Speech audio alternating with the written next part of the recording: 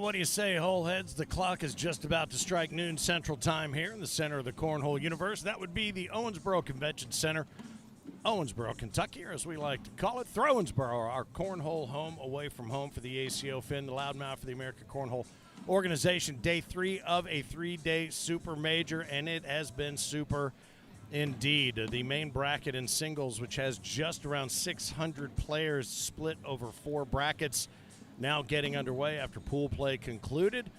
Right now you're taking a quick look here at Sebastian Barger and Steve Provost getting underway, and I think you're going to be enjoying a lot of cornhole today. Don't know where you're going to be watching from, but throw us up on the big screen if you've got us on the YouTube channel, and let us know where you're watching from.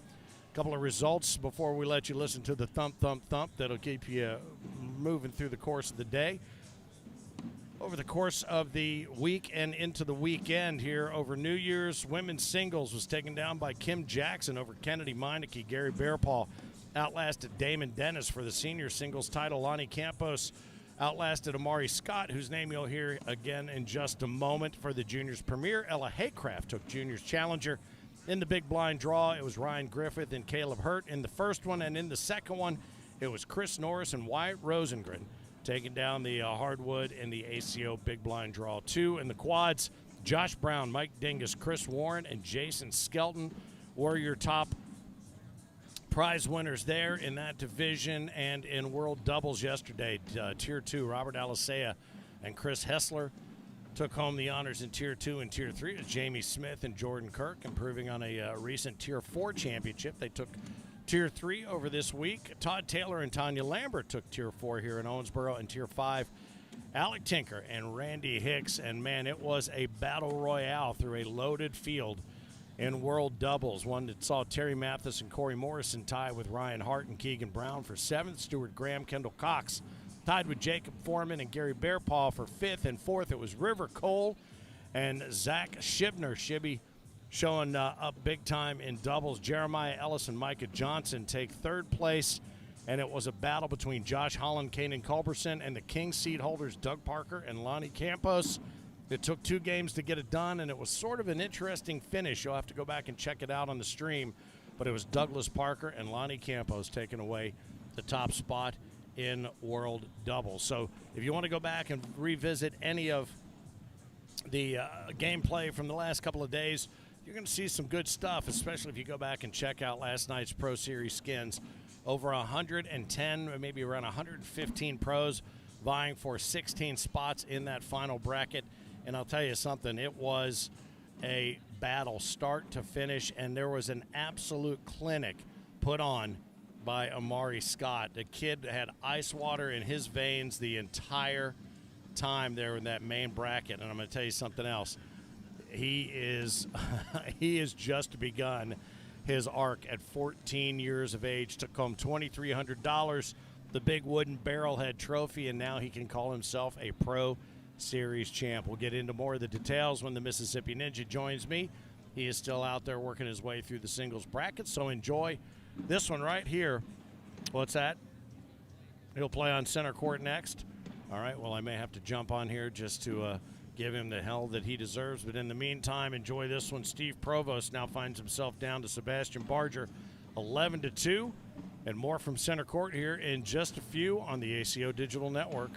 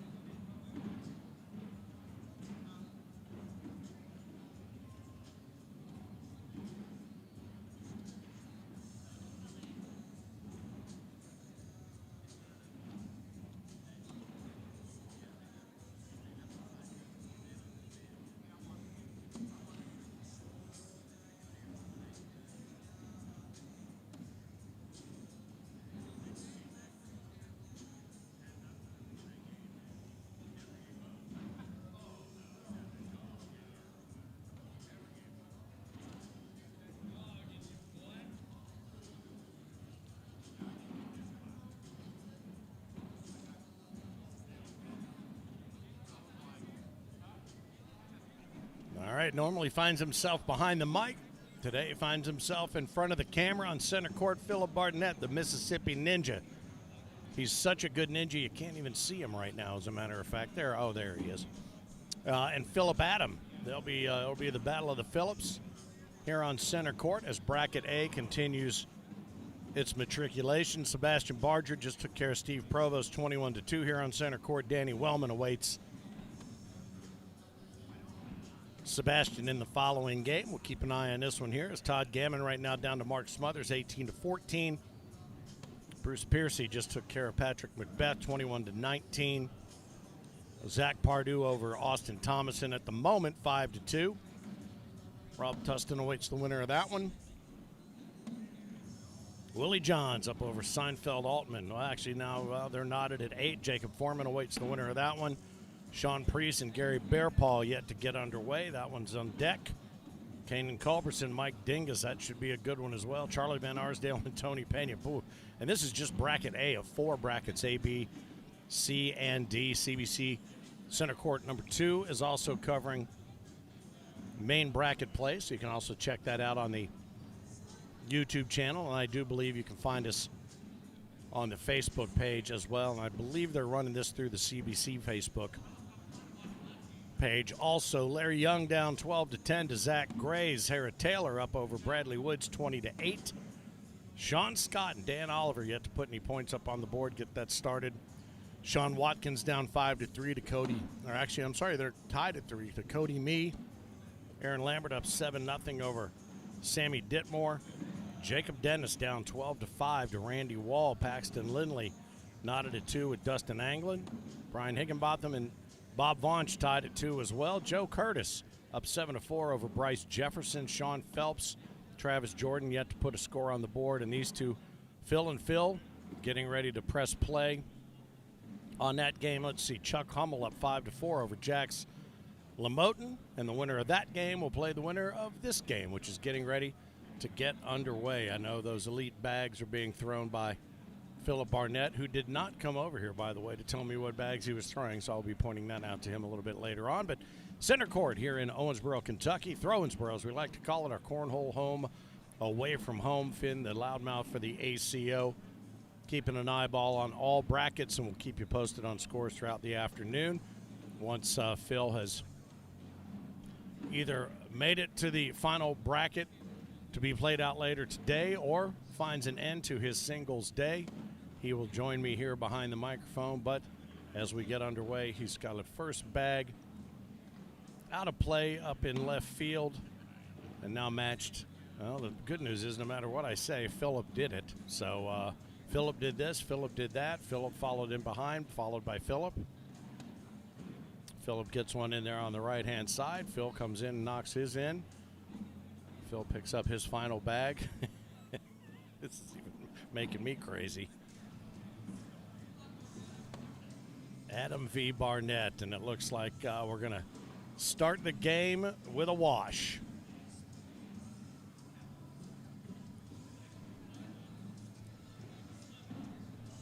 Yes, indeed.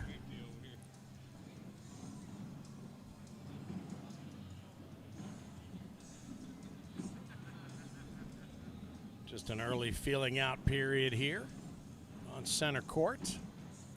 Ran through some of the results, and we'll revisit those for you in a little while as well, as Barnett sinks one in the drink. First bag out of his right hand. Philip Adam leaves one that should be gettable right there. Oh, nice little sneaker bag right there from Barnett.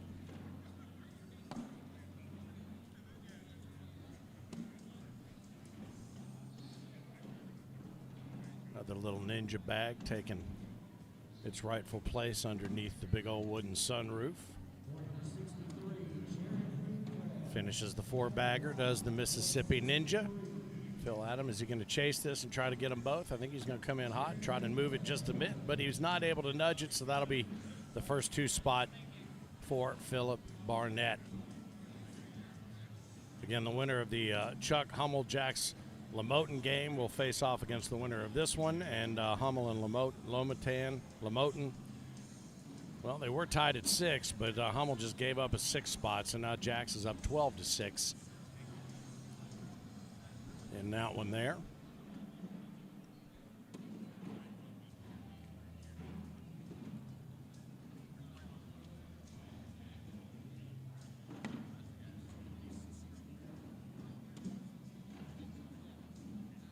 So with 4 brackets rolling, 16 will be the final bracket that will be plucked 4 from each of these 4. We'll reshuffle and have all of that action for you a little bit later on this afternoon. Then co-ed wraps up the Super Major weekend. Actually, a little bit different scheduling since we had 3 days around which we could spread the cornhole love here in Owensboro.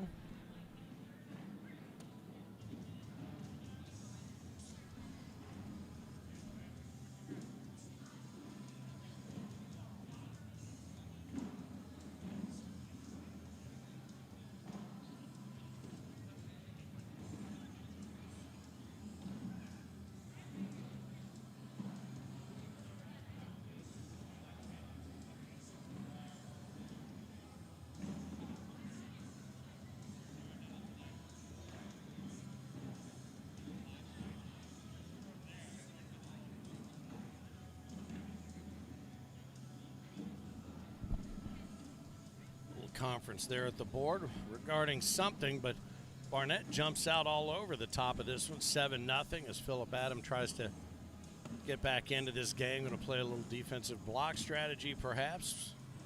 The Ninja able to circumvent the block. He's going to be able to do it again. No, actually, that one drops off the backside. He was trying to put the brakes on it mentally, but unfortunately not able to do so. Phil Adam puts his both in a place where Phil Barnett ends up cleaning both of those up. Opportunity right now to put 3 on the board. And he does just that, so that'll be a 12-on-9 between the two. So Phil cracks that egg. And Barnett holds on to his crooked number, 7-3.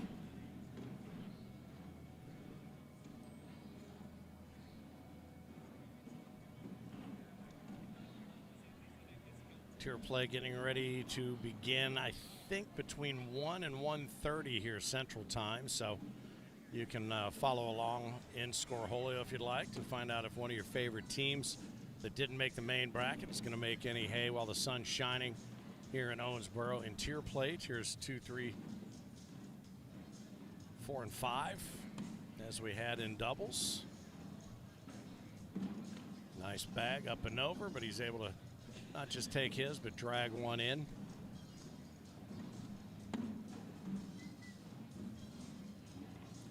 From Phil Adam, another nice airmail there from Barnett. Got it dialed in. He said when he's on, and Phil Adam tries to match him bag for bag there on the airmail, but not able to do that. The Ninja's going to pick up, what's he got, 8 on 5, so that should be another 3 spot. Yep, that'll put him up 10-3. In EPL action, the Wolverhampton Wanderers, the Wolves, pick up their first win of the season halfway through the season today over the woeful Hammers. West Ham, right now Bournemouth and Arsenal tied 1-1, 30 minutes into the first half.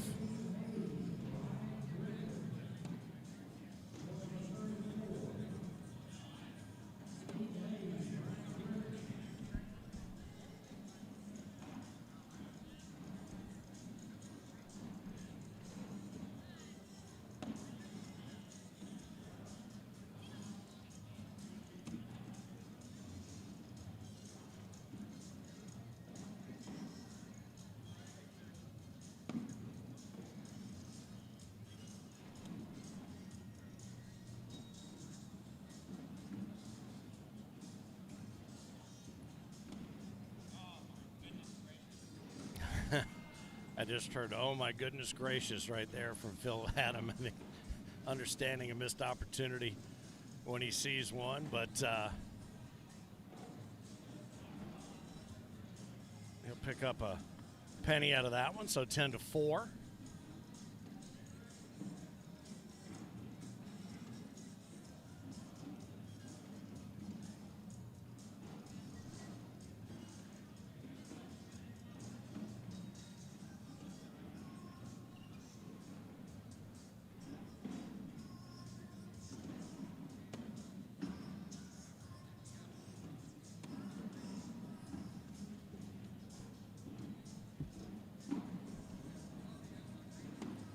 Fine young cannibals rolling in the background, over which I'm sure will be penalized somewhere down the line by YouTube. What a night last night, though, with the Pro Series skins. How about Amari Scott walking away with $2,300, the big old wooden thing, barrelhead trophy, $10,000 total prize purse on the line. Some nice tallies. We had a couple of games that went 12-1, so those were some nice hauls by a couple of the younger players, and it was definitely the youth movement at play last night. So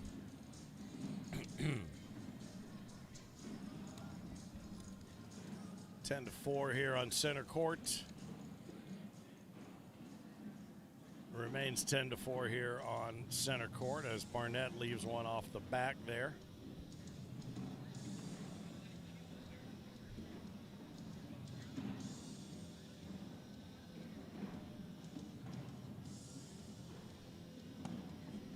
Bag from Phil Adam right up Main Street there to get things started as Barnett tries to equalize, and he does. Not going to play defensive strategy. I think he just wants to put bags in the hole.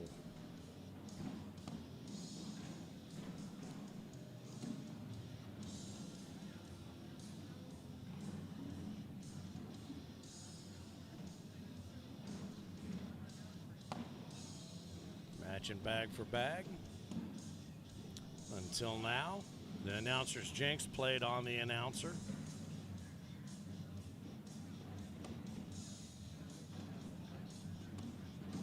He's able to clean that final one up there, but still give up a couple. 12-10. Let's see, Jax Lamotin awaits the winner of this one. Chuck Hummel went down to Jax 21-6. Travis Jordan up over Sean Phelps 16-4. Joe Curtis up 16-13 over Bryce Jefferson. 6-4 is the lead that Brian Higginbotham enjoys over Bob Vonch right now. Paxton Lindley up 18-16 over Dustin Anglin. Aaron Lambert and Randy Wall yet to get underway. Scott Watkins awaits the winner of Sean Scott and Dan Oliver, who are currently tied at 4. Larry Young and Sarah Taylor yet to get underway, as are Devin Workman and Matthew Davis. Batman in the house, Tony Pena and Charlie Van Arsdale getting ready to get underway, as well as Kanan Culbertson versus Mike Dingus. That'll be a good one. Sean Priest and Gary Bearpaw yet to get underway. Willie Johns down 16-12 to Seinfeld Altman. Jacob Foreman awaits the winner of that one. Zach Pardue and Rob Tustin yet to get underway in the next match in the bracket A. Todd Gammon and Bruce Piercy are going to be going at it here. Avron Anthony and Kim Baskins awaiting aboard. Chris Watkins and Bobby Brooks doing the same here, and this looks like this could be a bit of a game changer right now for Phil Adam. Yeah, that's going to knot it up at 10 here on center court. Sebastian Barger and Danny Wellman yet to get underway as well. I'll get these other three brackets in front of me and see what I can tell you about them.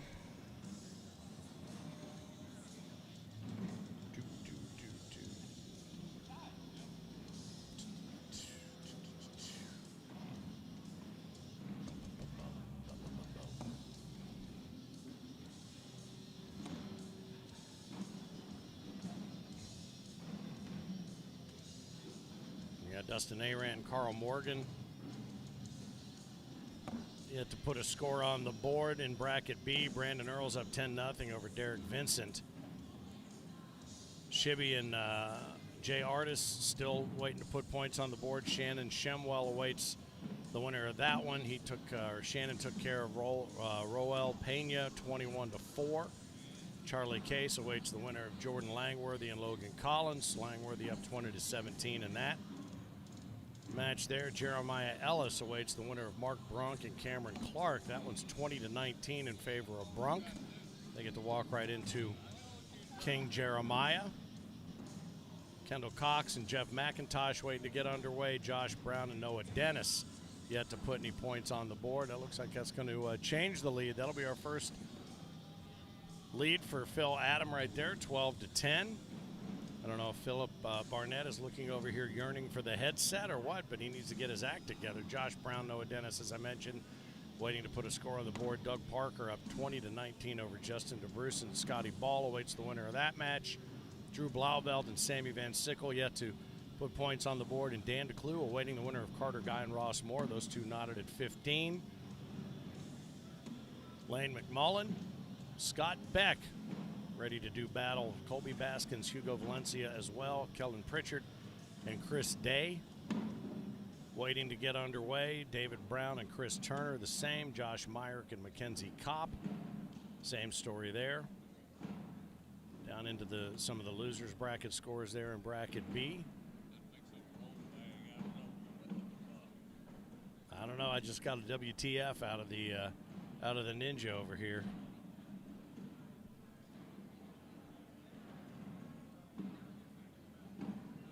Maybe ought to tuck and roll. Tyler Goodwin 8-2 over Scott Swenson at the moment. This is in bracket C. Terrell Haycraft up 6-2 over Cody Harper. Weston Green down 17-2 to Darren Obenchain. Logan Pagat and Trey Manning yet to get on the scoreboard, nor Zach Mitchell or Drew Hopkins. No score there in that game. Nothing with Jody Thurman and TJ Miller yet either. Brandon Lacewell, Josh Royce awaiting the opportunity to get on the board. And this one has become a little bit of a runaway train. Phil Adam up 19-10 over Philip Barnett. Shannon Roberts and Wiley Chambers waiting to get underway in bracket C. For whatever reason, bracket C not moving along as quickly as A and B. Let's see, Keegan Brown over Hunter McCullough right now, 15-12. Not much else in the way of scores to report there in C. And bracket D, Gavin Lesh up over Damon Dennis, 3-0. Drew Dixon up 12-2 over Junior Williams. Wyatt Rosengren and Chase Puckett still scoreless. Corey Morrison, Jaden Gamblin the same. Parker Burgett, Michael Rainey also nothing. As the bags continue to pile up here on the western board. Brantley McClendon and Steve Smith as the timeout's taken here by Phil Adam on center court. McClendon and Smith, zeros. Lisa Hill, Lonnie Campos, zeros. Same for Bladen Whitley and Tony Franco Sr. So it looks like some of these just getting ready to press play. So we'll get back here to bracket A and the business at hand. And the business right now is pretty ugly for Philip Barnett. He's got a little bit of work to do. Phil Adam went down to take a look and see what's going on, and now is back with, I believe, his final bag. Going to go up high, and oh boy, he just created a giant laundry basket. Phil's just going to put one on the board with one down underneath to take a 6-on-4. He'll take 2 spot. Gets him to the even dozen.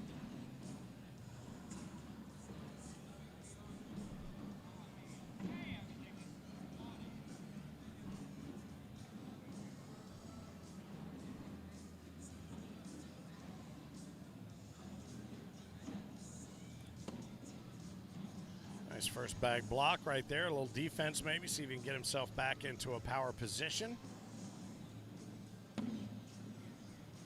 Block in there behind. Temptation Island, as he likes to call it. He went for the airmail piggyback drag on the front side, unable to pull it off, loses one off the back. Phil says, oh, I'll just keep putting them on the board if you're going to keep going up there and trying that. He drops one, leaves one. So 4-on-2. Is he going to run through that and see if he can pick up a couple? Oh, he does. He does exactly that. So now we're 7-on-4. 10-on-7. That'll be enough to get it done unless something very peculiar happens. Yeah, well, that's going to do it. 10-on-7. That takes it to 21-12. Go figure. in a rush to get it over, and 21-12 is the score. And that's going to wrap things up for the Mississippi Ninja in the top half of Bracket A. But he will work his way back through the bottom, and we may very well see him again here on center court.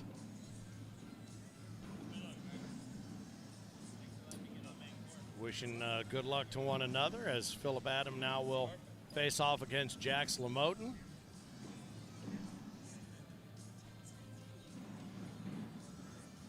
Do not know what match will make its way over here to center court, but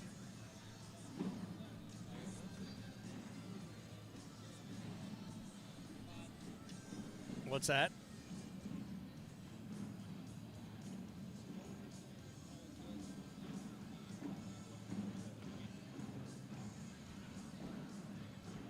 Where are we looking? Where are we looking at that? That's going to be Culbertson and Dingus here on center court.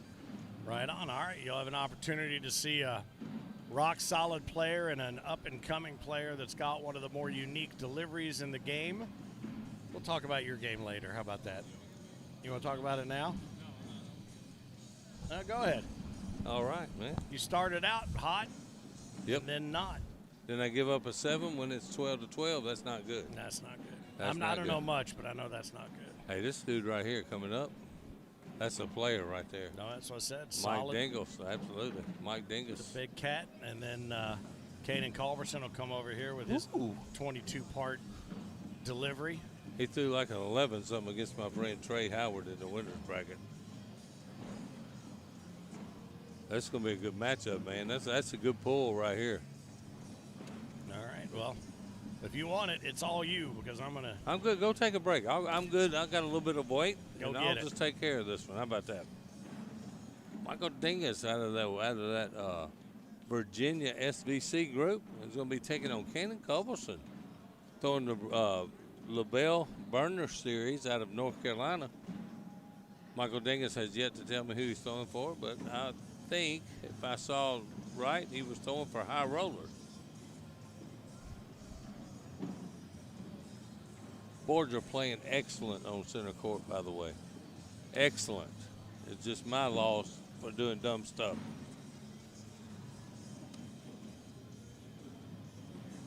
I'll get Michael over here and see what he's throwing. I'm pretty sure it is high roller. I thought I saw him in the high rollers. Hey, Michael. Michael, what are you throwing? High roller what? And we know the burner series from Cannon Culbertson, who has been on fire all weekend, other than one mistake. One mistake, Finn. He threw the bag out of turn and cost him the game over there in the doubles championship. But things like that happen, and you got to move on, forget it, and here we go. Cannon Culbertson against Michael Dingus right here on center court. Phillip Barnett, the Mississippi Ninja, is called by my trusty partner, Finn, the loudmouth of the ACO, baby. And Kanan is just throwing gas. He did that against my friend Trey Howard, too, in this bracket, put Trey in the loser's bracket.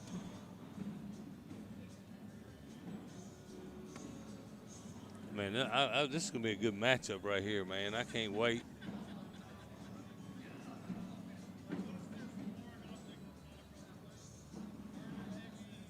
What is it? Burner X, baby. Hey, look, that's what I'm talking about. Look, he read the note, man. There's a note back there that says, tell Finn or Phil who's bags, what bags you're throwing. And there we go. He got a good smile out of it, a good laugh. Man, he's got a lot of movement in that throw, but what a run he and Josh Holland made in doubles. Finished second yesterday. Only to Lonnie Campos, who's always in the finals, and Douglas Parker, who took down the doubles division yesterday. Seniors division winner, Gary Bearpaw beat Damon Dennis. And the women, Kim Jackson showed her dominance in this division, taking down the women's division.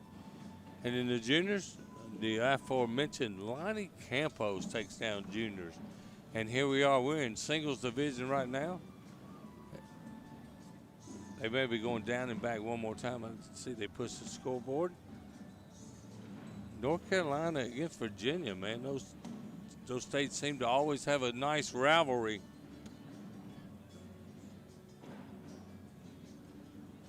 This Canaan throws that big right to left bag 99% of the time. Last time I played Michael Dingus, he hit an AM1 to beat us 21-0. So I'm a fan. Let's just say that. And here we go. We're ready to get started down here on this end.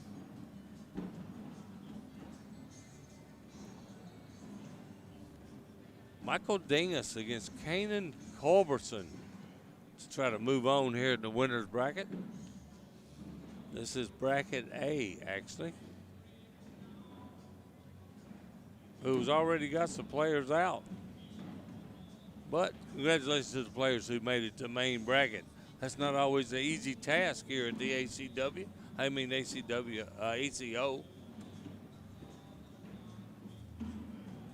don't know where I'm getting that W from. Nice airmail right there by Dingus. He shows he's not going to jack around with that block and roll stuff. He's just going to shoot over it. Kanan, nice get around right there. Dingus, another one, dead center. 500 and something pros here in Owensboro. Dingus, airmail for 2. He's already hit 2. Bingo! Way to go, Michael Dingus. 2-0, he takes the lead. And Kanan can only turn around and give him a little dap and say, good shot, young man. Good shot. 500 and something pros. I'm not sure the number. It's insane. Huh? 570 singles. I mean, not pros. Finn tells me 500 something singles. Which, you know, the pros get a bye into the main bracket. The qualifying round is one of the most intense things you will go through if you've never played this game. Dingus got 2 out of play now. Kanan can take advantage of that, and he does. Oh, and this could be a 6 spot for Kanan Culbertson, who's had that shot all weekend, and he has made it consistently. And he picks up 6 right there to take that lead 6-2. 7-2, actually. He's on center court. See my good friend Austin Thomason sitting over here and eyeing the action over on center court. Another great player, finished second to Craig Irvin. The year Craig Irvin won the Worlds. Kanan right down the middle. This guy just keeps throwing high PPR after high PPR. See if you can break through and get him a win. Nice looking purple jersey on the back of Kanan Culbertson. You get that if you win one of our majors, which this is. Oh, and he gave Dingus a chance to grab 2 right here. Cut into that lead. And there's no doubt that man's going to make it. That's a good player, Michael Dingus. Grabs 2 points, cuts the lead down to 7-4. We are in the Owensboro, Kentucky Super Major, first of the year, every year. Make sure you make your plans to get in this thing next year. It's going to keep growing even bigger and bigger, I believe. I call it the mid-season major.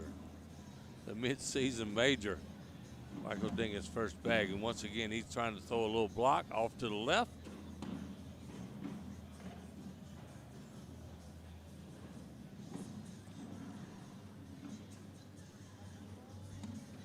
Dingus goes in.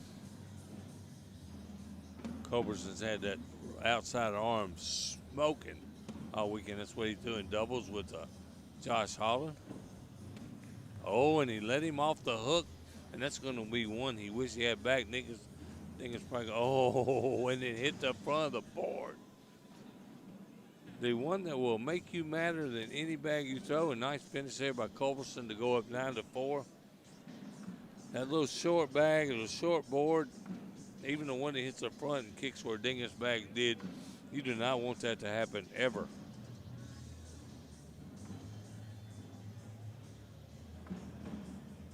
If you just joined us, we are in Owensboro, Kentucky for the Super Major.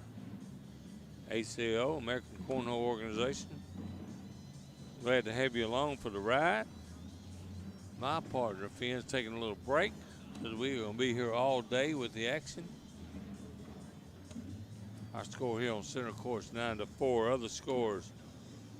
Oh, it looks like I'm up on court 3. Whenever you get a break there, I'll just wait. I got Stephen Batillo, whoever that is. Sean Phelps, Bryce Jefferson is getting under. Aaron Lambert up 7-0 on Randy Wall. That's a good matchup, Aaron Lambert and Randy Wall. Seinfeld Altman, who's having a good weekend, is up 6-0 on Jacob Foreman. That's about 6 times more than I got on Jacob the last time I played him. Our score here on center court remains 9-4. How about Cody Meade down 16-10 to A.J. Clutty? Chris Watkins trailing Bobby Brooks 7-6. Dan Oliver, Scott Watkins trying to get underway here. Gary Bearpaw up 10-3 on my roomie, Sean Priest. Philip Adam, who just took me down, getting ready to start with Jax Lamoten. Larry Young up 7-0 on Sarah Taylor. Nice draw for Larry.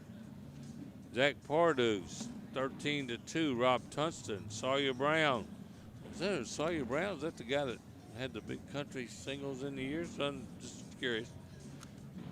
Sammy Dietmore. Oh, and we got a dirty ball right here. Kanan Culbertson in for 4 right here.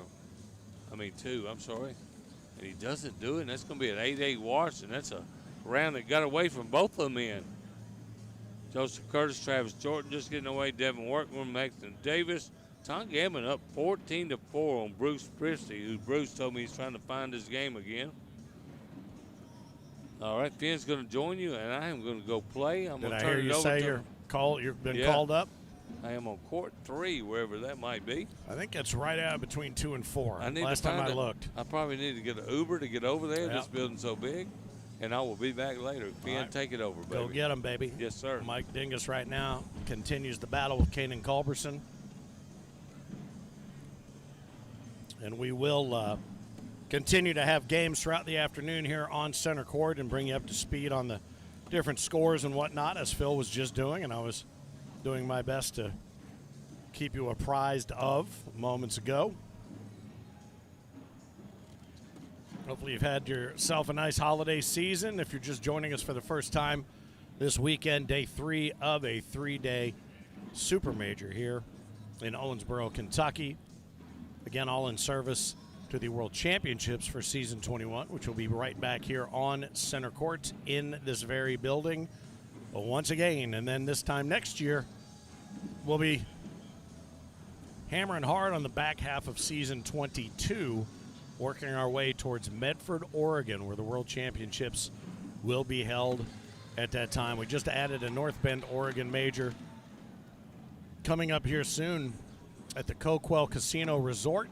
Looking forward to being there for that one and expanding our reach out to the West Coast, west of the Rockies. Looking forward to seeing all the players that have been aching to be part of what is the ACO juggernaut throughout the country. Have a few more majors out in their neck of the woods, although many have begun traveling out here into the Midwest and the breadbasket of the country as Culbertson and Dingus tighten things up here. Starting to see fewer points chipped away, and 9-9 became 11-9 for Kanan as he takes that first bag and lets it go. Perfectly placed front lip block. Dingus, as Phil mentioned, out of SVC, Shenandoah Valley Cornhole.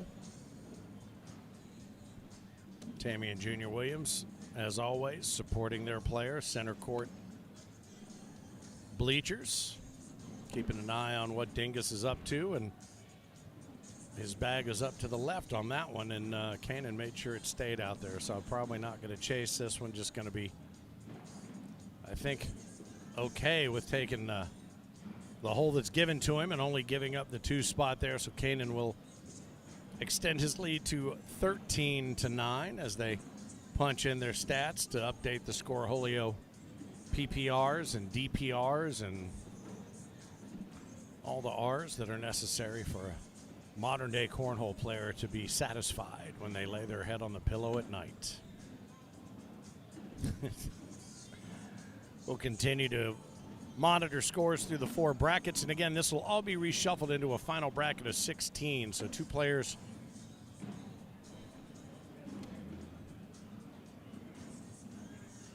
will come out of the top, 2 out of the bottom, 4 out of each bracket. So that'll make 16 in the final bracket.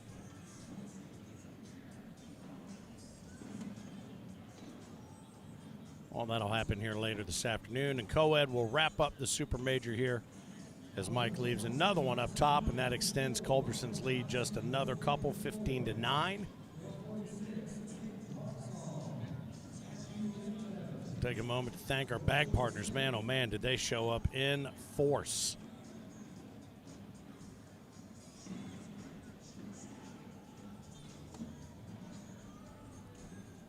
Was out there kind of eyeballing everybody that was set up out in the lobby here, including Vibe Bags, Man Bags, Lucky's, Average Joe's, CBC out there, High Roller, Bullseye, Big Daddy Cornhole, BD Boards and Bags, State 31, 157 Bag Company, Brothers Bag Company, and Elite Bags, all out here displaying and vending their wares. And I was out there watching Rich and Tracy Pyle with the whole nation pitching for prizes. That was big fun. All kinds of winners being made left and right out there. So it has been a beehive of activity, to be certain, here at the Owensboro Convention Center as Kanan comes in here to try to blow some things up, and he is able to kick Mike to the backside, but Slick side is down, so Mike's going to come up, try to grab it, and he does. Nice bag for a push right there at Washington, as our man Alan Ballard likes to say. Fitting the loudmouth for the ACO. I invite you to join us Tuesday on the ACO YouTube channel, 7 p.m. Eastern. We run the TACO, Talking American Cornhole organization, and it'll be a supersized taco. We'll be recapping everything that happened here at the Super Major, but also Fort Smith, which was the weekend prior to Christmas, and we'll recap the results there and look ahead with some new majors to announce, and also with our eyes trained on this building again for the World Championships. As Mike puts a blocker out there in front of Kanan. Kanan back blocks it. Kicks Mike's bag out to the right, exactly as intended. Ooh, he came in hot to try to pull the pin on a bit of a grenade, left himself a little bit of work to do. Mike's bag is on layaway, and now it is put away. Don't know that either one of them is going to waste time chasing, and now definitely not. I think Mike will just take the middle that's given to him, and they'll take the 10-10 wash there as well. And you know what? Thanks also to Erica Bloomer. She is the branch manager for American Pacific Mortgage, the official mortgage company of Cornhole. A cornhole enthusiast, actually a bag maker as well. She and her husband and family were working their way here, and unfortunately were delayed with circumstances for which we hope everyone is recovering nicely. But Erica, we appreciate you bringing your enthusiasm for the cornhole community and your skill set to the cornhole community, with an opportunity for you to take advantage of some great deals. If you're looking to maybe finance a house, first house, your next house, or refinance the house that you're in, she's got a deal that's going to cut a couple grand off of closing costs. She's got all kinds of good stuff, just giving back to the cornhole community that's given so much to her. The official mortgage company of Cornhole, American Pacific Mortgage, Erica Bloomer. You can check her out at buyingwithbloomer.com, BLOOMER, buyingwithbloomer.com, as these two continue to slug it out, although Mike's gotten a little bit loose out here to the right side with a couple bags, so that's going to cost him a couple as Kanan punches in the numbers there. It's going to be a 10 on 6, so that's going to put him on 19. So Mike's got some work to do, to be sure.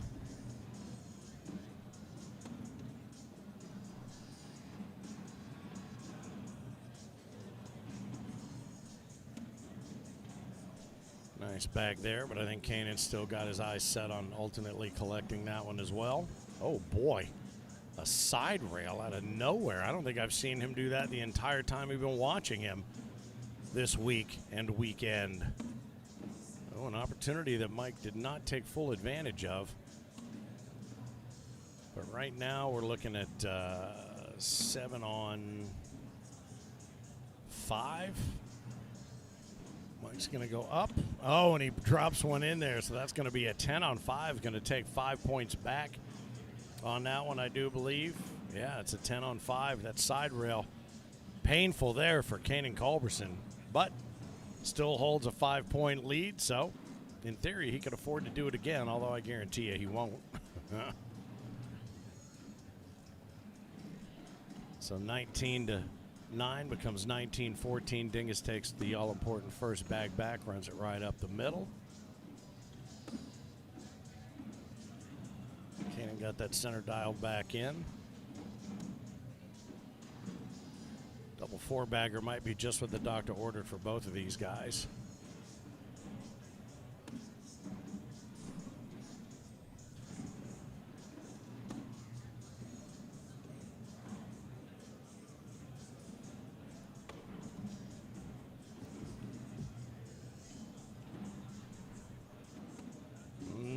Came in hot to try to make some noise, but that'll be another washing 10. Culbertson lucky because that thing flipped over onto the slick side but held the back of the board, so lived to fight another frame with washing 10s right there. Thanks again to the staff and folks and security, bartenders, Dana and Bennett and the whole crew right here at the Owensboro Convention Center, always making us feel welcome in our cornhole home away from home. Every once in a while, you get a good look at the flags that are behind the guys as they're throwing right now, and I'll show you 19 of the 20 kings of cornhole that have been crowned and summarily flagged. The new flag will be presented and displayed this year at the Worlds for Sebastian Barger, our reigning king from last season, season 20. King's ring presentation for Sebastian and also for Jeremiah Ellis. Nice bag there to clean up by Dingus. Happened yesterday afternoon. It was a nice ceremony there that was attended by the OG King from season 6 in Tunica, Mississippi. Eric Zockline and Craig Irvin was here as well, celebrating his win in season 17. In Branson, Missouri, 6 kings dealt to us in season 21 here, including Isaac Hurt and Gary Ferguson. Just keeps getting bigger and better.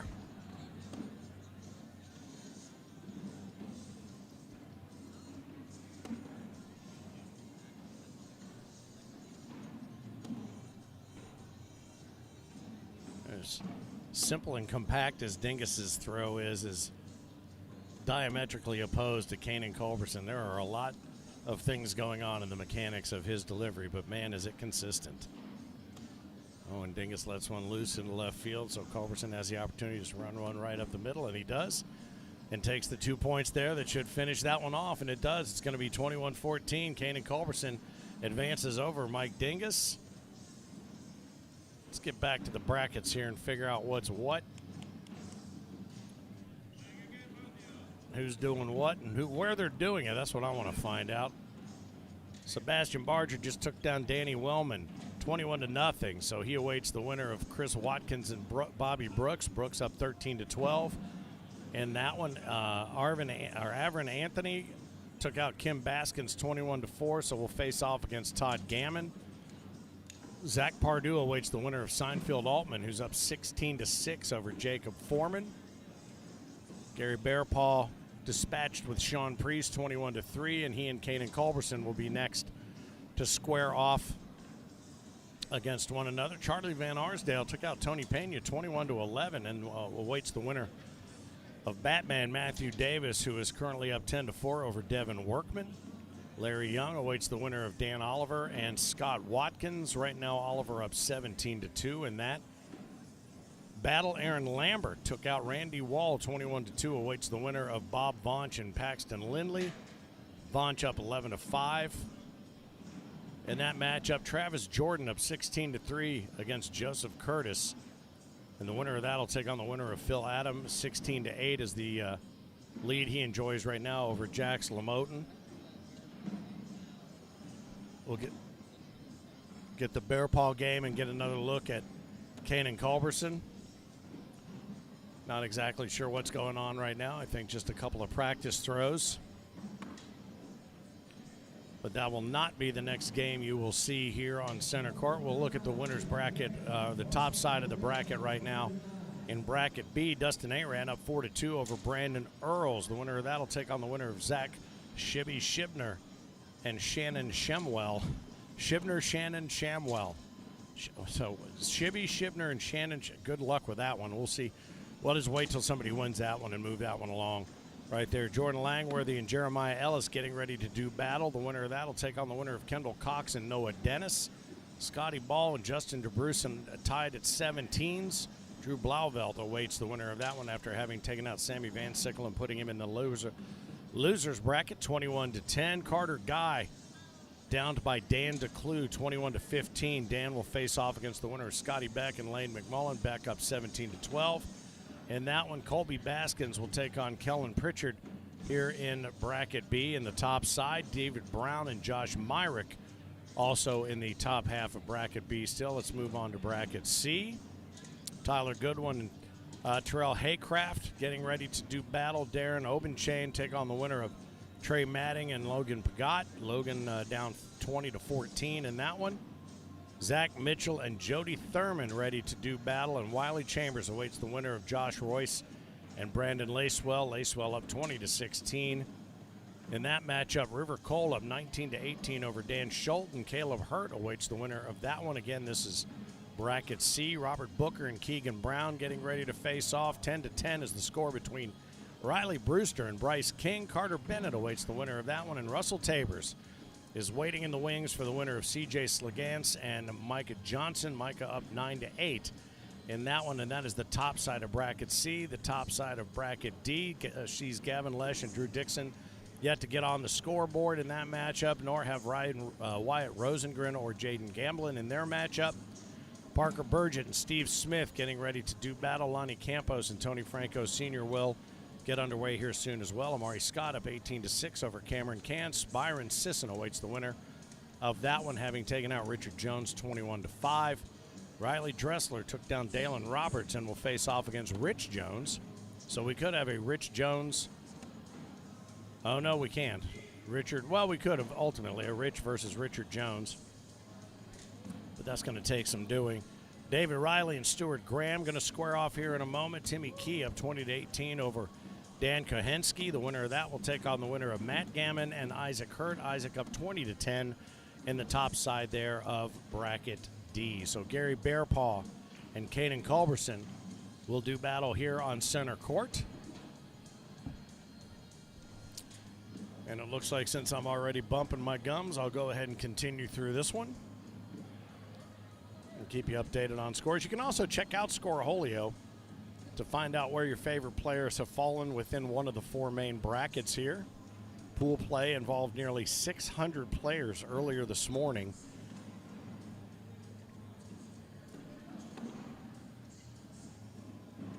Pros advanced to the main bracket, as is typically the case. I'm hoping our boy in the background there is comfortable. Looks like he's doing all right. I've assumed the same position as him with my hands on the back of my head. Good thing he's got tight shorts on.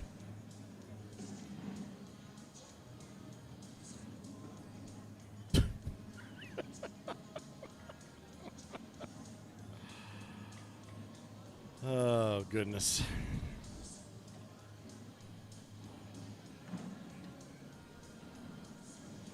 Sometimes I'm not sure that people know how to go out in public.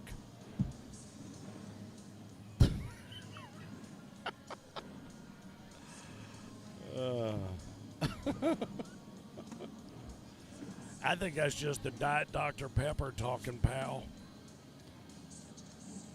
Me and Forrest Gump.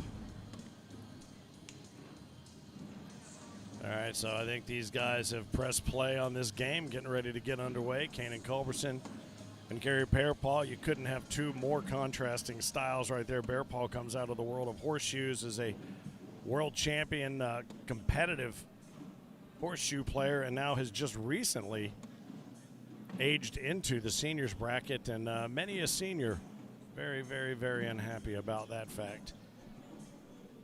honestly. So that puts Canaan up early 2-0. Now the question becomes, because Gary, we watched Gary take the seniors championship against Damon Dennis the other night, and Damon had confided in the Mississippi Ninja that he didn't really want to have to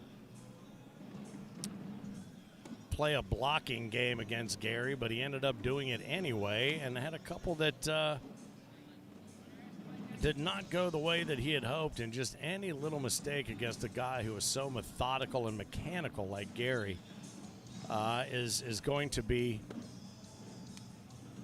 a challenge, to be certain. So Canaan's got his work cut out for him if he decides he wants to play a defensive game, but he tends to play pretty aggressively. So excited about the remainder of this game.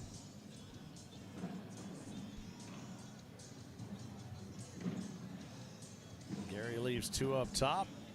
Only 1 up top for Canaan, so that should make it 4-0, and it does.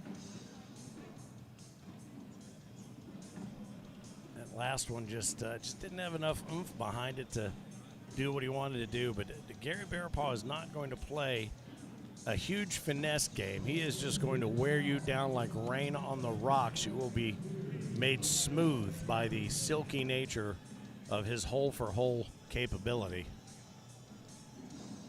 Although I do have to hand it to Canaan. He has disrupted a little bit of that silky smooth delivery of which I was just upon which I was just bragging.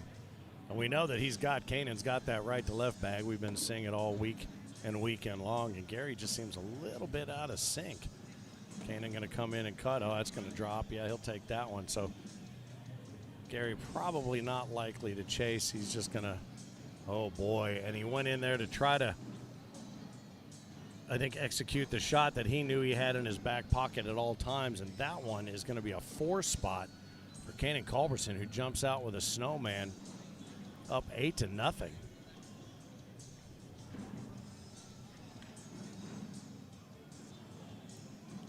First bag out of that complex delivery style.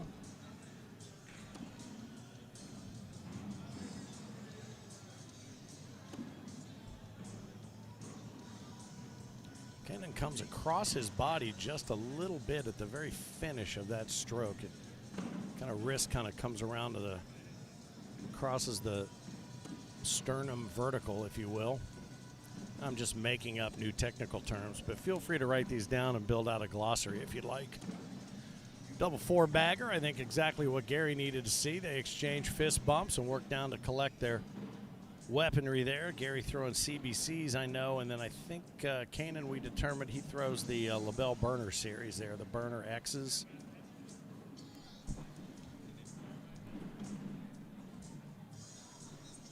After they wrap up this frame, we'll go back and revisit some scores. A couple of good games waiting to get underway here.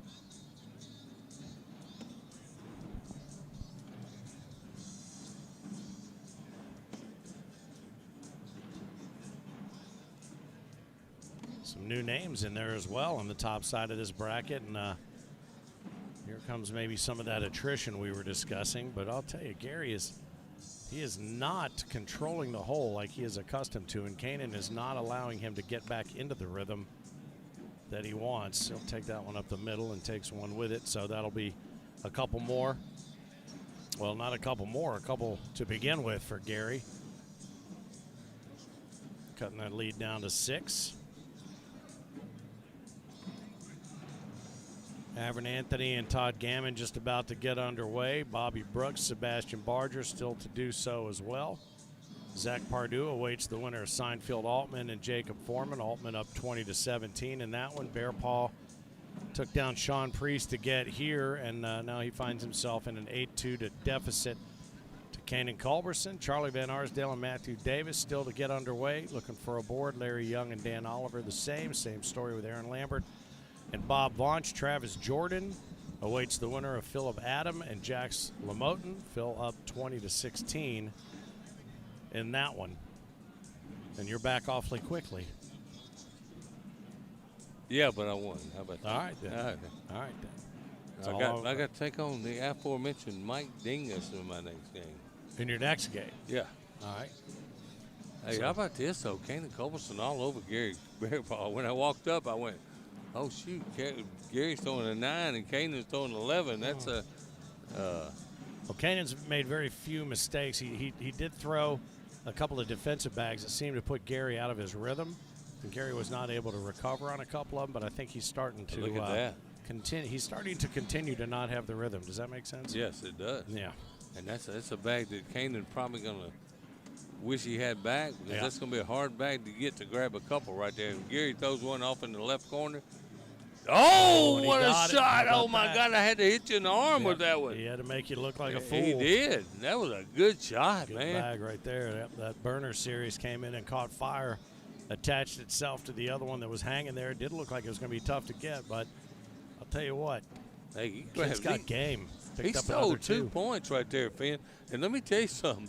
When Gary Bearpaw gives you that opportunity, you do exactly what he did. You take advantage. You go up, you grab 2, and you're up 10 to 2. I think it's interesting, too, that he didn't waste any time going after it. He didn't think, well, let's see if we can move it around, do anything. He just said, I'm either going to get it now or I'm going to leave it alone. Absolutely.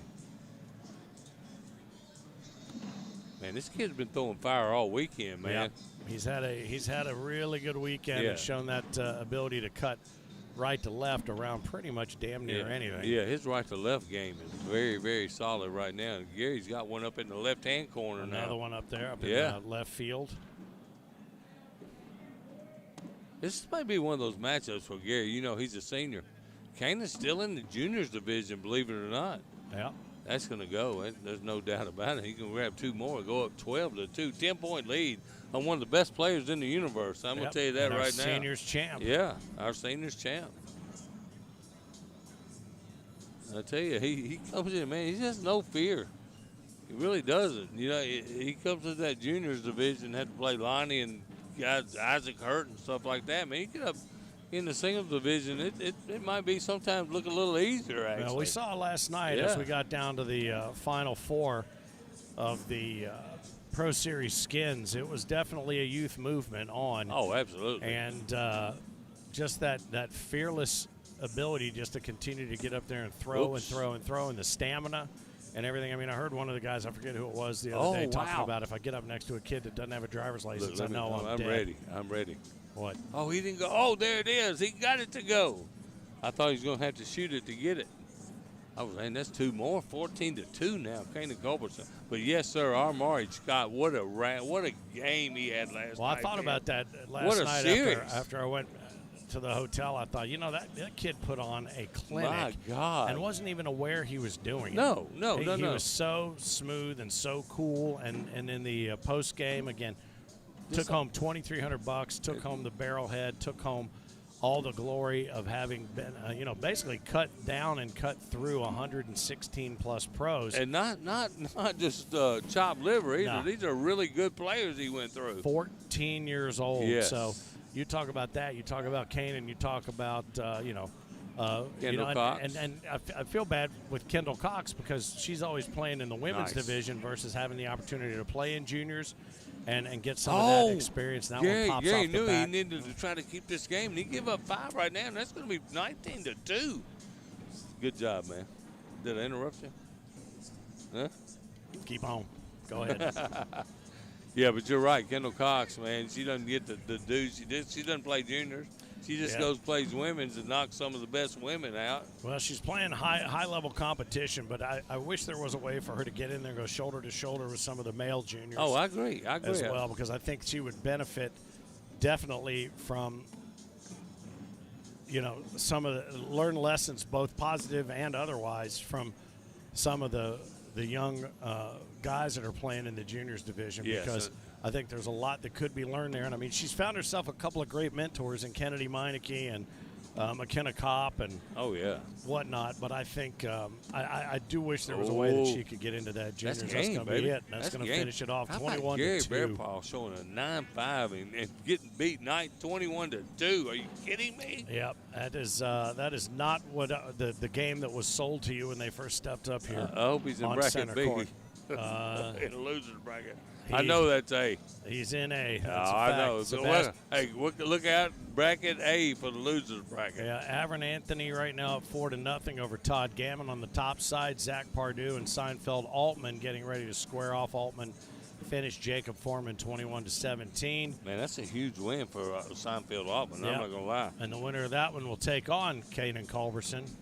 Charlie Van Arsdale and Matthew Davis right now waiting to put some points on the board. Larry Young and Dan Oliver have not even pressed play on their game. Aaron Lambert, Bob Vonch, neither have they, nor have Travis Jordan or Jax Lamotin. As we head into bracket B, we'll see what's going on up on the top side. Up here, Dustin A ran up 17-11 over Brandon Earls. That's going to be That's a big I think win a strong for Larry. finish right there.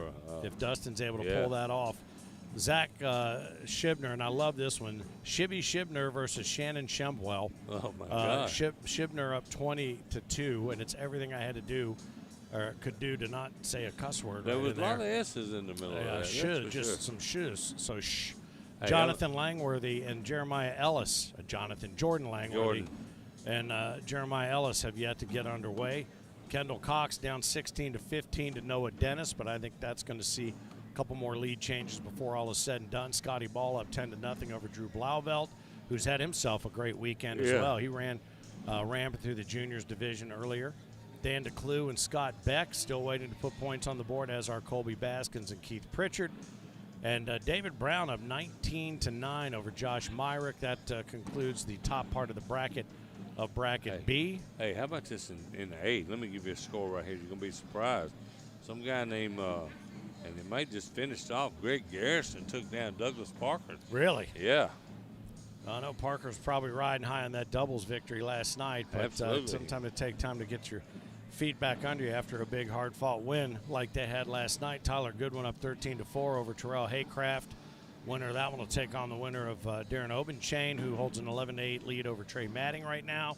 Zach Mitchell at zeros with Jody Thurman, as are Brandon Lacewell and Wiley Chambers. How about those two matchups, though? My God. Yeah, those two winners will take one another on. Dan Schulten and Caleb Hurt yet to put points on the board, and there's Booker and Keegan Brown haven't even pressed play on theirs yet.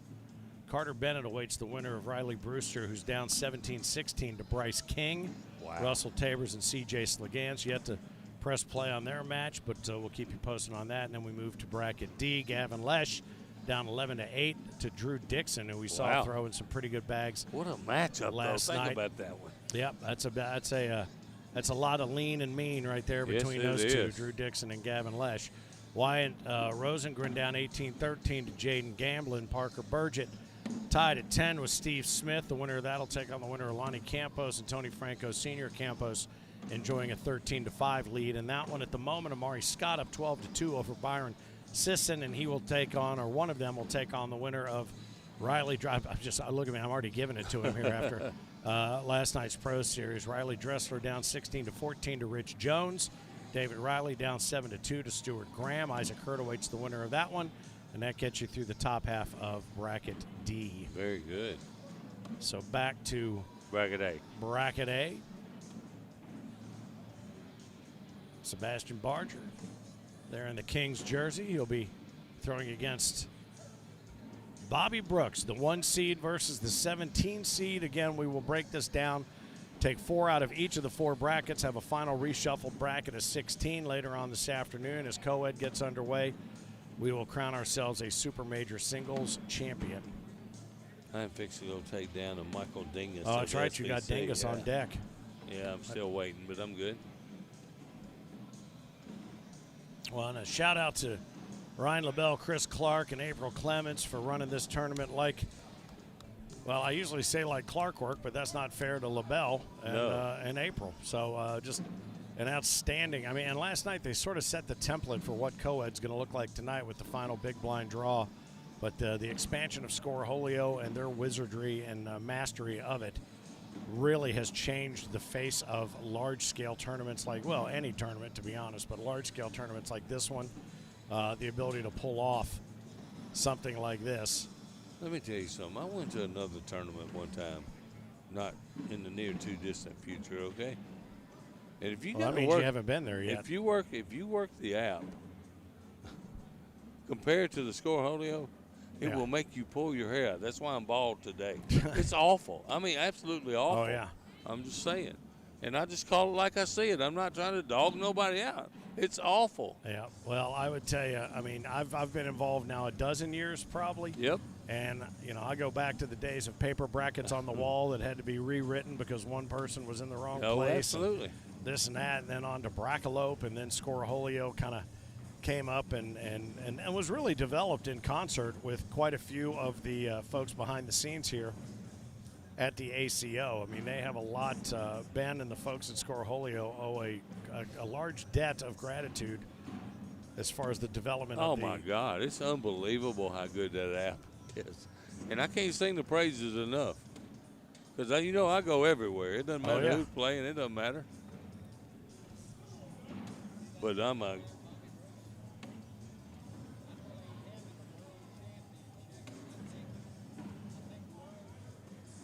So Bobby Brooks is an OG, hey?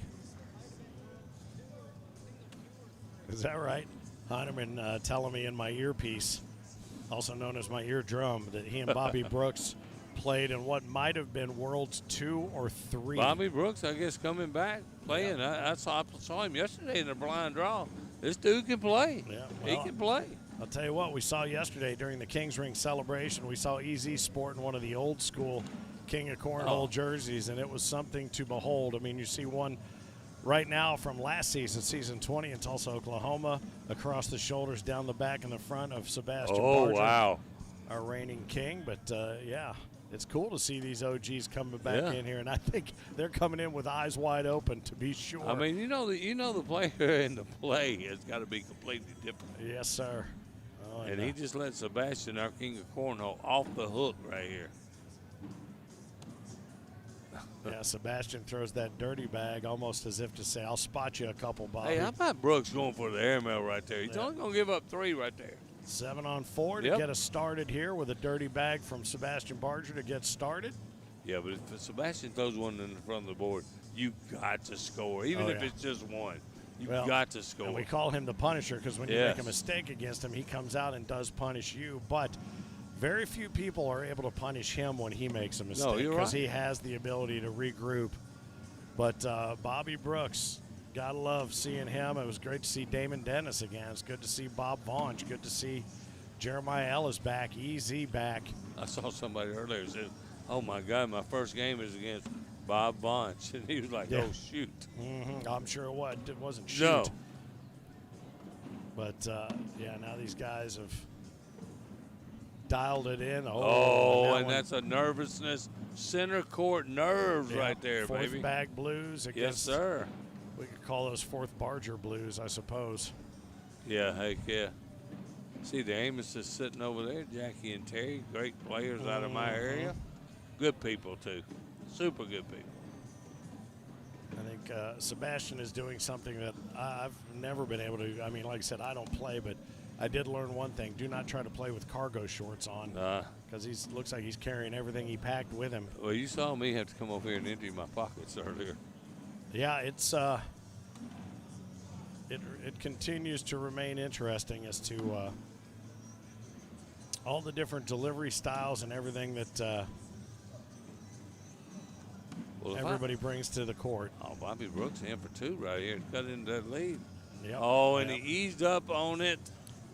And once again, that's 2 chances he had to score on the King of Cornhole and hadn't taken advantage of it. I forget who it was that said it. It wasn't that long ago that whoever it was said it.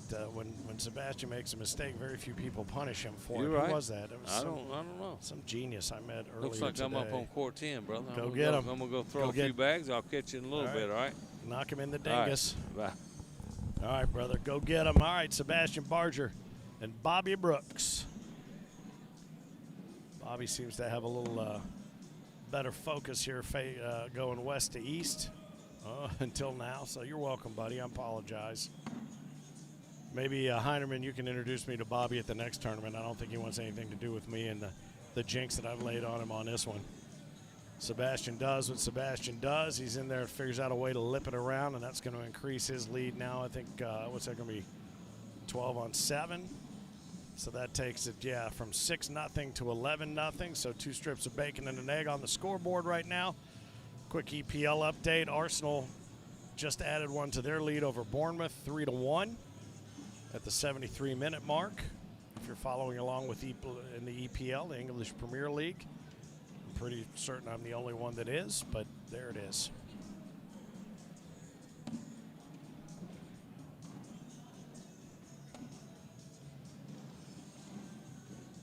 So, Heinerman, you didn't tell me. How did you fare against Bobby Brooks? Did you win that game? You did, okay. You wouldn't have brought it up if you didn't, is my guess. Vegas?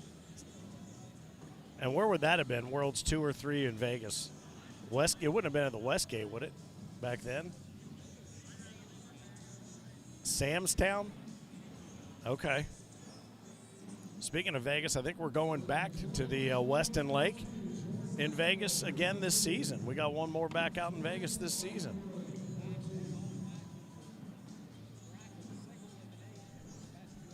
Single elimination, best 2 out of 3 back then in the day. How many players would have been in that bracket?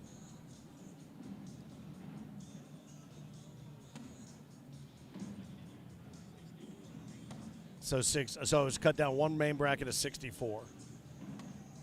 And how many would have been vying to get into that 64? So I guess my point being that 600-plus players are here today to try to get into these 4 brackets. That shows you the growth in the that's going to do it right there during our conversation right there. Sebastian finished closing the door on Bobby Brooks.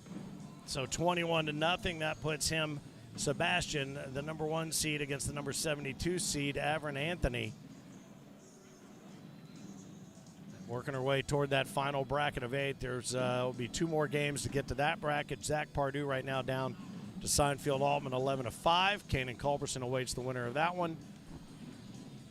Charlie Van Arsdale holds a 20-13 lead over Matt Batman Davis. The winner of that will take on Larry Young and Dan Oliver's champion out of that match. Oliver just jumps out to a 4-0 lead there. Good Lord, who was that? Did somebody just walk behind us? Who was that? Well, they must have run their car through a Macy's cologne department. God, what is that? You know what I think that is? I think that's Sex Panther.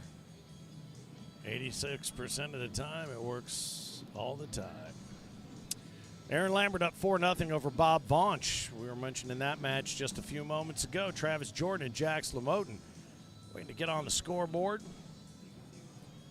That's the upper bracket wrap up here for bracket A. Let's see bracket B. Dustin Arant survived Brandon Earls 21-11. He and Shibby Shibner will take on one another here in a moment after Shibner took down Shannon Shemwell. Shoot. Shucks. Jeez. Jordan Langworthy and Jeremiah Ellis still knotted at 0-0. Kendall Cox awaits the winner of that one after having taken down Noah Dennis. Nicely done, young lady. 21-16. Scotty Ball over Drew Blauvelt, 21-6. Awaits the winner of Dan DeClue and Scott Beck. DeClue up 9-4 in that one. Colby Baskins up 7-6 over Kellen Pritchard. David Brown awaits the winner of that one, and that wraps up the top side of bracket B. Bracket C. Tyler Goodwin took out Terrell Haycraft 21-6. Awaits the winner of Darren Obuchang, who's up 20-17 over Trey Matting. Zach Mitchell up 8-0 over Jody Thurman. Bournemouth has added a goal against Arsenal. That sucks. Brandon Lacewell up 14-10 over Wiley Chambers. Dan Schulten down 13-10 to Caleb Hurt. The winner of that will take on the winner of Keegan Brown, who holds a 10-8 lead over Robert Booker. Riley Brewster and Carter Bennett yet to get underway. Russell Tabers down 4-2 to CJ Slegans, and that is the top part of the bracket.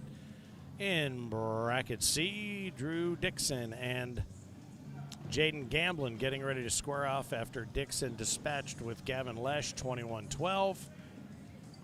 Jaden Gamblin up 20-13 over Wyatt Rosengren, which puts him in that game against Drew Dixon coming up. Parker Burgett down 19-12 to Steve Smith. Lonnie Campos awaits the winner of that one. Amari Scott up 21-9, earning that victory over Byron Sisson. That puts Amari up against Riley Dressler. That'll be a good one.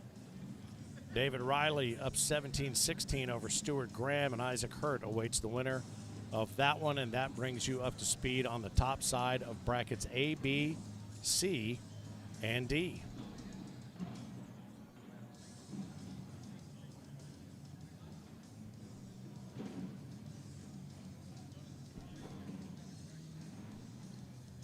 Once again, if you're just joining us on the ACO YouTube channel, hit that subscribe button, hit that share arrow, and let somebody know what it is you're watching. And if they've never watched, let them watch. Encourage them to watch. In fact, encourage them to get involved and play. If you are a backyard cornhole player, Monster Cornhole may be just what you're looking for, an opportunity to earn points and prizes, and also bring that game up to a level that you may want to take it more competitively. And you can go to AmericanCornhole.com, find out about Monster Cornhole, or you can find out about maybe an ACO director that's in the area near you, where you can start playing competitively for some more points and get yourself into a World Championship scenario, whether it's here in Owensboro this season or possibly next season when we head to Medford, Oregon. World Championships have been held all over the place. Branson, Missouri, obviously quite a few times here in Owensboro, but Las Vegas, as you heard us mention earlier, and it's just a great opportunity to get out and be part of a community that supports itself and one another like no other. I'll tell you something, this is a good group. We also will be heading back to the UK. Our friend Daniel Lilly, who is the ACO UK director in England, I think he's out of, is he out of Birmingham or Manchester? I think he plays out of Manchester, and but we've been to Birmingham, Manchester. We've had an opportunity to head over and spend some time with our friends in Cornwall. We went up into Ireland. Obviously, our man Craig Smith is from Scotland. John Steins, a host of others. The Wiz, our European players fully engaged, and we continue to grow out not just in the UK but also Canada. Going to be back in Prince Edward Island in May. That is just east of Maine, but not as far north as northern Maine. Had an opportunity to go back earlier in the season to the first Canadian major, and it was a blast. What a beautiful part of the world. So if you have an opportunity to come be a part of that, we would love to host you, but all kinds of great places still around the country to get to. Again, going back to Vegas, we've been all over California, back to Texas, Florida. We've got the Punta Gorda Gulf Coast Classic still to come. That one is outside the purview of the regular season, but just a great getaway trip. Camp Margaritaville, that is a points-earning tournament and major that we've got coming up. So many more. Again, AmericanCornhole.com. Everything that you need to know is all there for you. So thrilled to be part of your week and weekend. Hope you had a great holiday season and a happy, peaceful, safe new year. And boy, 2026, it's crazy. I'm still writing 1987 on all my checks. So it's going to take a little bit of getting used to. Let's find out what's going on the social channels here. See how social everyone is being. Da, da, da, da, da, da, da, da. Let's see. The boys from CBC, the Cornslinger Bad Company, hosting the events over on Center Court 2. Right now you see Jeremiah Ellis knotted in a Titanic struggle. Tammy, Shemmy, and Roll. I don't know how that one. I don't know how that's pronounced. Tammy, it's good to see you checking things out. Craig is in there. I was just talking about you, bud. Hi. What do you know? Where can I watch the Ellis game? I believe I just mentioned that, Franco. You can find that on the CBC Court 2. If you go back to the YouTube channel, you have two options. There, the one that says sold out is the CBC feed for Center Court 2. And this one is getting ready to get underway with Sebastian Barger, continuing to try to run roughshod over the top side of bracket A. He and Aaron Anthony getting ready and getting underway. Let's see. Oh, no way. Daniel Lilly took the win in the UKCL Open today, Open number 4. Good for him. Have to throw him a note there on the WhatsApp to let him know. That's outstanding.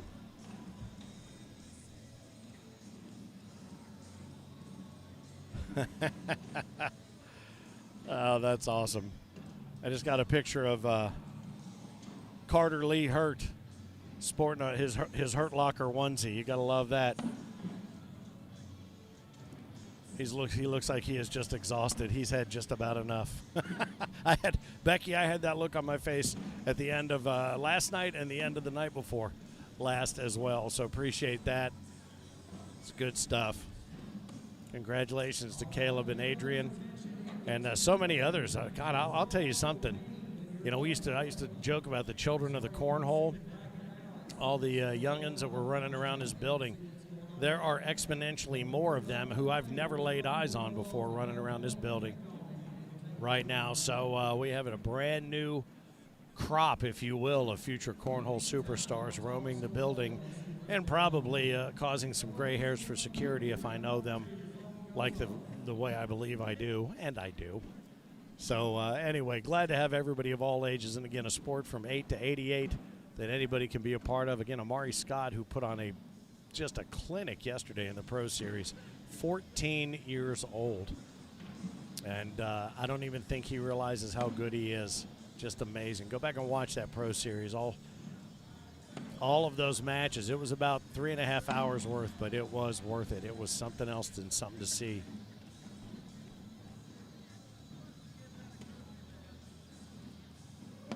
+600 players entered. One champion will emerge before all is said and done today here in the singles of the Super Major in Owensboro. Finn, the loudmouth for the ACO, proud to be sitting courtside, giving you the best seats in the house, a good look at what's happening on the boards here on center court from Eric Heinerman and everybody in the truck. And boy, Aaron Anthony jumping out all over Sebastian Barger here. He had a 12 on 10, a couple of 12s, and then just picked up a 5 spot there in that third frame as we head into frame number 4. First bag out of Aaron Anthony's hand, and bang, right up the gut.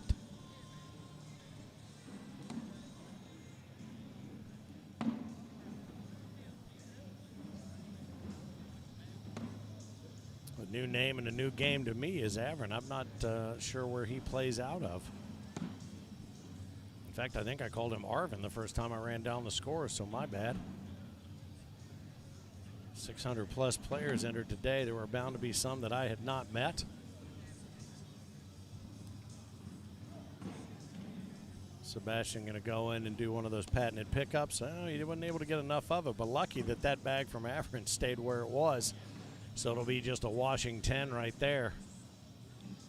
Can't tell what he's throwing. I don't know if those are Reapers. I can't tell. Oh boy, and that bag did look like it was going to go on a second look. So if you're out there checking things out, let me know where you're watching from. I know Craig's watching from Scotland. I want to know where the rest of you are eyeballing us from. Are you far enough into the season where you can make a determination on who you think is going to be the king or the first ever singles queen of Cornhole? Would love to know that as well. Let us know what you think. Have you seen enough to hazard a guess?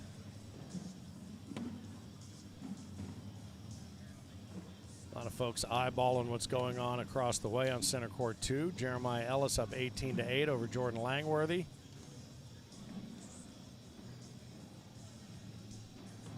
Langworthy with his glasses and his mustache and beard.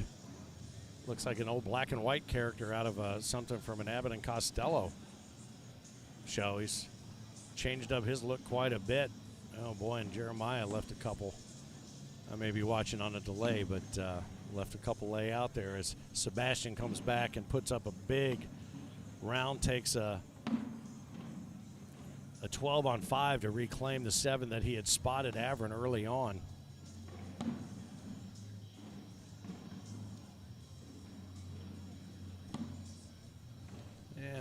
found the hole. They're comfortable with that. Fist bumps exchanged. Weaponry gathered. Do it all over again.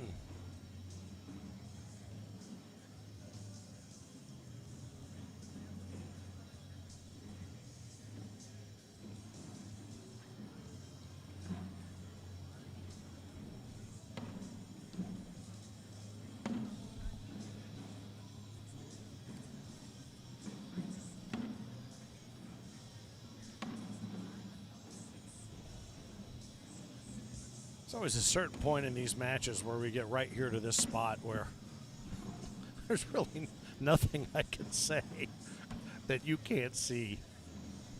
And there it is.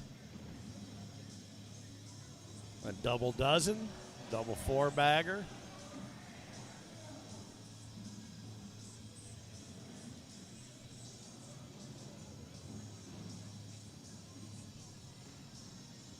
Recap some scores here for you in just a moment. Kanan Culbertson sitting directly across from me, and the Pro Series Skins champion, Amari Scott, eyeballing things as well here on center court. Philip Barnett is back very quickly. I'm guessing Mike Dingus was big win for the fat boy. Come on. What? 21-1. Dingus isn't fat. No, I'm talking about me, buddy. What? 21-1. Good for you. you, man. Well done. Yeah, I played really well in that game. Where have been all weekend?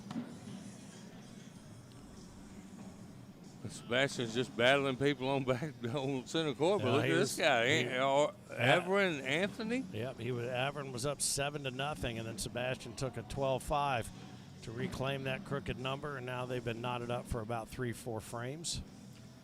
Big noise coming from CBC Center Court 2 with Jeremiah Ellis and Jordan Langworthy over there playing one another. I think I'm on a delay, so I'm not seeing in real time, but I hear a little bit of smattering of applause behind our back. Well, one thing you know, Jordan Langworthy, he's going to have a good time over there. Oh, yeah? He's in the David Riley deal. Let's have a good time and holler and scream.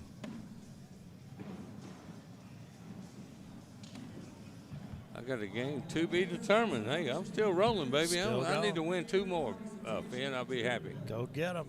All right, well, these guys had decided to go home. Look at that thing. How about that what shot? What a slow motion. Look, this guy, all you can do is say, hey, here you go, buddy. That's a mountain climber right there. That what in the world was that? That's crazy. It rolled right up to the top, and it said, oh let me just descend on down to the bottom. It's like that little mountain climber guy from The Price is Right. Oh, yeah, that's a good one.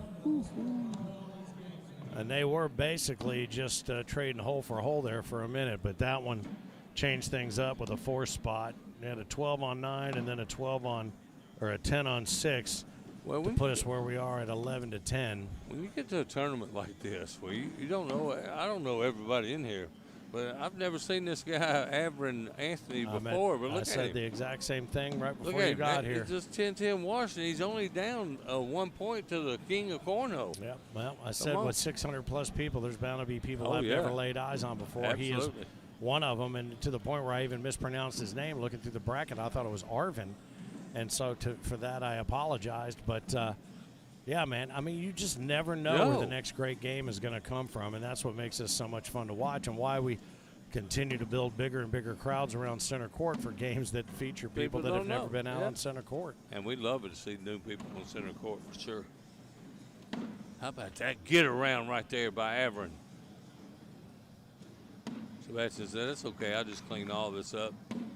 You can't score unless you put them all in the hole. All right, so he's from the same place as Josh and Kanan, I'm told here. Really? In the comments, yeah. Oh, wow.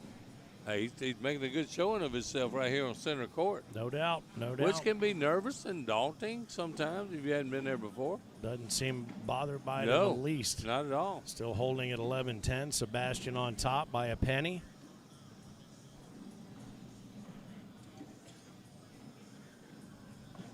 Bryce Jefferson up 10-8 on Sean Preach. Sean playing really well today. That's Jacob in the Foreman, lower half of the bracket. Yep, Jacob Foreman, Brian Hiccup by them. Jacob's up only by 1. Jacob's already in the loser's bracket, lost to somebody early on. A.J. Clutie up 9-2 on Bruce Piercy. Sammy Ditmore knotted at 12 with Rob Tunston. That's a good game going on. Trey Howard and Philip Adam, who I played on center court early, just fixed to get underway. Jerry Warford out of St. Louis, who throws some really good tournaments over there, up 4-0 on Kim Baskins. And Darius Uditsky, 0-0 with Chris Watkins. That's all in bracket A. Grants Pass, Oregon. Okay, I see. Thank you. I appreciate it. It's Avron. Avron. Yes, thank you. I guess that would make sense, the long A, Avron. I've never met anyone with that name. No, I have not in either. my life. I'm curious where that comes from. I'm not guarantee making it's fun. German. I am curious if it's a family name or where that comes from, because that's a new one on me. Oh, what a roll. As these two continue to slug it out, I'll hit you up with what's going on in bracket B in the top half. Dustin Arant and Shibby Shibner. Wow, ready what to a get game. Right underway. about that, man. The games we've had already. They haven't pressed play on that one yet. Jeremiah Ellis has now moved on to Kendall Cox, up 3-0 after having finally finished off Jordan Langworthy 20-15. Kendall Cox took out Noah Dennis 21-16. Wow. Scotty Ball and Scott Beck will face off after Scotty took out Drew Blauveld. It's kind of funny. We had a Phil versus Phil, Scott versus Scotty. We're getting a lot of that. Dan DeClue fell to Scott Beck 21-17. Colby Baskins and David Brown will face off after Colby took out Kellen Pritchard and Dave took out Josh Myrick. That's the. I think if Avron had thrown that bag on the slick side, he picks up 2 points and takes the lead right there. He threw it on Sticky. He caught Sebastian's bag there and held up right in front of the hole. Tyler Goodwin and Darren Obenchain ready to press play here in a moment in bracket C. Another great game. Zach Mitchell, Brandon Lacewell on Wow, deck. Caleb what Hurd in the world? and Keegan Brown on deck. Oh, my CJ God. Slegance against the winner of Riley Brewster and Carter Bennett. Brewster up 16-5 in that one. Whew. It is a who's who, baby, of the cornhole world here this weekend, that's for sure. Drew Dixon and Jaden Gamlin getting ready to square off. Dixon took out Gavin Lesh 21-12. Jaden Gamlin took out Wyatt Rosengren 21-13. Parker Burgett and Lonnie Campos are going to face off here in a minute. Burgett took out Steve Smith, came back to beat Steve Smith 21-19. That's going to cost the King 4, isn't it? I think he might have got off one. back. No. I think he got one. Avron went off the board. Could have got 4. I think it evens this match up at 11. Yeah, it does. All right. I didn't see that one off the back. I was too busy absorbing and regurgitating scores. He had a chance to pick up 4, and he threw that last one, just caught just a little bit of the hole, kept on going, riding into the backyard. Mari Scott and Riley Dressler will play one another here in a moment. David Riley and Isaac Hurt will square off as well. That one will be one that you'll be able to hear from anywhere in the room, I guess, with David Riley. Man, I'm going to tell you right now, I wouldn't want to match up with Amari Scott at all right now. No, he seems pretty stressed out across the way getting ready for that match. His fingernails are down to the quick, though. What are you talking about?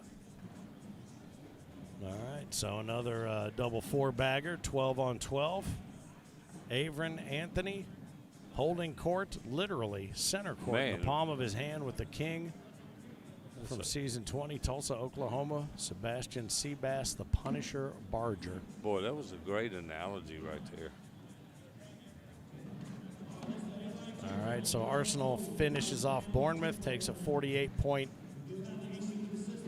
total into the table, up over Aston Villa by 6 points. Man City plays tomorrow. Hopefully they'll lose and maybe lose 8 points if possible somehow. Oh, Lord, are we keeping points on that now? Good night, nurse. Got to keep track of the table, if you will. Looks like there's a little bit of controversy here at the end of the game. I love that. Let's punch. Hey, can we take it to the penalty box and let them duke it out, baby? No, they're not. Yeah, not even going to get there. Looks like there's going to. I can't wait to find out what that's all about right there. But wah, wah. All right, so 11-11. Still 4 strips of bacon on the scoreboard. Who's going to be the first one to add a side dish? This kid here's a tall kid, man. He's throwing bags in the hole. That's what I like. Well, that's what I was saying. They'd go about four rounds where they would just go bag for bag for bag. Then it would get dirty for a couple. Then it bag for bag for bag. Then dirty for a couple. He rushed that one right there. Tried to do a little get around. Didn't get around. It's about, Sebastian didn't blew- make him pay, but No. there's they get around. That's Now the he's got to one clean up. he was hoping for before that. Nicely done by the king of cornhole. Chance to score right there for Avon. Doesn't get it done. Sebastian cleans it up and keeps it at a washing 10.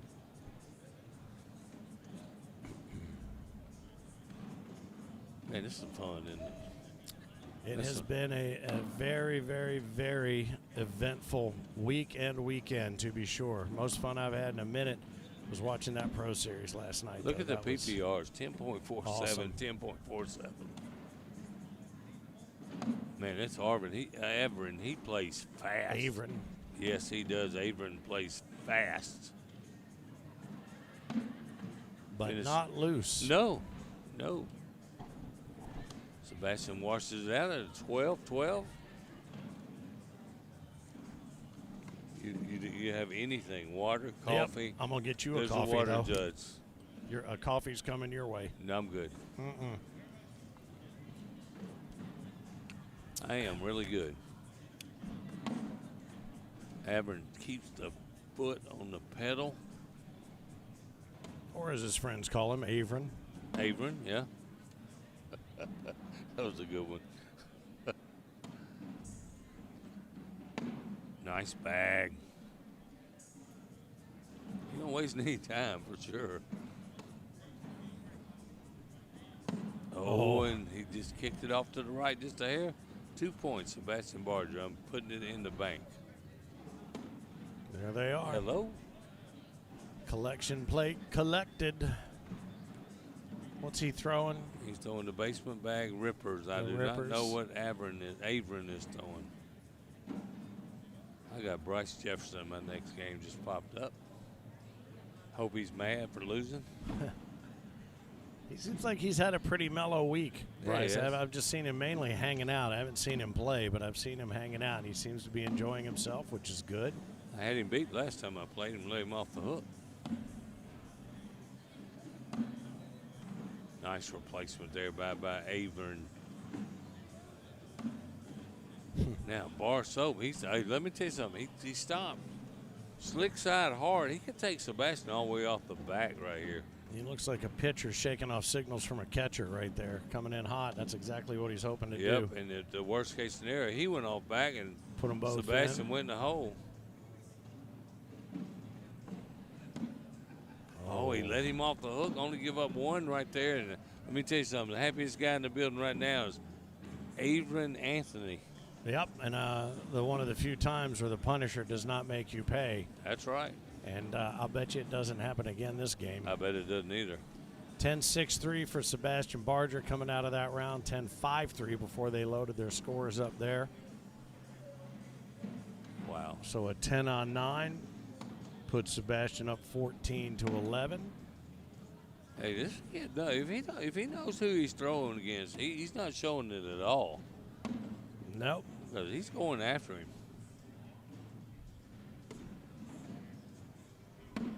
Sebastian back just barely hits the bottom, and Averin is in the motion. Oops. There he goes, grabs two more and cuts his lead to 14-13. This guy's no joke. Nope, not at all. I mean, he is. He didn't pay his entry fee to not hang around, and he is definitely making a name for himself. He wasn't looking for tier 2. That's for damn sure. Mm-hmm.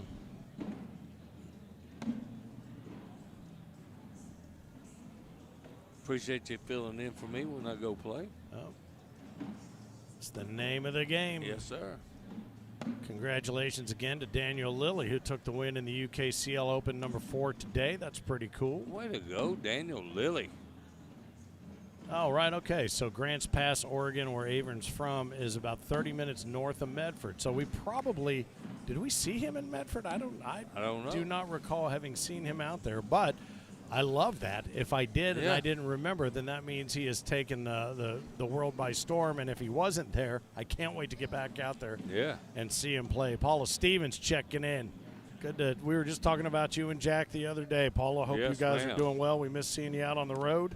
Happy New Year, Miss Stevens. Mm-hmm. Thank you again for all the hard work with the outstanding jerseys. We have seen such an array of killer cornhole outerwear that you all are responsible for. And Sebastian actually got to kick one of Abram's bags out of the way. Yep, sitting up on a shark fin. In for 2 right here, and this is where the Punisher punishes. Boop. Yes, he does. I love that name. I swear to God, it fits him so well. Yep, it's exactly spot on, and he is one of those death by 1,000 cuts guys. He can hit you for a 7 spot, or he can just nickel and dime you in a 1 and 2 spot, and then all of a sudden you're looking down and you're like, 21-8. What happened? Yeah, but what kind of confidence does this guy Abrams take out of this match? And he's still got a chance to win. I'm not counting him out at all. No question. But my God, his confidence should be a high level, taking Sebastian Barger to the task this right deep. here. Yeah, and the winner of this match will face the winner of Seinfeld Altman and Kanan Culbertson. So That's so nasty. That is so nasty. Stop. And he tried to block again, and this could be another roll back. He just rolled a beautiful one. That tap on the other bag. The human slow-mo. Oh, and Avron goes, thank you very much, young man. And he can't get in, though. So what, a 4-on-3 now? If I'm Avron, I'm taking a little timeout right here. You got a chance to get some points out of this. Yeah, on the board, he still loses 1. And he loses 1. He loses 1, yep. He tried to roll that over to grab a couple. Didn't work out. Sebastian goes to 17. Just a couple mistakes away from moving on. But this Avron guy's good.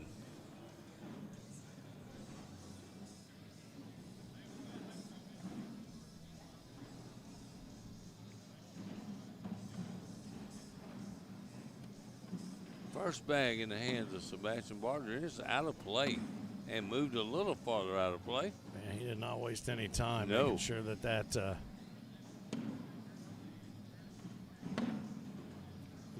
knew it was going to be good, bested. man. Sebastian not chasing that bag. Probably a smart move. Yep. Got a 4-point advantage. Take the giving up 2 if he does. Oh, my gosh, and that's why you don't. He also knew that there was a good chance that could happen because he's seen it happen a number of times, so no reason to force his own mistake when he can wait for one. So it's going to be Washington's. It leaves the margin at 4. Barger up 17-13. What else is happening around Man, what a game we have here. Go ahead. You got some scores. Bracket, nothing really new underway in bracket A up top. We're getting down to it here in bracket B. Jeremiah Ellis over Kendall Cox 19-7. That's a noteworthy. Dustin Arant still waiting to get on the board with Zach Shibner. Neither of those have put any points up yet. And I'm not 100% sure they've pressed play on that one yet. Let me tell you something. That is going to be a good game. Riley Brewster and C.J. Slagans are going to be squaring off. A 2-spot there for Barger. Yep. Caleb Hurt and Keegan Brown yet to press play. Zach Mitchell, Brandon Lacewell waiting to press play. Darren Obenchain and Tyler Goodwin. That's going to be a good one. Man, there's no easy matchup. I look up and I got to play Mike Dingus. Are you kidding me? Barger up 19-13 here on center court. And again, it's that death by 1,000 cuts because if you kind of been watching and not counting, it seems like they've played a pretty even game. It's just a little mistake here and taking advantage of a mistake there. And well, I mean, you know, if you're Avron, Anthony, this could be the game right here. If Sebastian can finish off, Avron's going to have to make a shot. Yep. Yeah. That's going to do it. He can get him 5. Yeah, but let me tell you something. He threw a 10-5 and lost. Yeah, here it comes, coming in hot. Oh, man. I didn't think there was any way that even had an angle to come in and get in there as an airmail, but that was a beauty. Nicely done, Avron Anthony, the left coast. Good shooting. He's not happy with it, but I'll tell you what, he's being recognized for having thrown a hell of a game. Absolutely. Right here on center court. So that's going to put Sebastian Barger into the next round, 1 game away from being reshuffled into that final bracket of 16. Seinfeld Altman and Kanan Culberson yet to get underway. I'm not sure if that one's going to be moved. We'll take that game over here, and the winner of that will play Sebastian to get into the play-in. Okay, very good. Well, that makes perfect sense. We'll stay with the continuity of what's happening here. We'll take a moment to thank our friends from Champion Windows. Champion Windows set up here in the arena as well, and they are registering folks now for a $50,000 home exterior makeover, and they do roofing, sunrooms, siding, windows, doors, all kinds of stuff. And I know that Christina is over there setting up free estimates to come out and take a look and see what you might need. I know there's been a lot, especially down in western Kentucky, but I mean, they're nationwide, but a lot of storm damage, whether it's been tornadoes or floods or whatever it is. So maybe that's the right angle for you to get a hold of Champion, and they have decided to become part of the Cornhole community, and we're thrilled to have them do just that. So again, roofing, sunroom, siding, windows, doors, anything Champion Windows. Looking forward to working more with them, and we'll talk a little bit more about the official mortgage company of Cornhole. That'll be American Pacific Mortgage and our friend Erica Bloomer as well before all is said and done. Seinfeld, Altman, and Kanan Culbertson getting ready to take to center court. You don't have to.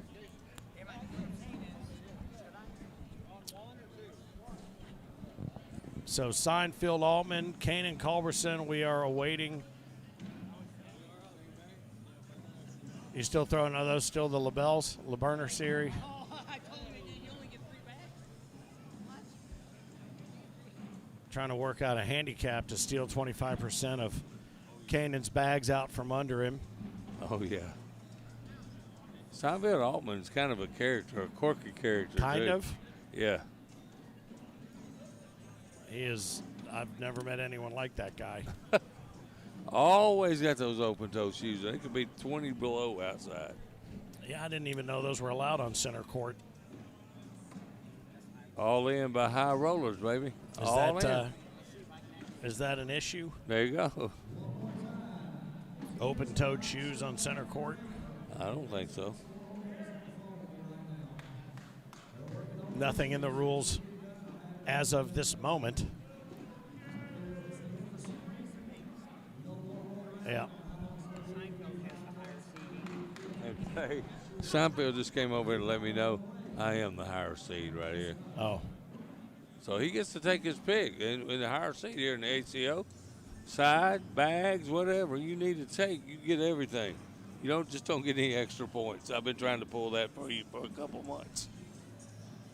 Maybe run him over to Walmart, get some socks. Got a couple in my suitcase he could have. Out of Missouri, Seinfeld Altman. Out of North Carolina, Kanan Culbertson. They're going to try to straighten the board up a little bit. I'm still waiting on Bryce Jefferson, my game to pop up with Bryce Jefferson. You want to go play that game for me? No, I do not. Oh. But I think you're right. You're going to find out exactly where his head is after having lost. So this might be a good time to pounce on a kid who's got a game like that. I'm going to try to throw it just exactly like I threw against Dingus. Just try to throw every bag in the hole. That's all you can do. Throw every bag in the hole. If I miss, I miss. If I'm back over here with you. What was the final score of that one? 21-2. That's crazy. Hey, he won me to put me out of the damn tournament in Cincinnati. And won me. And who is his doubles partner? Michael Lucas. Lucas, yeah. That's right. Lucas Jr., he came back and they came back, was it 2 years ago when Isaac won? I think that was the first time we had seen the two of them back here, and it was right here in this very building, so that was cool. They're good people, though, man. All the SCBC, they're all good folks. I actually threw a 9-5 that game. I'm happy with that. What did he throw? He threw 8-something. Man. And I was just running bags. I wasn't doing anything special. Well, any champion you've ever spoken to, when you ask him what's the secret, put bags in the hole. That's right, man. You can't lose if you keep throwing them in the hole. Yep. Sounds so simple, and it is so difficult. And these guys are still in there down and back. 20 different ways to try to figure out how to get one in the hole, and then you got to worry about figuring out ways to keep the other guy out.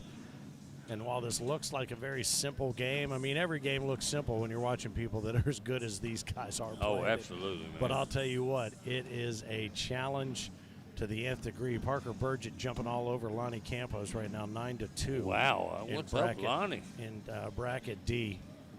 Well, Lonnie has had one of those weeks where he's needed that second game. He's been in those double dip scenarios and needed that second game to kind of straighten his head out. But I'll tell you, and the longer the day goes on and the more tired he gets, I think him finding his groove becomes a bit more of a challenge. So I think he really needs to start exerting his authority early in the day. So we'll keep an eye on that game there, 9-2, Burgett over Campos. In that game, Campos has not lost that game, but sounds like he's starting out very slow like he does normally in this division. Well, what's interesting is they're the 29th and 28th seed respectively there as well, so evenly matched.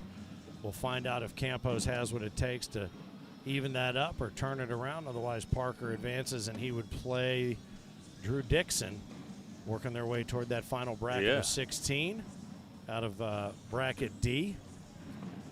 Southfield Auburn is the guy that no frills, just slick side. Let's just throw it down the middle, as is Kanan Culbertson, who's had a weekend already really well.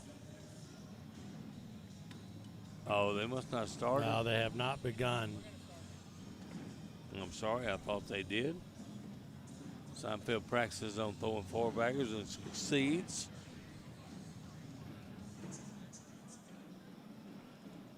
See, Daddy Bargers are across the way. The bouncer of the ACO is what I'm going to call him. Yeah, his look has changed over the years as well. He's lost a lot of weight, man. I think there's a lot of, if you collected all the weight that's been lost by so many in this room. We could fly a blimp. Yeah, it's a whole different looking ACO in some circles. Oh, yeah.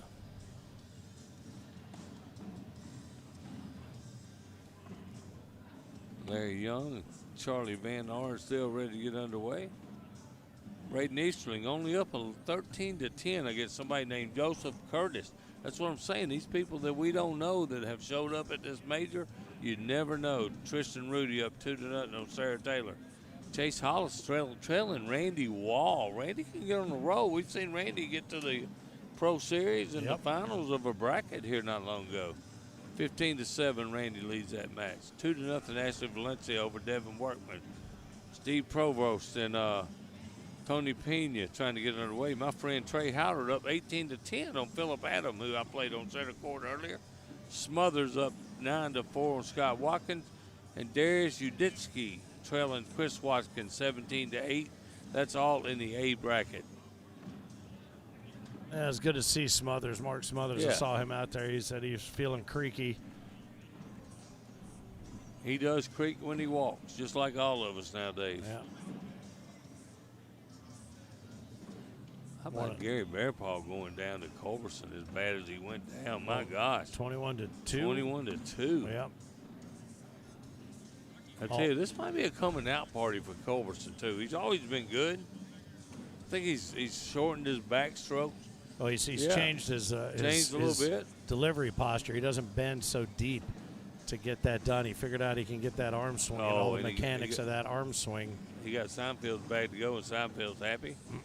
In for a Washington right here. Yes, sir. We've seen so much of him, Kanan Culbertson, on center court that he's having a good weekend. His delivery doesn't look all that unique to me anymore. No. I've become so accustomed to seeing it. I didn't mean to interrupt you there when you was in the middle of that. Sorry about that, brother. I don't know how he plays with that hat on. That would drive me crazy. Me too. A wool cap. I got one in my car. I didn't put it on all weekend. I've been freezing to death. Well, I'll put it on if I'm outside, but I've never understood I guess it's a generational thing, even in the middle of August, seeing these wool caps. Well, you know, we've been seeing a lot of those hoodies being worn during their play. Oh, not as many this season as we did last. Well, like I said, I didn't even recognize. Oh, look at that. He made some movement there. Hey, not a bad try, though. Nothing hurt right there. He moved his bag, so try to get that Washington out again. It is funny to kind of watch some of these juniors, how they've evolved their style, their respective styles, from the hoodies to the long sleeve under the short sleeve to the long pants to the shorts to the tuck up to the this He to hit that. that dead center. Yeah. Didn't even Nothing. move the Didn't- bag. Didn't do anything. Oh, There that's it gonna goes, go, yeah. though. Slick side down. That's going to make it happen. Let's go, he said. That was a good shot.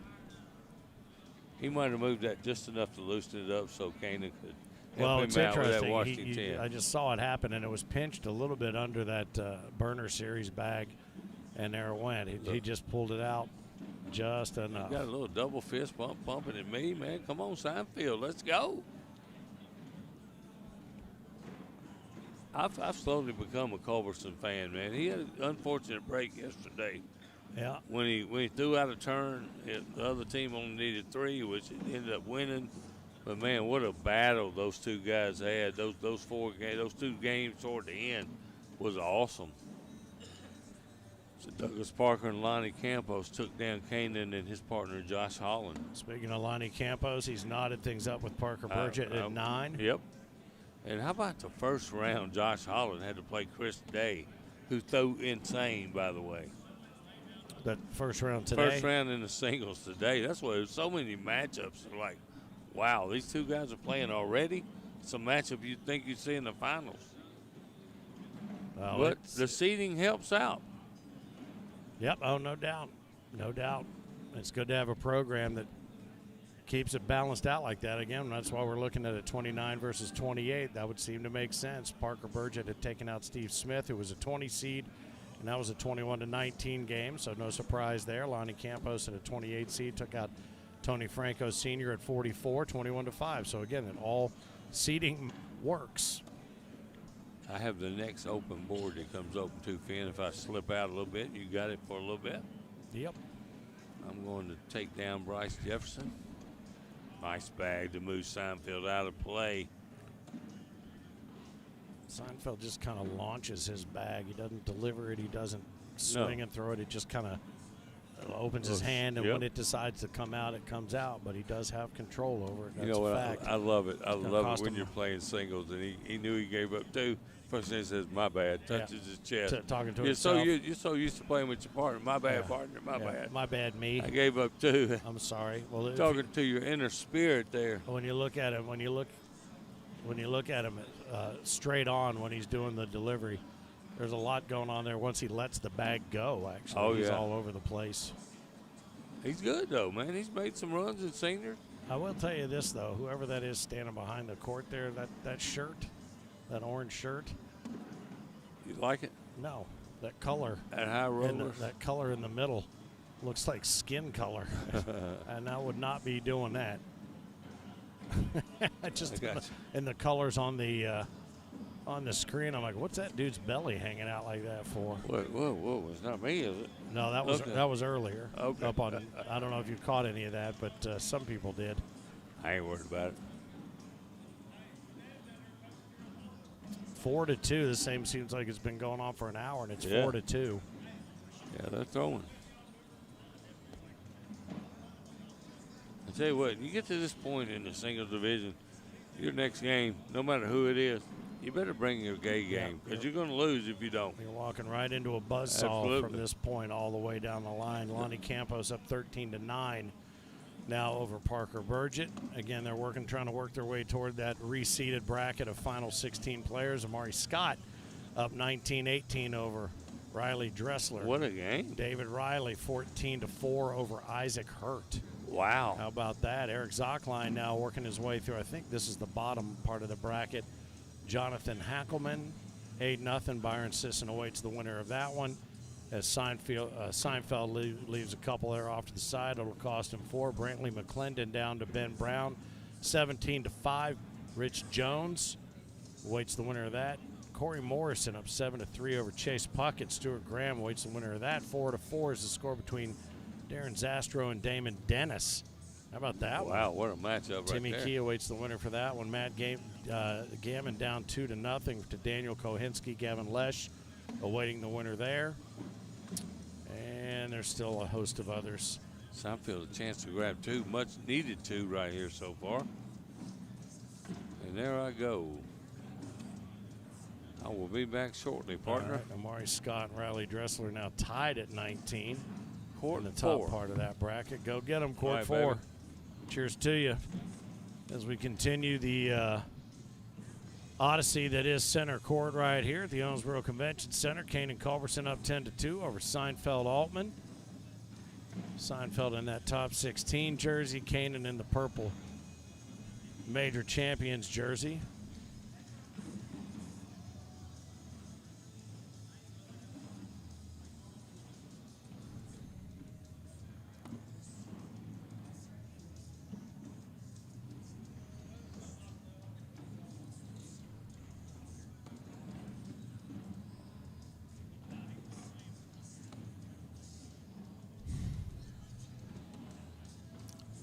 Gets a little bit loose out of play. Kanan, he is dialed in the middle, and the middle is given to him. He is not messing around until, of course, I jinx him here. Nope, not that time. When I said I was going to jinx him, I reversed the jinx, and Seinfeld almost and ones himself there. So he puts one off the back, so that's going to be a 12-on-7. That should be another 5 spot for Kanan Culbertson, who you're accustomed to seeing here on center court, seeing quite a bit of him. Parker Barger cutting the deficit to Lonnie Campos, now 13-12 in bracket D. Just one of those matches we're keeping an eye on for you. What else is happening here? Sebastian awaits the winner of this game.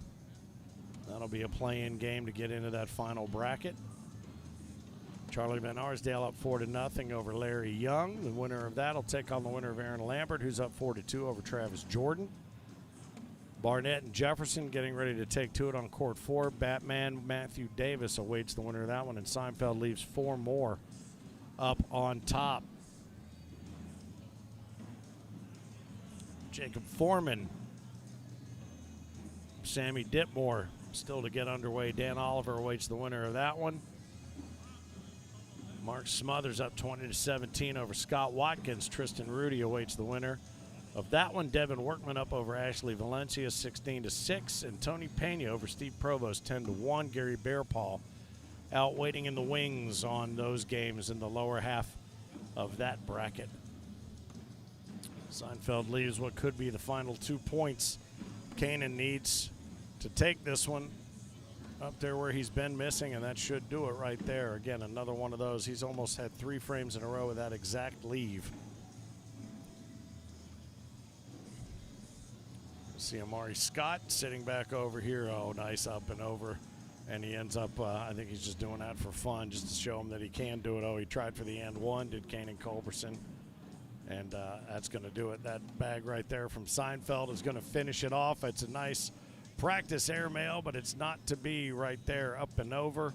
And it is over for Seinfeld-Altman in that game, 21-2. And as I mentioned, 2 play-in games in a row here. One of them about to take place here with Sebastian Barger and Kanan Culbertson. I believe we've seen this matchup already once. Parker Burgett and Lonnie Campos continue to battle in Group D. 18-12, Campos holds that lead now. Drew Dixon awaits the winner of that one. Riley Dressler finishes off Amari Scott, who I saw sitting across the way, 21-19, but he'll bounce to the losers portion of the bracket, which I'm sure nobody wants to see. David Riley up over Isaac Hurd, 14-12, so that could be a winner's bracket, loser's bracket, if you will. EZ up 12-1 over Jonathan Hackelman. Byron Sisson awaits the winner of that one, and that's where we find ourselves right now. A little bit of a overview of bracket D. Let's see. Dustin Arant in bracket B down to Zach Shibner, 11-4. Jeremiah Ellis awaits the winner of that one, having taken out Kendall Cox, 21-7. Scotty Ball down 17-14 to Scott Beck. Colby Baskins and Dave Brown yet to press play on their game. Josh Brown and Kaz Barkley going at it. Barkley up 15-8. Drew Blauvelt awaits the winner of that one, and Seth Furlong down 19-4 to Ross Moore. Will Ross finish Seth's weekend and then advance to Kellen Pritchard? We'll find out here in a few. Doug Parker up 12-9 over Derek Vincent. Josh Myrick awaits the winner of that one. Tony Franco Jr. down 6-5 to Chris Turner.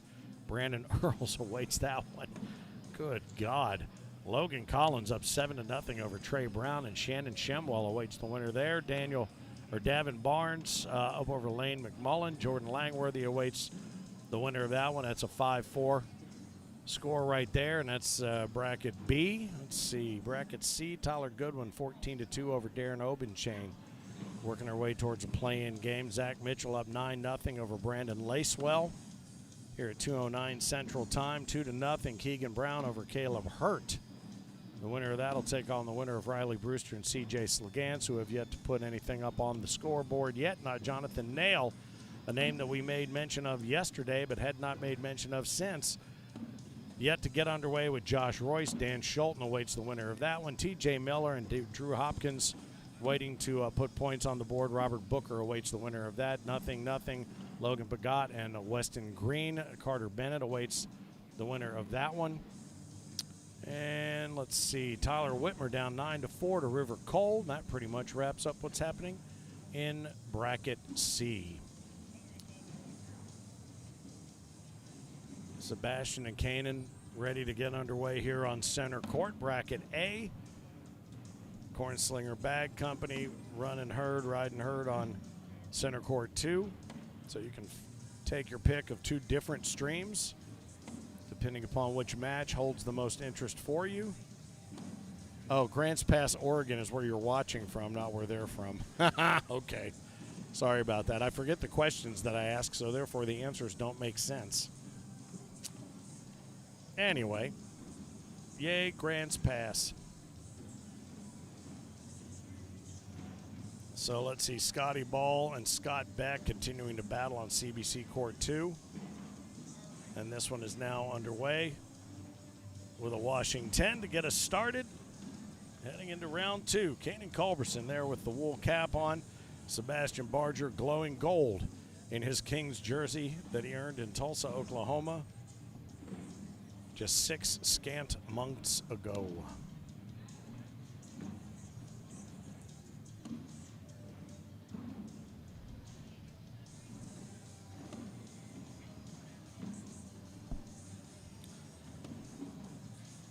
Keep a watchful eye on the Mississippi Ninja as well and see what's going on with him. Right now down 7-4 to Bryce Jefferson over on court 4.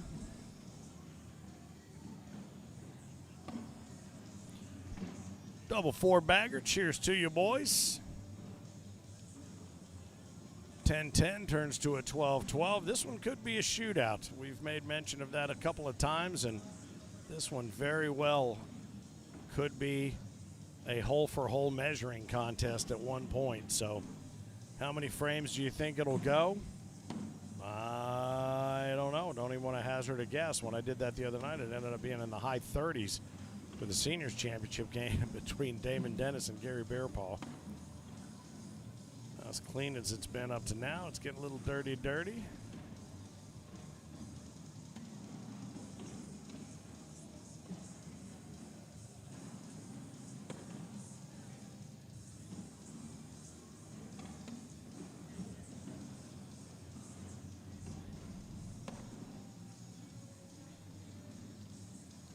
Up as best everyone could there, but that's going to cost Sebastian a couple, and the first 2 points will be put up on the board. Oh, that's a 5 spot. I apologize. I missed one there. Kanan takes a 12-7 and puts a 5 spot up on the board. Bryce Jefferson is going to bring Boozy McBoozerson back over here quickly. It's 13-4 already. Philip Barnett.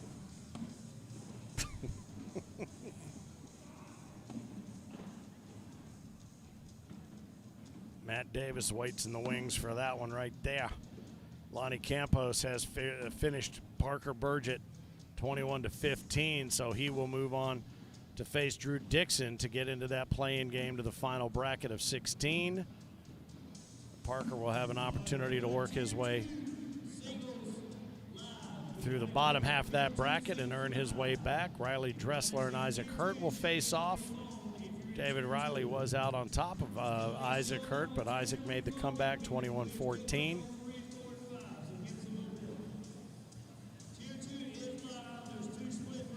Tier 2 is now getting underway. I'm sure that is of the utmost importance to the viewers at home. See what else is going on. Drew Dixon and Lonnie Campos getting ready to face off, as made mention before there in Group D. Canaan holds a 7-0 lead here over the current king.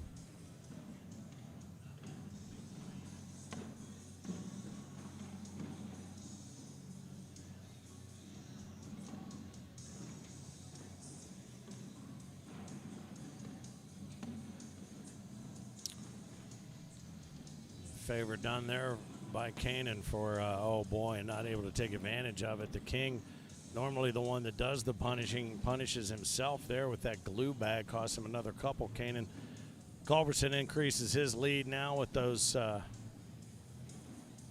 LaBelle Burner Series X bags, 9-0 over Barger and the basement bags.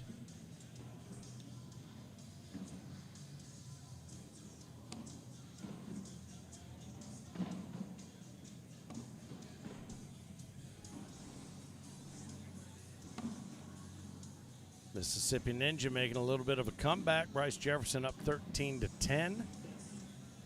Lower half of bracket A.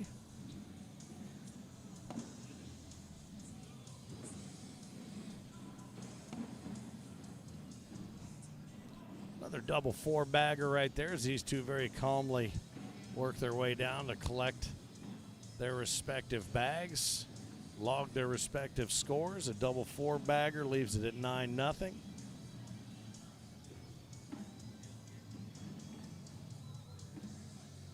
I understand that perhaps we're going to be gathering at a local pizza establishment later this evening. It would be nice to take a look at the menu online if possible. Hey, I can. Hello, Calzone. That bag right there is a textbook get for the king. He just nudged it a little bit. Is it too far up into that 11 o'clock arc? Go get it. He's going to try for it. Bang. Oh, and he does. Nicely done. Even sticky side down, pinched up against the corner of the hole, if you will. Able to save that one. Good shot by Sebastian Barger to double up the 12s and leave it at 9-0. And could this be the turning point of this game, where Sebastian reminds both of the players on the court who he is and what he has done?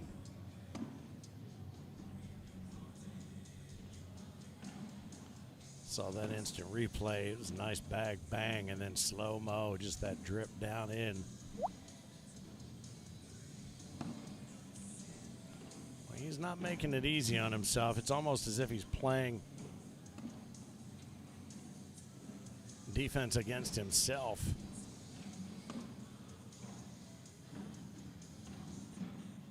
Sky, I think we had 600 plus players in singles to start the day. 11-2 brackets. Up and over. Oh, and he tumbles off the backside. That's going to be, what, a 10-on-9. That'll cost him one.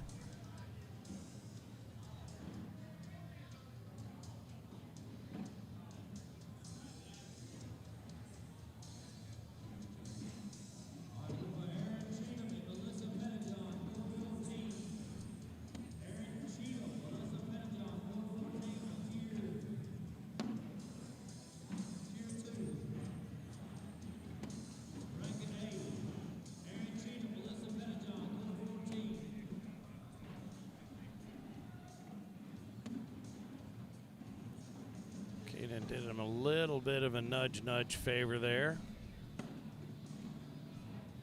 And again, he has become his own worst enemy, has Sebastian, in this game so far, down 10-0. Tries to collect, and ooh, that is going to be painful. That is a 10-on-5.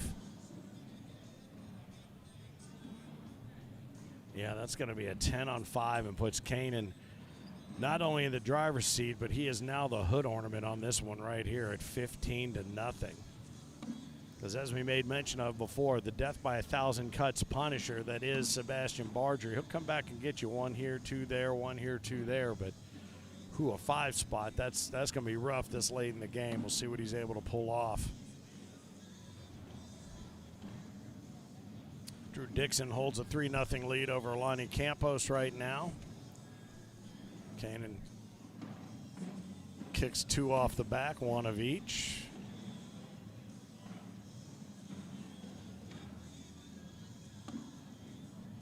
Nice cleanup there. Wide open canvas, and Sebastian paints 1 stripe right up the middle. Let's see what else. David and Isaac's match. Let me go back and take a look. Somebody asked how it is that I missed some bar of soap or something earlier, and it's because I'm going back and looking at these other scores. Isaac beat David Riley 21-14, getting ready to take on Riley Dressler. All of these scores available for you in Scoreholio if you'd like to go in and check and see how your favorite player's doing. Darren Obenchain just took out Tyler Goodwin. How about that? And we'll take on the winner of Zach Mitchell and Brandon Lacewell. Mitchell up in that one 15-7. Caleb Hurt up 17-9 over Keegan Brown as these two stay dirty out here west to east. And that's going to cost the King a couple more, actually 2 couples more. 19.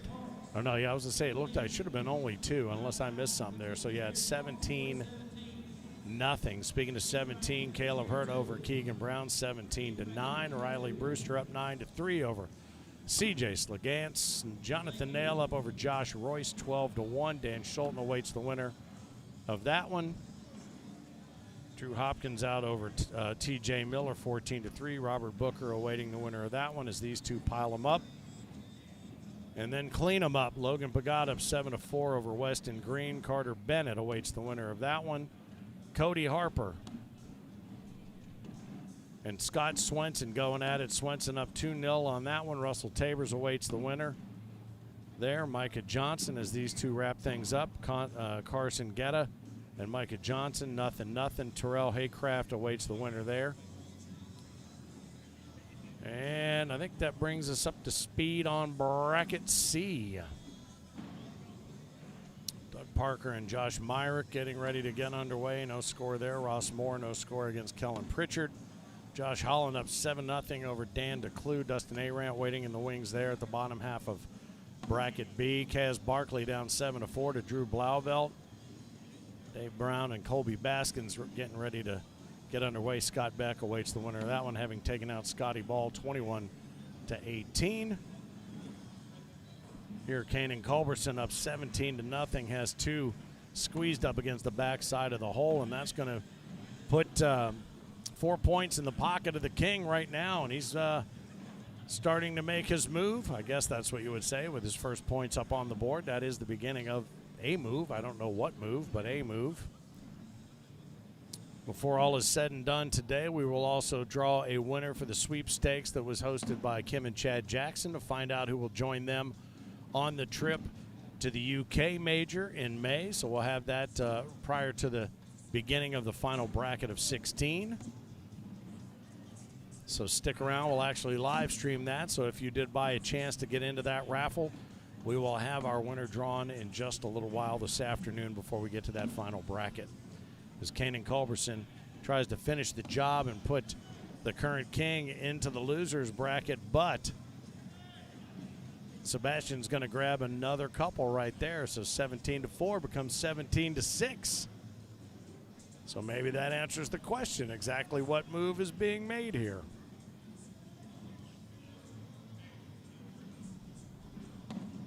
First bag, right up the gut. Kanan Culbertson's got to maintain his composure here if he plans to put 4 more up unanswered. And that would not be the composure I was speaking of. And the Punisher comes in and takes advantage of that opportunity, so he's going to make at least 2 out of this one. Assuming that that does what it did, which it did. And assuming he doesn't make a mistake, Kanan there, and he doesn't, so that'll cost him a couple. So 17-8 as they work their way back down. So again, perhaps death by 1,000 cuts is coming into play here, but you don't end up in that gold jersey without the ability to overcome anything and anyone at any time. Drew Dixon up 4-0 over Lonnie Campos in Group D. And again, Whoever wins that one will be into that final bracket. Riley Dressler down to Isaac Hurt 6-0. Again, playing for one of those spots.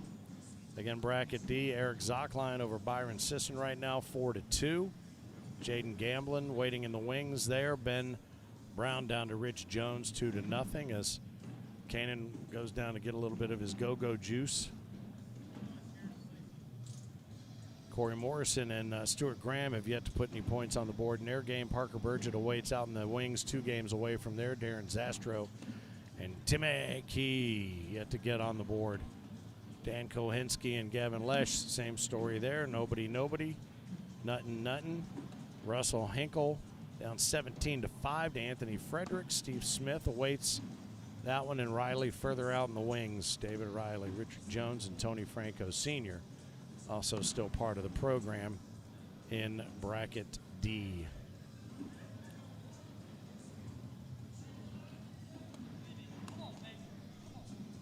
All right, so that's going to be a couple more added to the tally of Kane and Culbertson. One hung up there on the sticky side there at around 5 o'clock, even though it's only 2:25 here Central.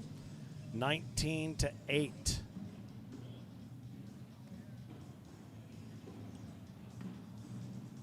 First bag from Kane and Culbertson. Will he force the issue and force Sebastian to have to try to buzzsaw his way back through the bottom half of the bracket? Not that way, he won't. Will he be punished for that mistake? You know he will. Very rarely is an opponent not for having done so.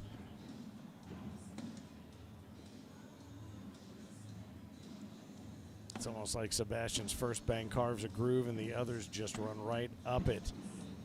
And that's going to up it, that being his score by 4 more, so that puts him on a dozen, 19-12.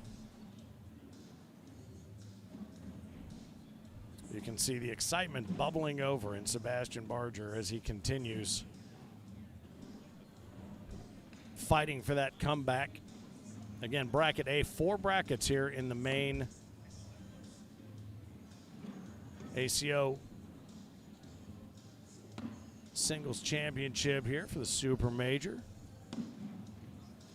Nice bag there by Sebastian to put that on layaway. Just going to clean all these up. It would be my guess to run through it all. Yes, sir. Sebastian does what Sebastian does.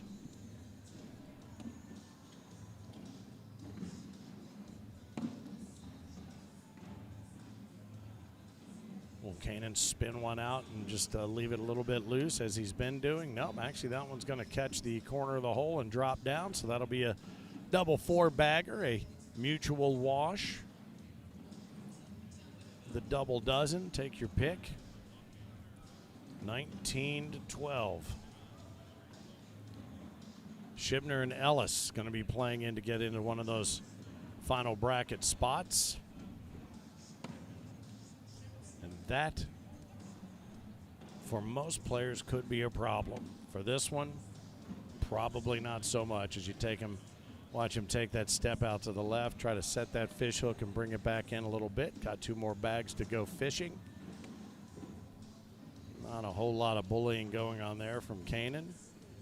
Oh, and he tried to grab one and take it down underneath, but that's going to cost him, assuming that Kanan is able to keep it where he wants it. A beautiful but useless airmail on top of it, kicks one off the back, and that is going to finish it off. 21-12, the most common score, I believe, in Cornhole, at least for Rush fans, I'll tell you that much. And congratulations, nicely done. Kanan Culbertson continues to shine here on center court and throughout this tournament, taking down Sebastian 21-12. He is now in that final bracket of 16. Who will join him? It'll be the winner of Larry Young and Travis Jordan will make it into that spot.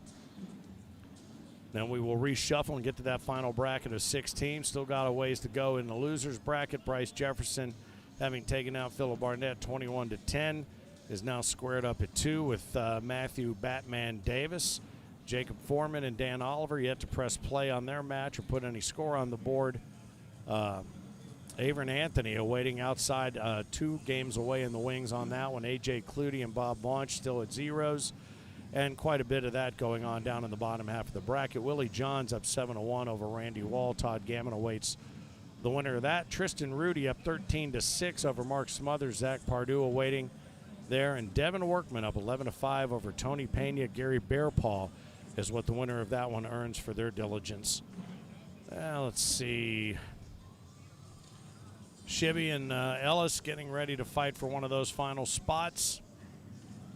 Been waiting on that one to get started for a minute. Scott Beck still waiting on a winner from Colby Baskins, who's down 14-2 to David Brown.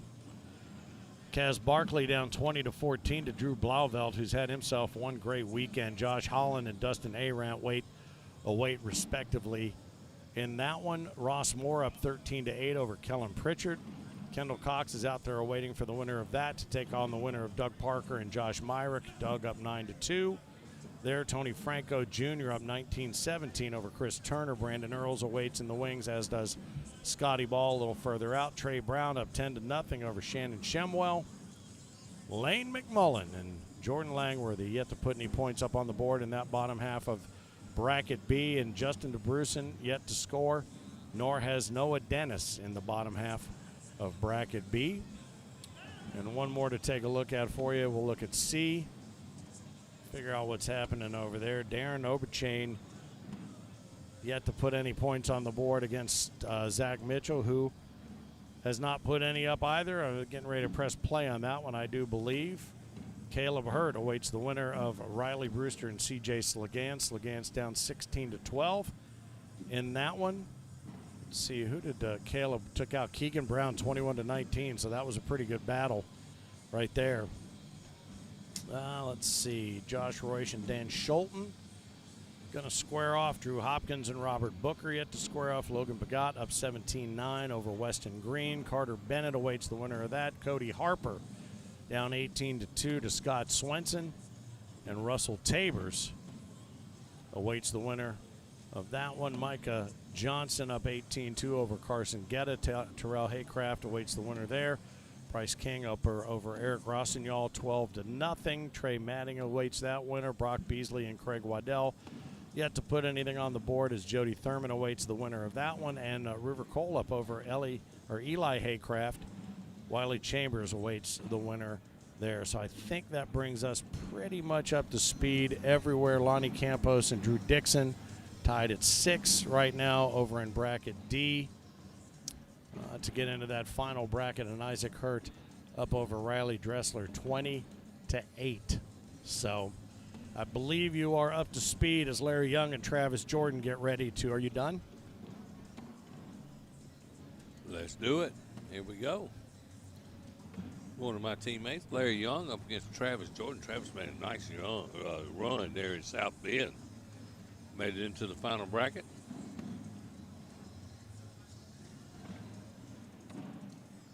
Oh, and I think Larry airmails this one. Nope. Try to roll. He's got a good airmail, and Travis going to stay. Oh, nope. 6-on-4. Larry Young takes the first 2 points. This one is this is a play-in game right here, Finn, I believe. It is. The winner of this goes into the final 16 bracket. Undefeated, too, by the way. Yeah.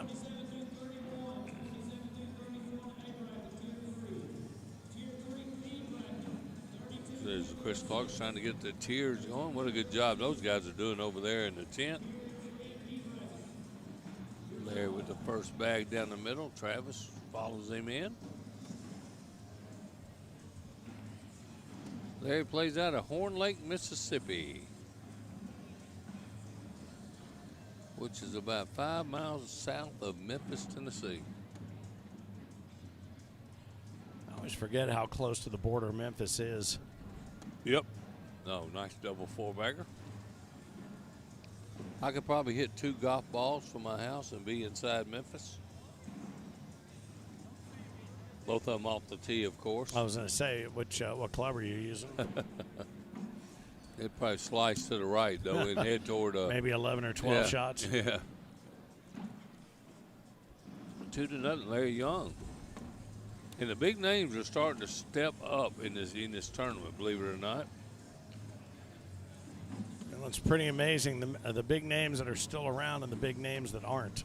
But when you got 600 plus starting the day, that is bound to be the case. It'll be interesting to see how many stick around for co-ed tonight. We don't have a weather issue like we've had in past years, so some may stick around. Who knows? But some may do tier play and then be on their way. We'll find out a little bit later on. And co-ed wraps up the Super Major here in Owensboro. Oh, Travis, nice pull to get 10-10. That's 2 points, Larry Young. It actually should have had 4. Yeah, that's a great, that was a good shot bag right there, and he didn't waste any time going after it either. No, sir. Kind of laughing off to the side there to his friends and Whoever, family. Whoever he's looking at. Yeah, over there off of the edge of center court there, looking at him like, yeah, I thought I'd try that. Hey, and look at what happened. Yeah. Even a blind squirrel finds a nut every once in a while, right? No, he's got that He's shot. still smiling. He does have that shot, man. That was a nice shot, too. There was no doubt about it when he let it go. Larry throwing a 9.33. Travis a 8.67. Thought it would be better than that. I wish he had 5 in, or 5 4-ins, 3 ins, 0 ons, Yep. and 9 offs. 8.67, 5.309. All right. I thought that might be what you was going, That's but what I was wasn't going going to bring for. it up. Yeah, well, that stupid 6.7 is right in there, Yeah. too. I heard somebody in the middle, I heard baby. somebody do 6-7. that. Where did they do? Oh, on the Premier League mornings, I heard her do it this morning. Oh, really? Yeah, she goes, there it is. So it's okay for me to do it. No, no one, dude. 6-7, No one, baby. no Let's one, go. no one. I don't care if the score is 6-7. It's 7-6. Well, right now, Larry Young's got a 4-0 lead over Travis Jordan here on center court. Oh boy, that was almost close to carpet right there. And he's got a habit of doing that sometimes. But what's interesting is it absolutely Nice bag. messed with Larry's next bag. That's a fact. It did. Travis in to get the wash out of it, and Larry wakes up and stands up there and says, "Sorry, big fella, I'm not giving you these 2 points right now." Not gonna let you have it. That's right. 4-0 now. When that thing was hanging, I mean, it was one pellet to the bad. It was, I guarantee you. Let's see what's going on over here. I'm really keeping an eye on Lonnie Campos because I really think he could walk away with this entire thing. I think you're right. Up 12-8, Drew Dixon and Amari Scott got beat a little while ago, and I couldn't tell by looking at his face if he won by 21-0 or lost 21-0 or what he did. You never know. He just came over here and had a seat and just waited his further instruction. But again, he and there was a chance that he and Isaac might have both been bounced into the bottom half of the same bracket. I thought, good God, that'd be a battle that right would have there, been man. an upper lower bracket to be sure. How about Josh Holler lost his first game to Chris Day? I'd like getting the losers bracket on that one. Yep, no That's going to be 3 for Travis Jordan right there. As Larry's got one in the backyard. Yeah, you go into the losers break and say, okay, maybe I can make a run on some of these losers, and you look up and it's Josh Holland. Yeah, womp womp. Mr. I have nothing in my veins running through there. Right, and I'm mad now. And I'm pissed off. You're right. All right, so 4-3 is where we find ourselves here. Isaac Hurt has made it into that final bracket now. Wow. Taken out, I think it was, who was he playing? Riley Dressler. That was 21-8. And Dressler took out Amari Scott 21-19, so that was the defining game right there. David Riley fell to Isaac Hurt 21-14 earlier, so Isaac has earned his way into that final bracket. And we know how dangerous he is when he gets into that final bracket, man. Well, and what's so crazy is he hasn't done much of anything all weekend, really. I mean, unless he won one of the big blind draws or something, or just one of the kind of sit-and-go tournaments that I think they were running. Oh. He hadn't done anything this weekend, so. Oh, nice double cleanup right there by Larry Young, but he had a chance to get 4. Took Travis's in. Puts Larry Young up 6-3. But man, you know, what about Caleb? How's he doing? Do we know? We got a Caleb sighting anywhere? We do. I don't remember which bracket I found him in, but he was, I believe he was motoring right along. Yeah, he's been playing good, for sure. Yeah, he's definitely got a new focus. And what's amazing is he's probably doing it with no sleep. Yeah, I agree with that. I had babies once. You did too? Just one. She was pretty good. Then we've decided you're not going to have another one. Not that I'm aware of. Caleb Hurt over Keegan Brown, 21-19. So he awaits the winner of Riley Brewster and C.J. Slegans. Brewster up 18-17 in that one, and that'll be a play-in game. The winner of that one will move into the final bracket of 16, reshuffled in. Don't forget, we got co-ed coming up at 5 o'clock this evening. Yep. As these single gate matches are winding down, actually. Getting down to it before we reshuffle and get started. And again, we'll have the winner of the Chad and Kim's Excellent Cornhole Adventure to the UK. That'll be drawn and announced here coming up before we get into that final bracket. So if you bought a chance to get into that, who knows? It could be your name we pull out of the hopper. But it's not. It's me. If it's you, I'm telling them put it back in because it's going to look fixed. I bought a ticket legitimately now. Well, they sold them out, so somebody's got the opportunity to head to the UK, and a big bag full of swag and some cool extra stuff. Oh, what a shot. Travis went to try to grab a couple points. Much needed 2 points, too. He's down 8-3. And he had that slick side down, but just not enough when I tell you, Larry's bag. Hey, Larry's another one of those guys that has worked his ass off to get where he's at right now. He's Chris Day's partner. And he's a solid cookie, man. He practices all the time, works at a school, able to set his boards up, throw some. Well, that bag looked like it should have gone off the back, but it was lucky that it hung there. I agree. Both of them slick side down. One didn't come back in, and one didn't fall off the back. So Larry throwing a 10.11 right now to Travis's 9.56, and that's a PPR, in case you wonder. Points per round. That's a nice cleanup by Travis. He should get a couple out of this. Larry's job is to only give a couple now.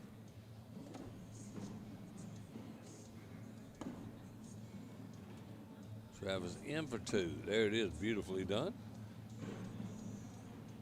All right, so 8-3 becomes 8-5. See all the elite guys sitting down on the end of the benches down there, pulling on one of their elite players, Larry Young, who is throwing the elite 1839s. I believe Travis throws Ramey bags, if I'm not mistaken.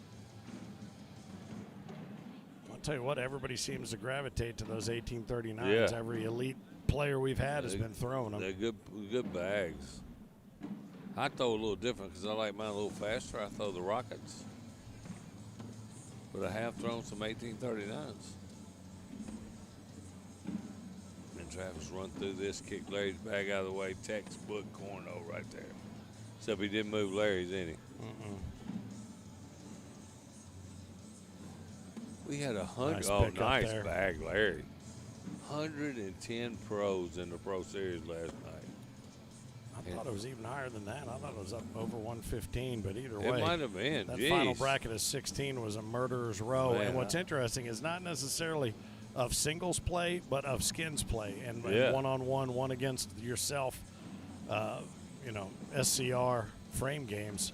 See so many of those same names we may not ever see on center court in a singles setup, but boy, do they show up in that final bracket of 16 for a skins competition. With nothing running through his veins, Amari Scott took down the whole competition there, which included Dustin Arand, Sebastian Barger. I mean, a who's who of cornhole was in that Pro Series, and Amari Scott outlasted them all.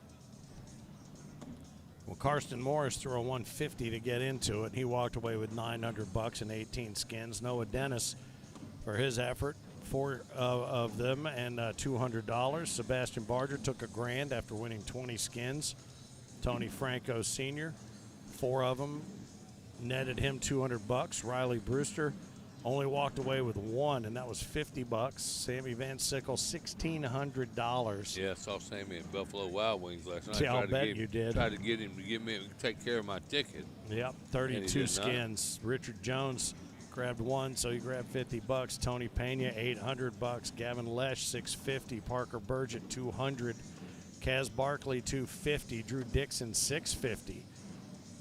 Josh Holland, $200. Caleb Hurt, $550. Dustin Arant, $150. That one surprises me most of all in that list. that Dustin only picked up 3 skins. Wow. And then the aforementioned Amari Scott, $2,300, having captured 46 skins. 9 in the first game, 12 in the second, all 13 in his third game, and 12 again in the final against Sammy Van Sickle. So, Well, wow. I mean, you just never know who you got to go up against. You talk about Dustin Arand only got 3 skins last night. He's also got knocked down into the losers bracket by Shibby. Yeah. Just a few minutes ago, I talked to Shibby out in the hallways. He said, man, I beat him 21-6. I said, you kidding me? That's a beatdown, man, against Dustin Arand for sure.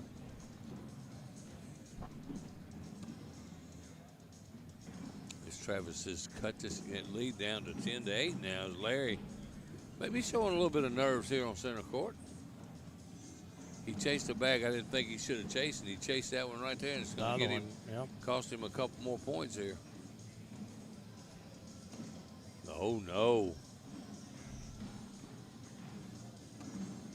And that is perfect. Really well done there.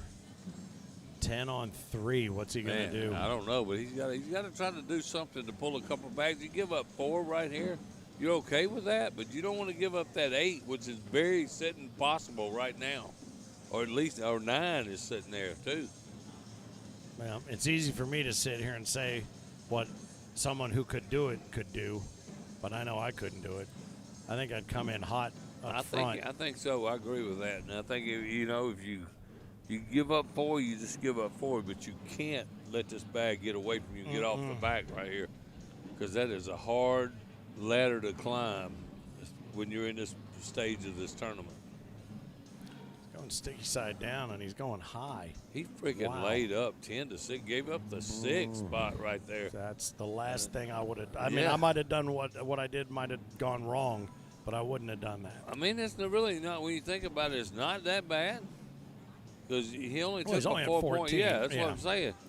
It could have been much worse. He could have knocked Travis in, gone off the back, and really got a big mess of points. You made mention when you get to this point and you're trying to get into that final bracket of 16, that does not show me that you have the that's right. desire to get there. I agree with that. I thought the shots was, and look, Travis, shot. Man, he just caught fire right here. Oh no. Me personally, I probably would have figured something out to try to get at least one of those bags going right there. I wouldn't have laid up. I'd rather go ahead and give up the points. Well, it's funny because I guess in a situation like that, what a shot. Nice collection. And hey, he's got to get one to go in right here. Yeah. Actually, he's got to get 2 to go in right here. Yeah, because it's 12 on 2. Yeah, he's got to get that bag he's chasing right now to go in to keep this game going. And he doesn't do it, and that's going to be it. Travis with a 7th spot to move into the final bracket again. Yep, that is a 12 on 5, finishes the job for Travis Jordan. And I go back to the thing that I've always said on my deathbed. I'd rather say I wish I hadn't done that than I wish I had. I agree with that, and, 100%. I guess that can apply to pretty much anything, including center court cornhole. Yep. I tell you what, Larry's not out of this tournament. That was his first loss. No, he just got to regroup. He's probably right back up on center court if I had to guess. Speaking of something that I need to do, that I'm going to do, that I don't want to later say I wish I hadn't done. You go to the restroom? I'll be right back. I'll be right here. I'll see if I can keep you informed on what's going on in Bracket A. All right, we'll take a quick break here as we wait for a game to make it to center court on the ACO Digital Network.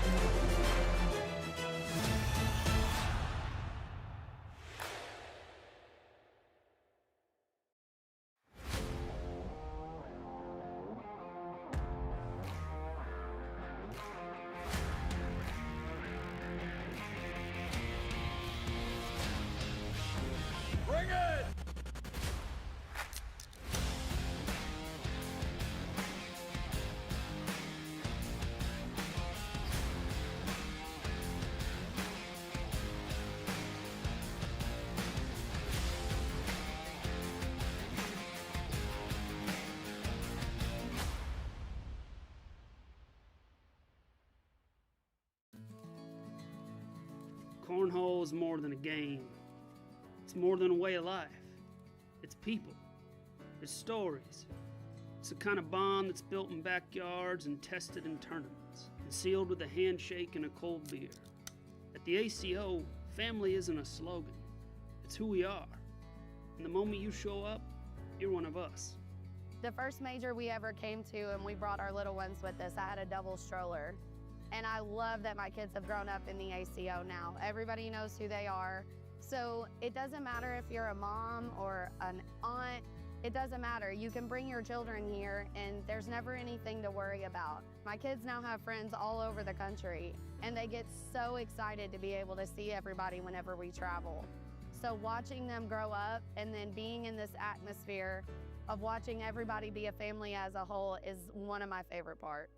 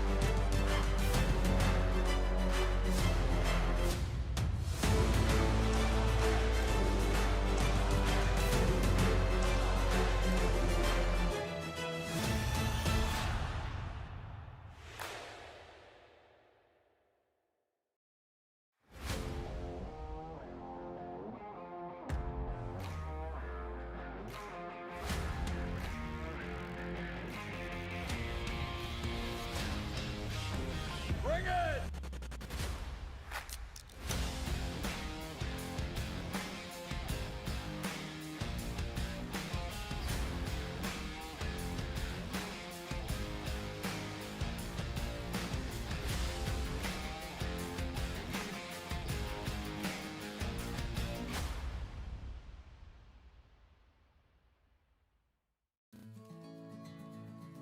Cornhole is more than a game. It's more than a way of life. It's people. It's stories. It's the kind of bond that's built in backyards and tested in tournaments, and sealed with a handshake and a cold beer. At the ACO, family isn't a slogan. It's who we are. And the moment you show up, you're one of us. The first major we ever came to, and we brought our little ones with us, I had a double stroller. And I love that my kids have grown up in the ACO now. Everybody knows who they are. So it doesn't matter if you're a mom or an aunt, it doesn't matter. You can bring your children here and there's never anything to worry about. My kids now have friends all over the country and they get so excited to be able to see everybody whenever we travel. So watching them grow up and then being in this atmosphere of watching everybody be a family as a whole is one of my favorite parts.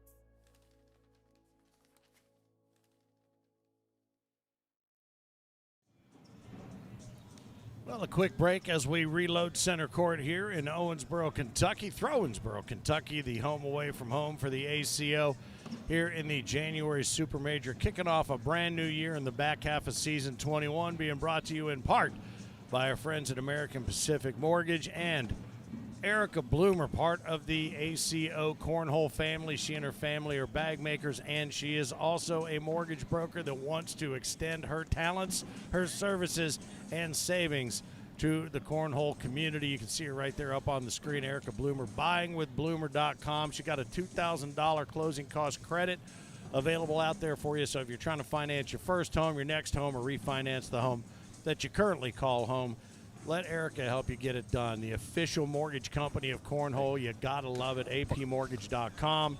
And I can also hook you up here, her direct email address, ebloomer@apmortgage.com. But right there, buyingwithbloomer.com has everything that you need to know. Erica, we appreciate you, and we look forward to having you out here with us throughout the remainder of this season as the official mortgage company of Cornhole, American Pacific Mortgage. And what match we got queued up here? Phil, Randy Wall, and Todd Gammon. Randy Wall and Todd Gammon. Should be a great matchup. These guys about the same, similar style. Just going to try to throw some bags in the hole. Yeah, it's been a minute since I've seen Todd Gammon on center court. He's usually one of those guys that's hanging around Yeah. late on night one during the big blind draw. So we shall see. And let's see the seating number here. Are we still in bracket A? You throwing Yeah, blue so pen this back? is down here, down low in bracket A. All right, I want to make sure because I want to get these seed numbers right. 3 Mile Pike. Let's see. Randy Wall comes in as number 35 seed. Todd Gammon comes in as the number 9 seed. So we will have them tossing appropriately. Braden Easterling awaiting the winner of this match. We're going to follow this all the way out and run it out in Yep. the bottom half. Very good. Is our top half's already set, Yep, correct? it's, Sebastian Kanan Culbertson. And who else is finished in the winners? Travis Jordan? Yeah. Yeah. Travis Jordan, yep. He earned Wow. his spot there just a few moments ago. There's still a handful of big names trying to work their way through the bottom half of this bracket, not the least of which is our reigning king, Sebastian Barger. Hey, when you think about that, we know Travis Jordan and Kanan Culbertson is going to come in here with 0 losses, and we'll have 4 brackets the same way. Yep. Then we'll have 8 guys that come in carrying their losses in Carry here. losses, yep. Yeah. So basically, it turns into a tournament where you got 1 loss and you got 1 chance, or you can have to get double dipped somewhere. I am going to begin building out kind of this final 16, at least so we can start identifying the bags so that we know what it is they're up to when they step in. 7 Mile Pike right here with Todd Gammon, his own bag brand. That's his brand, yep. Yep. And 7 Mile Pike is an area they live in. That's where that comes from. So Drew Dixon and Isaac Hurt come in with no losses. Isaac's trying to show that he still can throw. Yep. What about Caleb? Do we ever get a Caleb? Is he still in? I had that. He was getting ready to take on, I think, the winner of C.J. Slegance in that game there. So we got our top 2 there. What do we say? We had our top 2 up here, which is going to be Kanan Culbertson and Travis Jordan. Yep.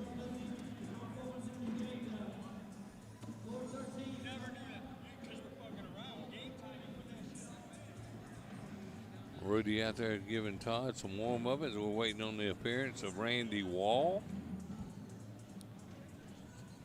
All right, let me go back here and see if I can dig anybody out of one of these other brackets.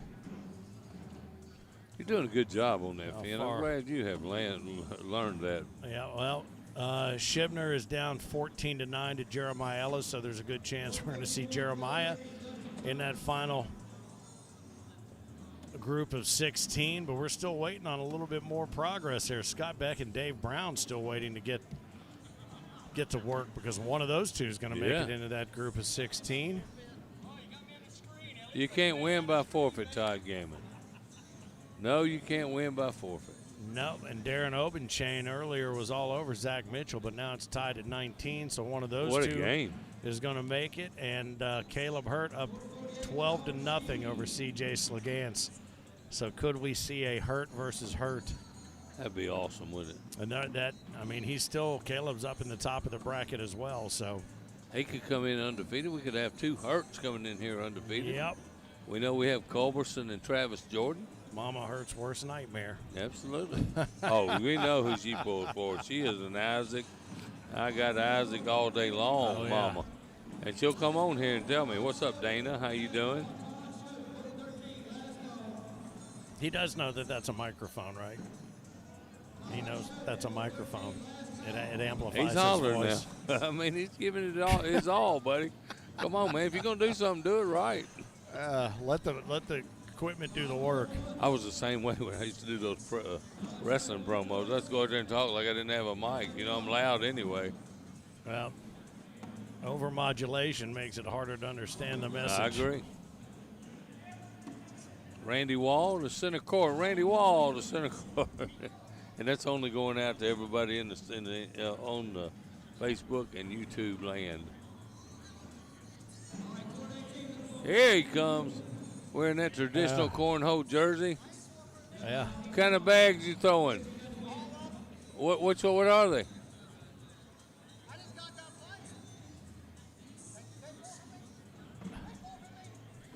No. No, I'm kidding. No, I'm only kidding. Come on. Well, we made him, clearly made him get out of bed to get over We here. did. So He got his cornhole jersey on. He could write number 94 on that.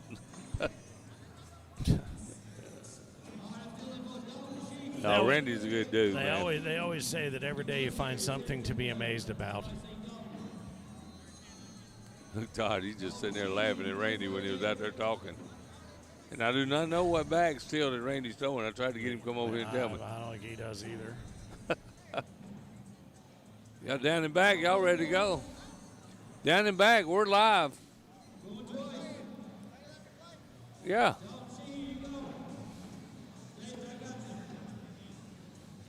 Hey, that's another one of them southpaws that you like so well, though, Randy is. I forgot about that. Yeah, we're seeing a few. Seinfeld Altman is a southpaw. Maury Scott, southpaw. These bags look exactly alike. They do look exactly alike. And I know that the 7 Mile Pike with Todd Gammon. I do not know what Randy Wall is throwing because he did not finish the conversation. All in all, this should be a good matchup of pretty evenly matched guys right here.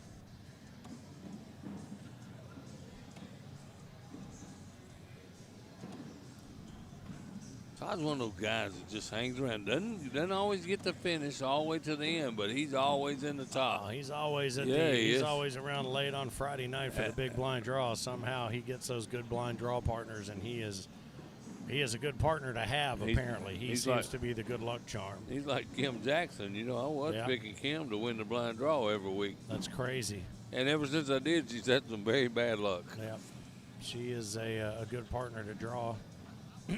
Just a good person too, by the way. And here we go. Todd Gammon probably got the number one, the top seed here. He is indeed the higher seed. I had just finished looking that up.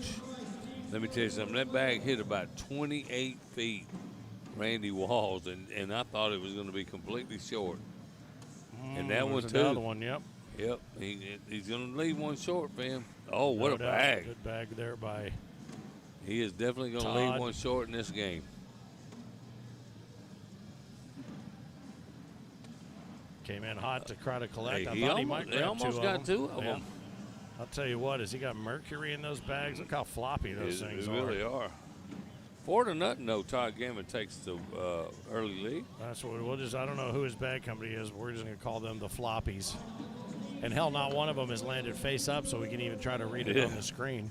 I think it's a secret bag. There's nothing on it, though. Look at that. Yeah, he's throwing them slick side down. That's a fact. Puts Todd out to an early 4-0 lead. Randy's a good player out of Indiana. Against Kentucky, you know, they've had some battles over the years, Indiana, Kentucky. Well, it makes perfect sense that Randy's in the red, Todd's in the blue. Ouch, and Todd lets him off the hook and is only going to get 1 point right there with a chance to pick up 3. He's laughing about it, knows it, spanks himself on the rear. Acts like he's had that done before. Mm-hmm. On the hind. Yep. AP Pitts and Josephina Ernstberger tuning in. We miss you, Josephina. Yes, we do. AP, always in the stream comments. What are those? I cannot see up there on the screen. I'm trying to figure it out.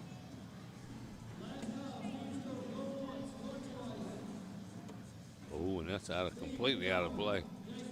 Randy Wall needs to take advantage of this, cut into that 5-0 lead.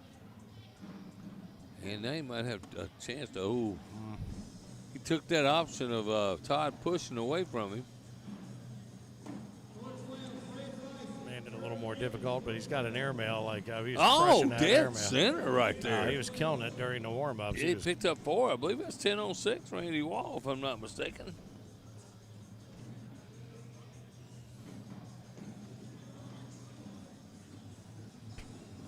Yes, it is. Hey, man, I'm pretty good. Puts him right back in it. Yeah, he was crushing that airmail He really was. during the down and backs.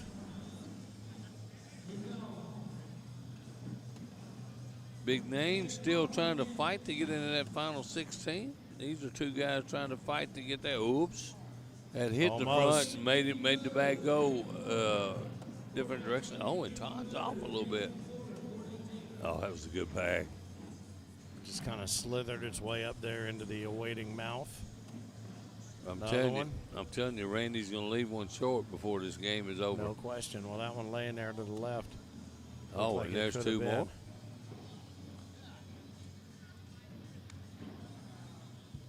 A little good banter going on between these two combatants. Probably played each other once or twice, Probably as have. you said. Probably have. We are in Owensboro, Kentucky. For the Owensboro Super Major. I call it a mid-season Worlds is what I call it. Mm-hmm.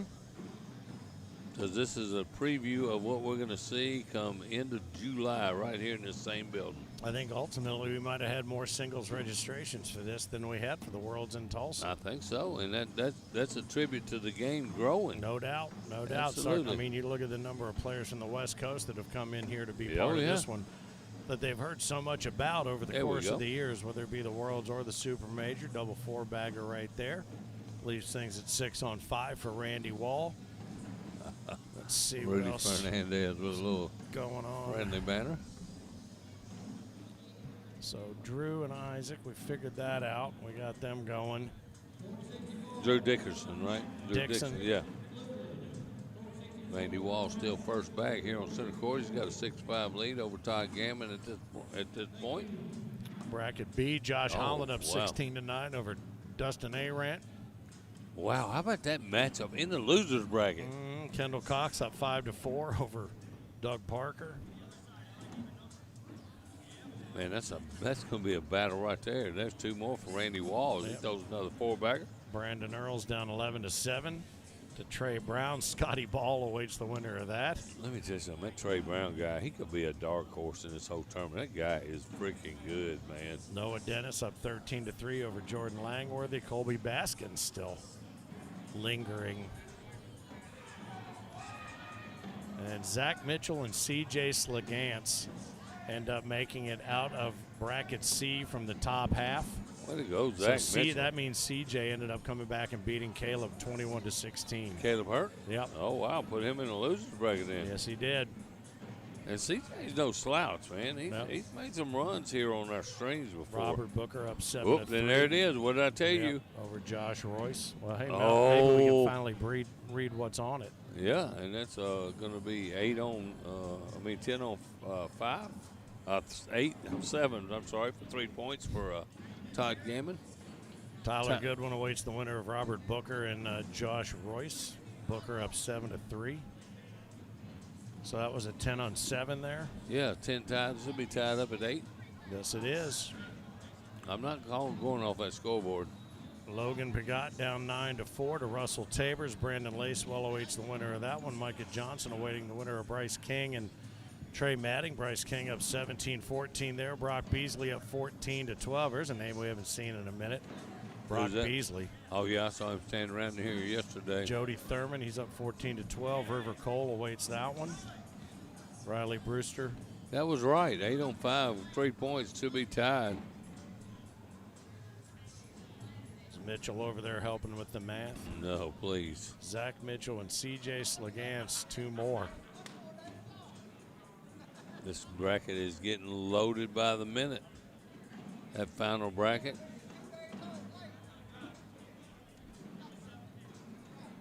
Randy Wall's having a good time here on center court, man. You got to love it. Well, it is kind of funny to see some folks laughing and enjoying themselves versus the laser focus Oh, I and agree. numbness that we've seen from so many who have been dialed in to try to get the job done here. Another 4-pack blues by Todd Gammon. Randy Wall takes advantage to take a 10-8 lead now. I see Melina helping Finger over there. Still comes here every week. Love it. Good person. Wish her all the best. Our score is 10-8 now. Randy Wall, who in this match already should have a bigger lead than 10-8. He's let Todd off a couple times. Todd's giving him plenty of a wide berth to take bigger advantage than he has. Bully bag, I thought. See them, those 7 Mile Pike. Nice bag. Moved it into play. Finish it off. Bink. Oh, no luck. Don't go to the casino today, Todd Gammon. No Your luck. luck is not very good. Hey, we had the casino guy out here yesterday, too, from Ellis Casino, right? Down there at the Owensboro Racing and Yeah, Gaming. absolutely. Yeah, that was a fun afternoon. I like seeing all those guys. Steve Roof, we met him last time we were here, the GM at Owensboro Racing and Gaming, and Charlie and Chris Castlin, part of the upper echelon of folks that get stuff done around Owensboro. Judge, Executive, and County Commissioner Dave Kirk, who worked with Visit Owensboro, now has become president of the Owensboro Chamber of Commerce, which is awesome. Christy Kilday, local film producer and Kentucky soundstage producer. She just finished a movie, apparently, that's Bachelor Santa, I guess, which is going to be working its way Is she in the movie around or Hollywood. I directing think she wrote and produced and directed it. And then Kurt Manglinger, the city commissioner who was here, he was funny to watch. He wore Fergie's crown for a good chunk of He did. what was going on yesterday. But we had some good players. Y'all paired me up against Isaac Hurt the first round. I love it. That's the way things go. Claude Bacon ended up winning with Craig Irvin, defeating Easy and Chris Castlin. Claude is the president of the Greater Owensboro Economic Development. And anybody named Bacon, fine by me. Kevin Bacon, right? Claude. Oh, nice shot. Grab 2 points. Left those sitting right there. So Todd picks up a couple right there. 12 on 8 becomes 12 on 10. You like to see that enthusiasm for one another. Good, Man, good they're play. having a good time, Recognize man. good- They really yeah, are. Recognizes good play. That's good. I would have told you, though, I'd have bet everything I had 5 years ago that I would never see Todd Gammon play with earbuds in. What do you think he's listening to? I don't know, unless that's Miracle Year. Let me tell you what I That's think going to he's be listening country. to. I think he's listening to some Hank Jr. Oh, maybe. yeah. Yeah. There's no doubt. Yeah, Hank Jr., Willie Nelson, Waylon, you know, all the good ones. Yeah, you mean actual country music? Yeah, it might be a little Johnny Cash mixed in there. Heck yeah.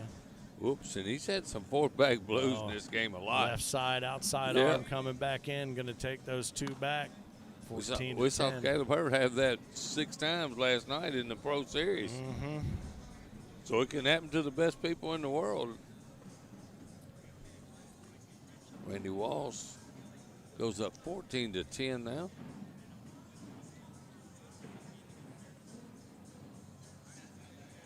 And I almost used that scoreboard when I said that too.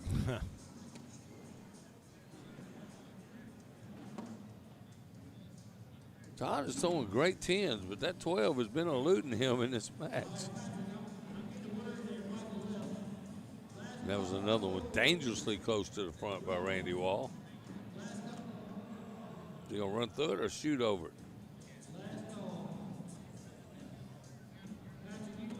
Oh, he tries to lay up and gives a. Oops. Yep, that's a hard shot. Nice finish for just a 10. Washington.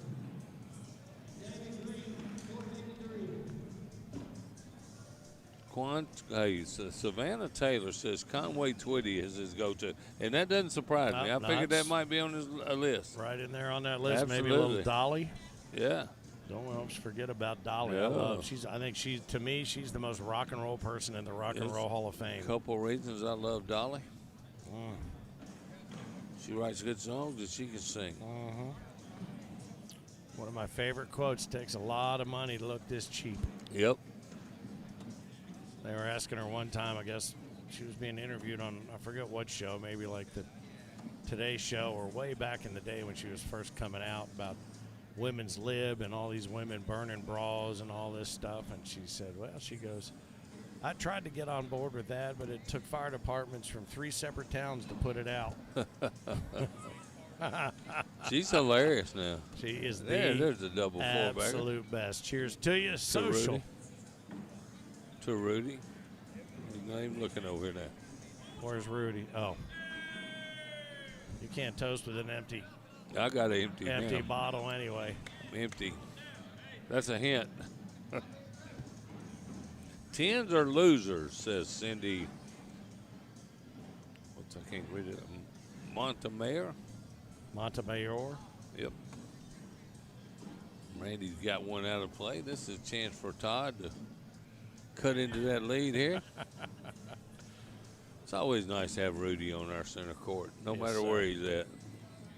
Playing or sitting. You always know where he is because you can hear that laughter anywhere in the building. Ooh, this could be a tie game right there. Oh, and he just holds up fourth back blues. Randy says, "I grabs him again." Appreciate that. You're just gonna keep it to 2. I thank you. He's running down there saying, "Come on, beat me, whoop me, come on." I know that symbol on those bags. I just cannot for the life of me figure out what it is. And every time I look up at the screen, they're upside down. Yeah, I have no clue. Down. But I recognize that whatever that shape is. If you know what bags Randy Wall throws, please shoot me a message real quick. You can do it right here on the live chat, just so I know. Yeah, it's not that he refused to come over and tell you. I tried. He came over and just refused to say. He didn't want to. It was a secret, man. He's got some secret bags. He's going to chase a bag right here. It could be a dangerous time.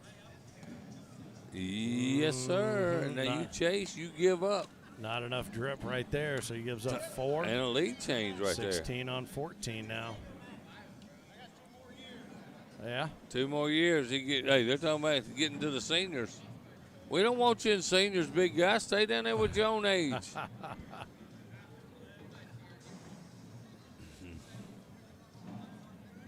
Well, they got a good banner going on. They're having fun out there. That's what this game's all about. Yeah, and as well as having fun, they're both throwing above a 10.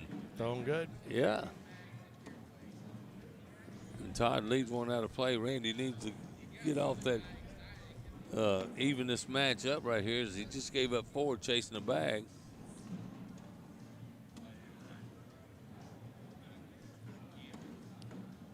Randy's a good dude, man. There you go. Braden Easterling awaits the winner of this. Charlie Van Arsdale out in the waiting room on that. Sebastian Barger lingering down in the bottom of the bracket. Tristan Rudy and Aaron Lambert looking to get underway here in the bottom half of bracket A. That's going to take us straight up 16s. Brandon Earls down to Trey Brown, 19-16. Scotty Ball awaits the winner of that one in bracket B. Doug Parker down 17-11 to Kendall Cox. How about that? Wow, Kendall is on some mission today. Yeah, Josh Holland awaits the winner of that. He finished off Dustin Aran 21-9. And that ends Dustin Aran's chance to win this Owensboro Major. Scott Beck up over David Brown 20-15. Trying to become one of those top half of the bracket folk to join Jeremiah Ellis, who I do not believe I have included in my list. Scott Beck's another one of those guys. Is one of our highest ranked seniors that can definitely make a run here in singles. Yep. Todd gets around, puts him on 20 right here. Oh, he sneaks it in, 20-16. Little leg kick, knee action right there, got it in.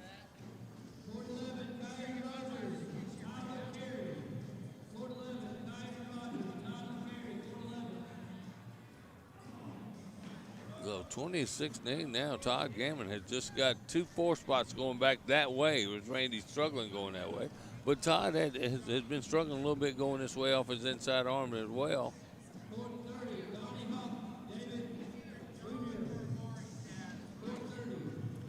Todd could finish this off right here with a four-bagger. Inside arm, he's got to Yep. love that. And Randy just helped him out. Yeah, the way he set that up for him. Going to go up and try to get it, and that's going to do cost it. him off the back. Todd Yeah, knows exactly Todd, what look. needs to be done. Nice. Celebratory Yep. and ceremonial only airmail there to finish it off. Todd Gammon and Randy Wall. Check this out on the instant replay coming up. And Did you get the booty shake? bang, run through, and then boom. Yeah.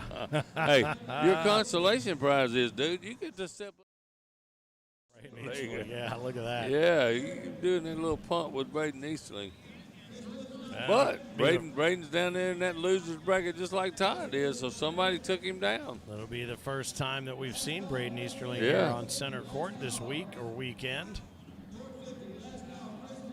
Scott Beck up 20-17 over Dave Brown. Hey, There he is. I believe he throws state 31. He don't have to tell me. 7 Mile Pike against state 31. There's Travis Jordan making his way back over to the bleachers. Nice run for that young man. Nicely He's made done. it into the final 16.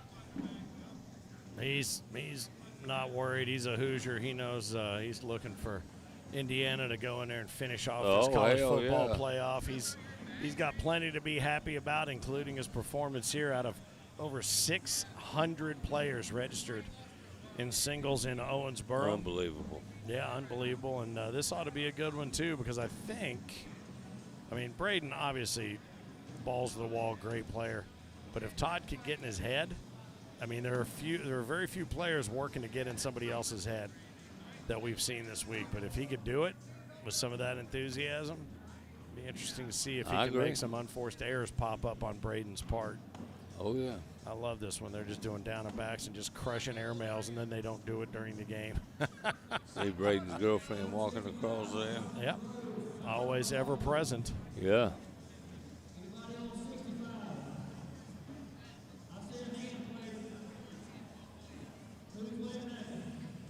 Still in their down and back process right here.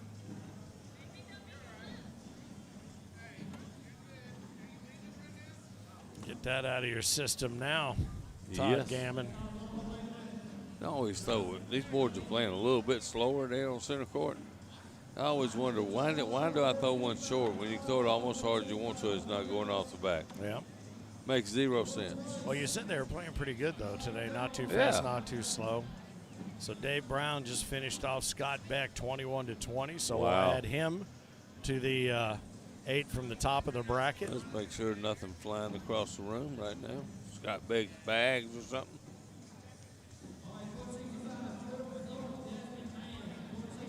We're underway right here on center court. Todd Gammon against Braden Easterling. David Brown, not Scott Brown. David Brown. One of those. We got enough Browns in this thing. A lot of Scots. Yep.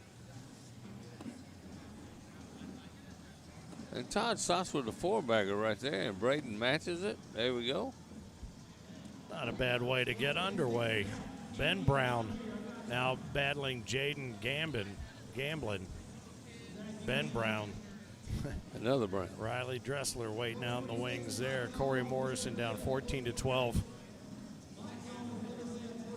And we may just be starting right now.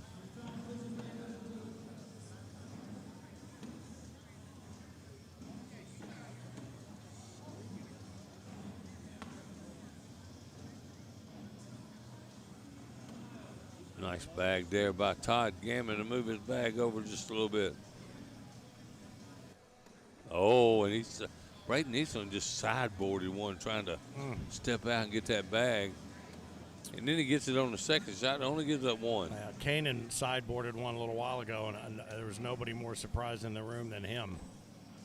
Kelly Hall said, let's go, Braden. Bob Howell, what's up, Bob Howell? What? Tuning in. There's no such person. Yeah, I think he just disappeared from us. I remember someone that I used to think was Bob Howell, but I haven't seen him in so long. I don't think he still exists. Where did that guy go? Hey, I bet you'll see him in the roll call next weekend because I think it's right outside his back door. Well, we tried to put one at his house, but they didn't have enough tables Not and enough chairs. room.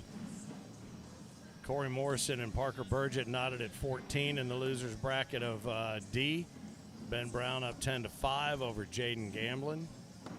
Again, Double Riley four-bagger. Dressler awaits the winner of that one. I expected to see quite a few double fours here in this one. That's why I'm having an opportunity to go look at some of the other scores.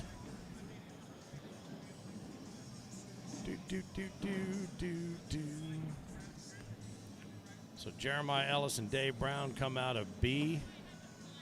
Bob said that tournament to him next week is 5 hours from his house. Well, but up there in that area where they live, 5 hours is like 5 minutes. When they talk about having to get from one end of the state to the other, and this way and that way, they say, you guys think it's close, but it's 8.5 hours to go from here to here. So Kanan Culbertson, what a shot. Travis Jordan out of A. Those two we mentioned out of B. Zach Mitchell and C.J. Slegance out of C. That's crazy. You missed that right there. And Braden Easterling went for the and one, just hit the airmail, dead solid. Very good. 1-0. Todd Gammon. Yeah. Take a look at it up here on the delay. Yeah. Ricky Singleton, Lindsey Burgess tuning in.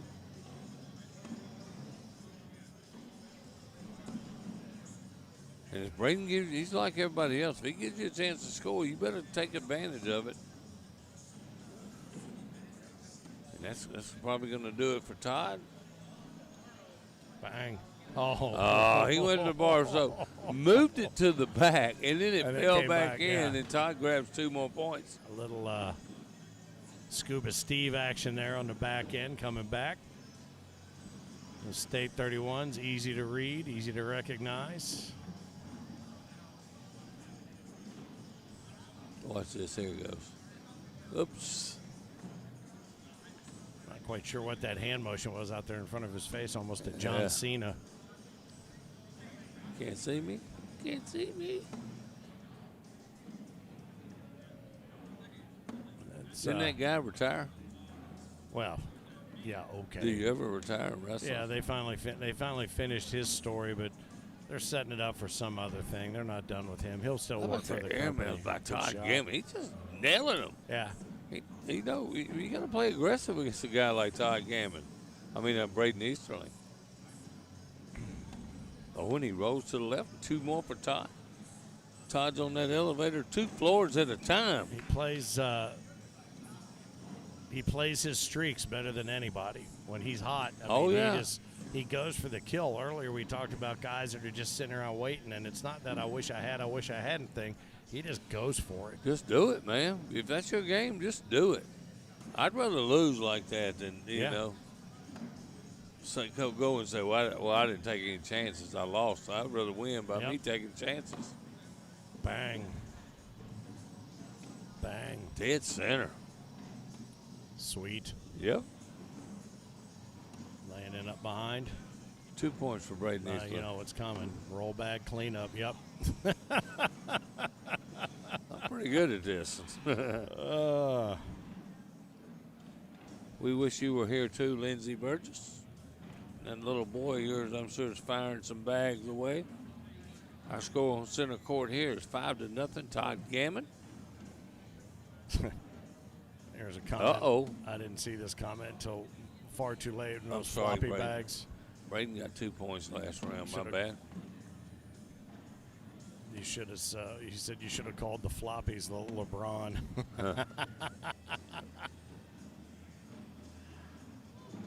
Big push right here by Todd Gammon. They didn't quite move.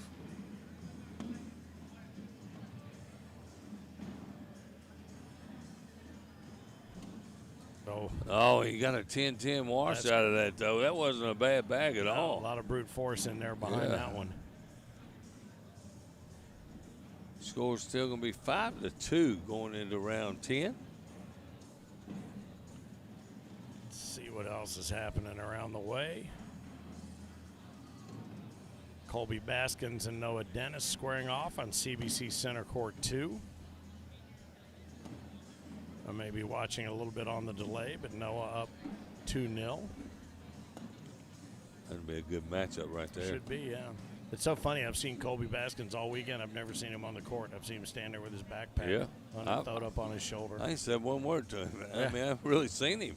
I've seen him, but he's always in a group of people talking with his backpack strapped on. There's a 10.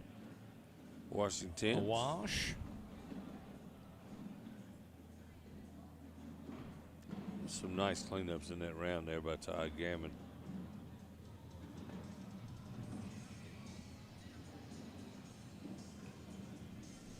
Ed, he's playing pretty aggressive, which he's going to need to be against a guy like Braden Easterling. I think you get up against those good guys, you got to play as very aggressive and try to force them into stuff they don't normally do. Well, they're not overthinking anything. That's a fact. No. They are just ready, aim, fire.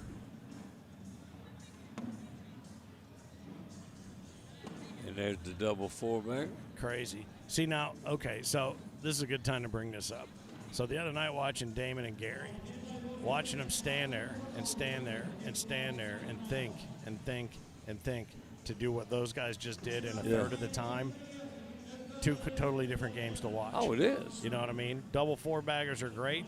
The pace at which you pull them off, to me, is what makes a difference between whether it's interesting to watch or hard to watch. Well, you know, just like we talk about so many different styles of throws and stuff. Yeah.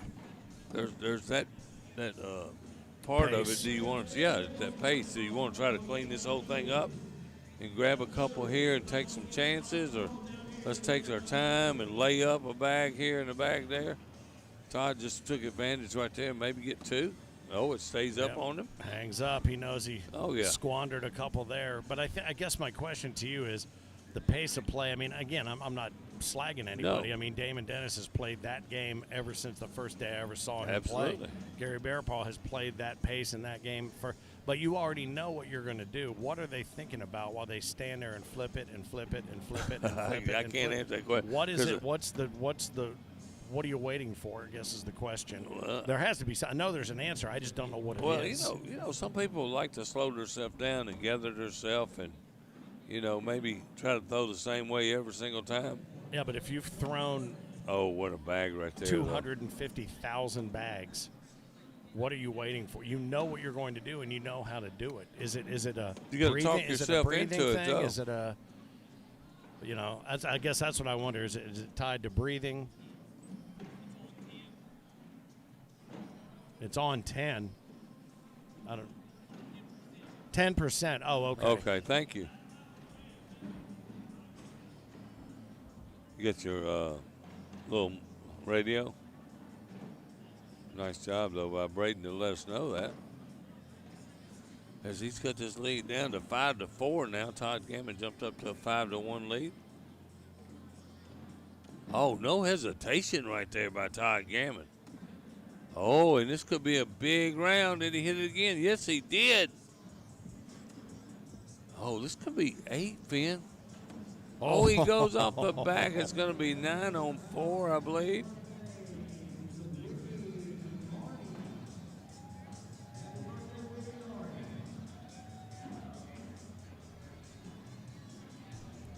Is that 2? Just 2? Okay. Yeah, I think it was Ended a up 9 on. seven. Ended up being a 9 on 7. Yeah. Yeah, but how about Todd got it into an airmail game? Braden threw one off the back.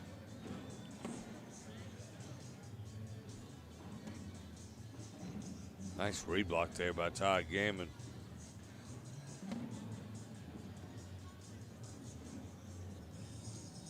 Step out, slick side, son. Kick that bag of Braden's way over to the right. Oh, and it fell the other way.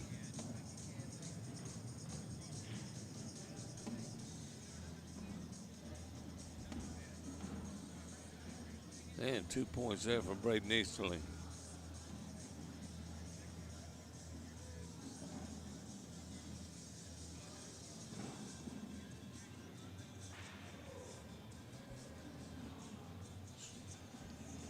Score 7-6 now. Braden Eastling's cut into that lead, only trailing by 1.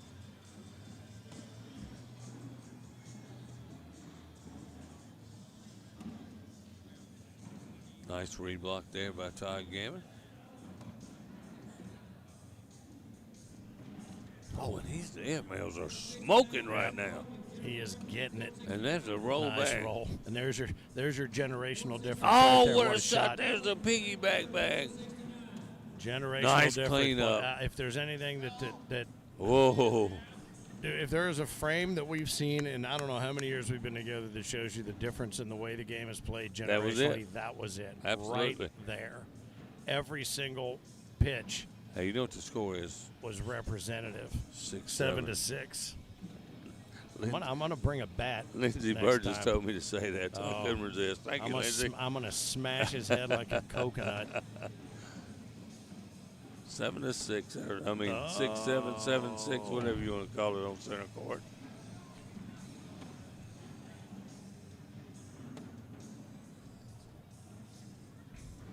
Braden taking the lead right here with a bag in the hole, and he's going to.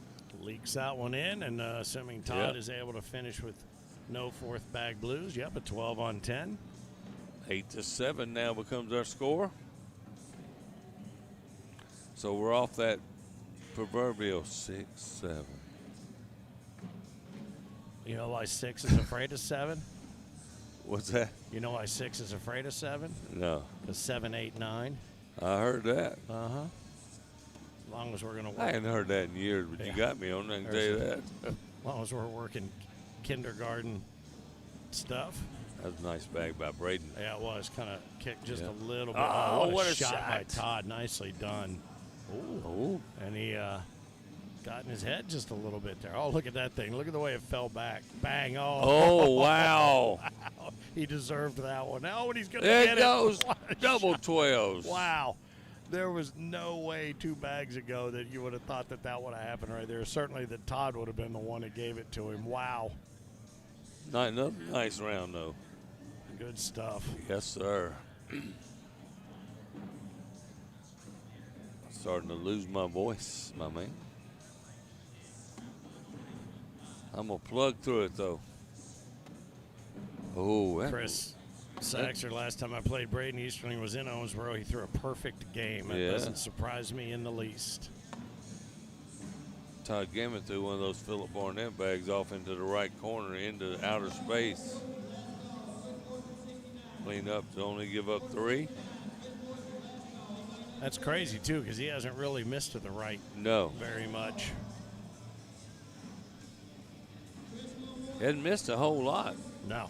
He's still throwing over a 10. Braden just barely ahead of him with a 10.71. That's the games we've been seeing here on center court. High PPRs. See That what- bag out of play. So Ben Brown took out Jaden Gamblin 21-14 and will face off against Corey Morrison. Corey Morrison took out Parker Burgett 21-14. And I believe that ends his day. So Riley Dressler awaits the winner of Ben Brown and Corey Morrison. Corey Morrison is funny. He's the one that I heard him say earlier, if a kid steps up next to me that doesn't have a driver's license, I know I'm going down. Maury Scott is working his way back through the losers bracket up over Gavin Lesh, 10-2. Lonnie Campos. Wait, Lonnie Campos? Is he still in the winner's bracket? He making No, it in yet? he's down at the bottom waiting. Wow. Who took him out? Oh, maybe he's Drew Dixon took him out, Wow. 21-19. I totally missed that. Wow, what a game. As Todd is taking the lead back here. Steve Smith. No, so he cut it down to 2. Yep, Steve Smith and David Riley are battling right now. Smith up 3-1. Man, Todd is nailing those airmails. Yep. There's another one. Oh, he hit gets them it all. What a shot. What a shot. Good cleanup And here. nice cleanup. For a 2-spot. That did. was a great airmail. We're Yeah, gonna it have that replay here. Check this out. Up and down. Bang. Nice collection. And then the shot right after it's fantastic. Todd makes that great shot, and all he gets out of it is 2. 2, yeah. Because of the collect by Braden Easterling. Nice shot, though, by Todd Gammon.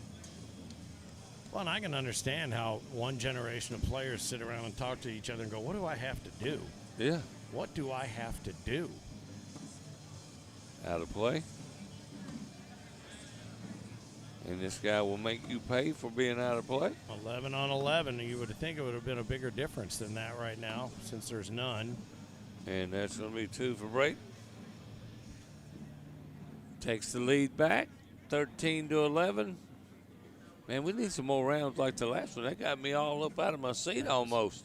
That was a beauty right there. I see our man Mark Calitri over there from Visit Owensboro, the guy responsible really for being our host. He used to work up in Cincinnati. That's where he and Frank originally met. So it was hard to believe. He was talking about he's been down here 8 years already. That's hard to believe. I would have thought it was 5 or 6, and Frank said he thought it was 4.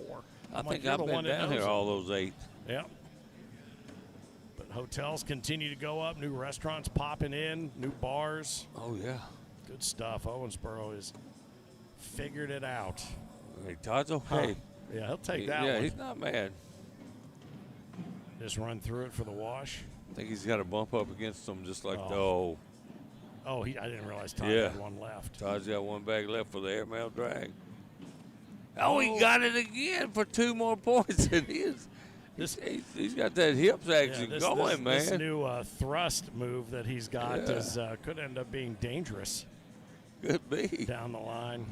13 all now. Good job, Todd Gammon. I think maybe he's got a new nickname coming, the Thruster. The Thruster. That's a good one. Let's just start calling it Todd the Thruster Gammon. Thruster Gammon. It's actually a pretty good name. It sounds like something like Remington Steel. Yeah.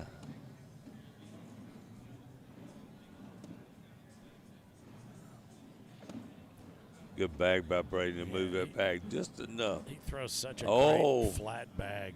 He could slip in this for 5, and it's not a good situation to give up 5.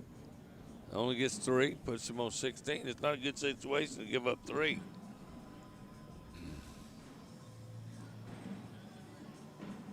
(16-13) now. Braden Easterling, the winner of this, goes on to play somebody else, right? Yes. It's not a playing game, I don't think. Yeah. Yeah. Just looking at another one. Amari Scott over Gavin Lesh right now, 10-6. You know what? I think I have the A bracket.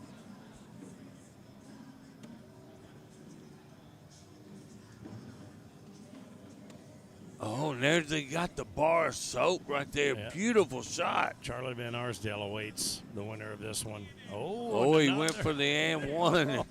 Todd's just laughing. Again, remember, what do I have to do?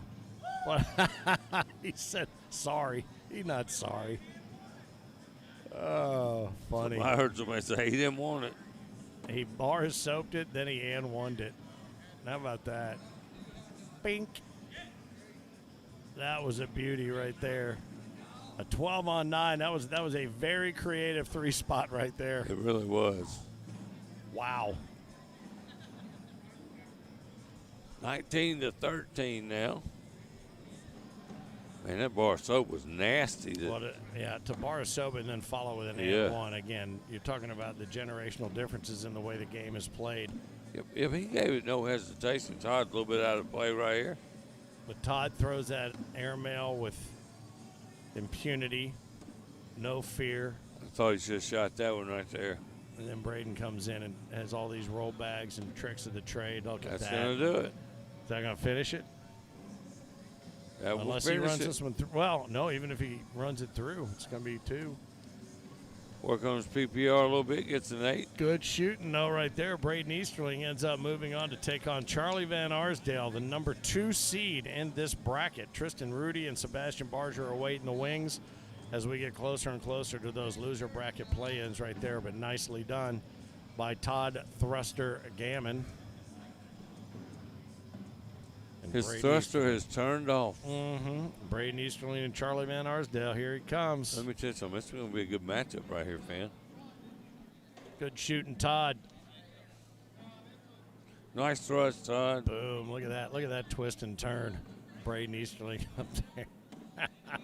A little body English to make that happen. There's Matt over there with Todd to console him just a little bit, give him a little bit of love, say that was well played. He did play good. Yeah, he did. He had a great run.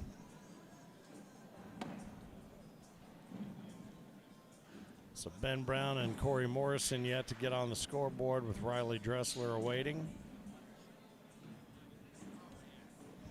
See what else is happening here. Gavin Lesh still down to Amari Scott, 13-8. Winner of that takes on the winner of David Riley and Steve Smith. Smith holds a 7-5 lead in that matchup.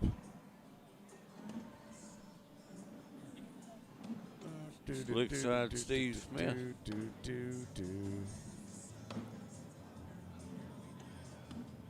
Let's see. Let's get down here in bracket C.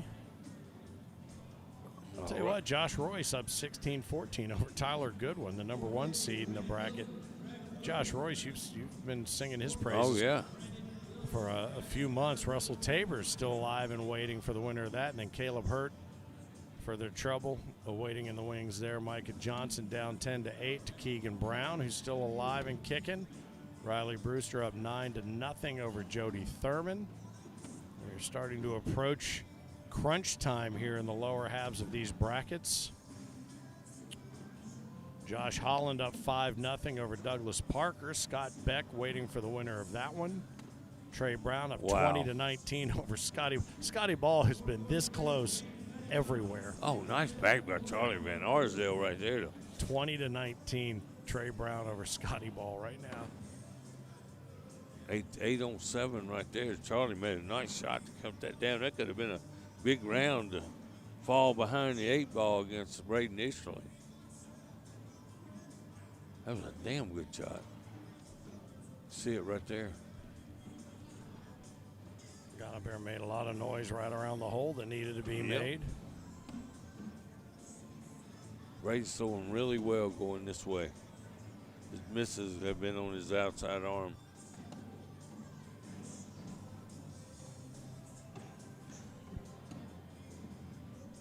Charlie just bunches everything up, roll back, whoop. There it is. Oh, wow. How did that bag hang on right there?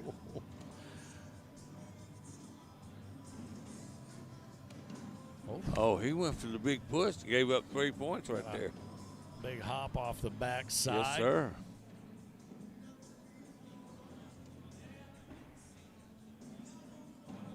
On 7, makes it 4-0. Braden Easterling. This will be a faster game, I think, than the one we saw between he and Todd just moments ago. One way or another. Both of them like that fast pace, rapid fire cornhole right here. He may be throwing the OGs. Got that jersey on, Tony Pena's brand. Oh, oops. Nice bag. Oh, wow. I tell you what, he's not risk averse. 8 on 5. Not risk averse at all. He is willing to take that shot. And he's been pretty accurate with it.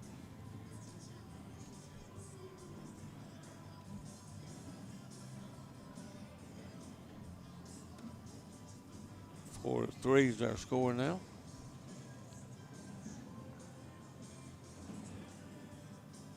I like the center block by Van Arsdale, and he got Braden to kick one off to the right.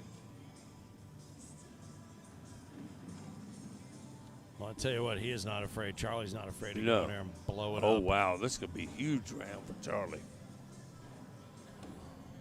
Look at when that. I say huge, 5 is a huge round in this stage game, and this could be 7 now. It is. Assuming he gets this one in there. 7. Wow. 12 on 5. Yeah. 7 spot. Yep. Damon comes in to retrieve his lifeline, a.k.a. telephone device. Hey, thanks again to all of our bag partners who are here. You see them all scrolling across the top of your screen, but Vibe Bags, Man Bags, Lucky's, Average Joe's, CBC, all here in-house, High Roller, Bullseye, Big Daddy, Cornhole, BD Boards and Bags, State 31, 157 Bag Company, Brothers Bag Company, and Elite Bags, all here in-house at the Owensboro Convention Center. Great to have all of those partners here and coexisting and showing off their stuff. Ooh, and that one gets away from Charlie. And and he grabs 7 right back. Gives up a 7 and then grabs 7 right back. That is crazy. But again, we talked about a faster game, faster result. Faster, more scores. Yep. It's crazy there.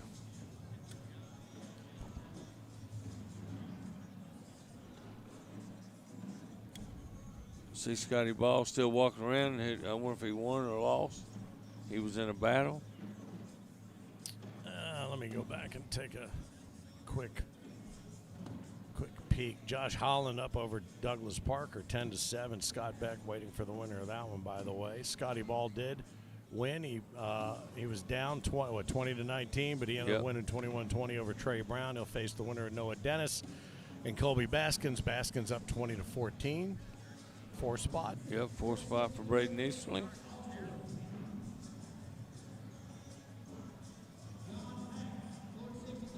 Travis Jordan over there resting. He's already made it into the final 16. A la not losing in the winner's bracket.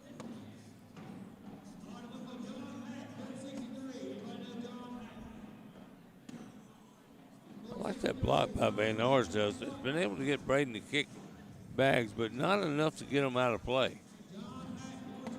Chris Saxer talking about Braden says, we were talking about something earlier, and I'm guessing it was probably the bar of soap into the N1, but he said, yeah, that was deadly. I could see Braden getting king of cornhole this year, no doubt. Scotty Ball beat Trey Brown. Yep. Nice bag. Finished with a 10-10 ward. Look at the PPRs, 8.67, 7.83. A little bit of a dirtier game. Yep. Faster, a little bit looser.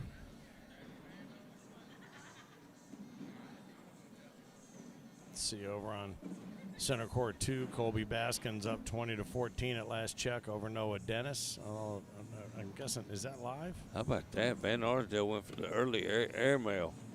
Kicked it off the back. Oh, Colby Baskins and Scotty Ball getting ready to go. So that answers your question about Scotty walking around. So funny, too, these bags don't have the same design, but a color scheme that's very similar. 2 of each sitting up top, 1 of each in the back. Oh, nice. And he got it for 3 points right there. 15-13. We got us a game, Finn. Mm-hmm.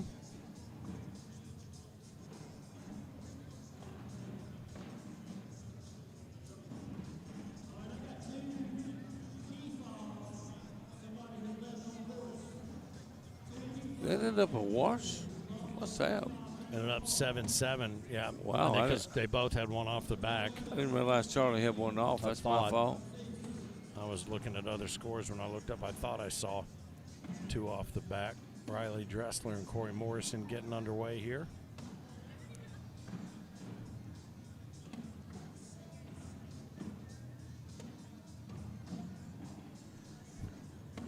Oh, 4th bag loose, big time right there.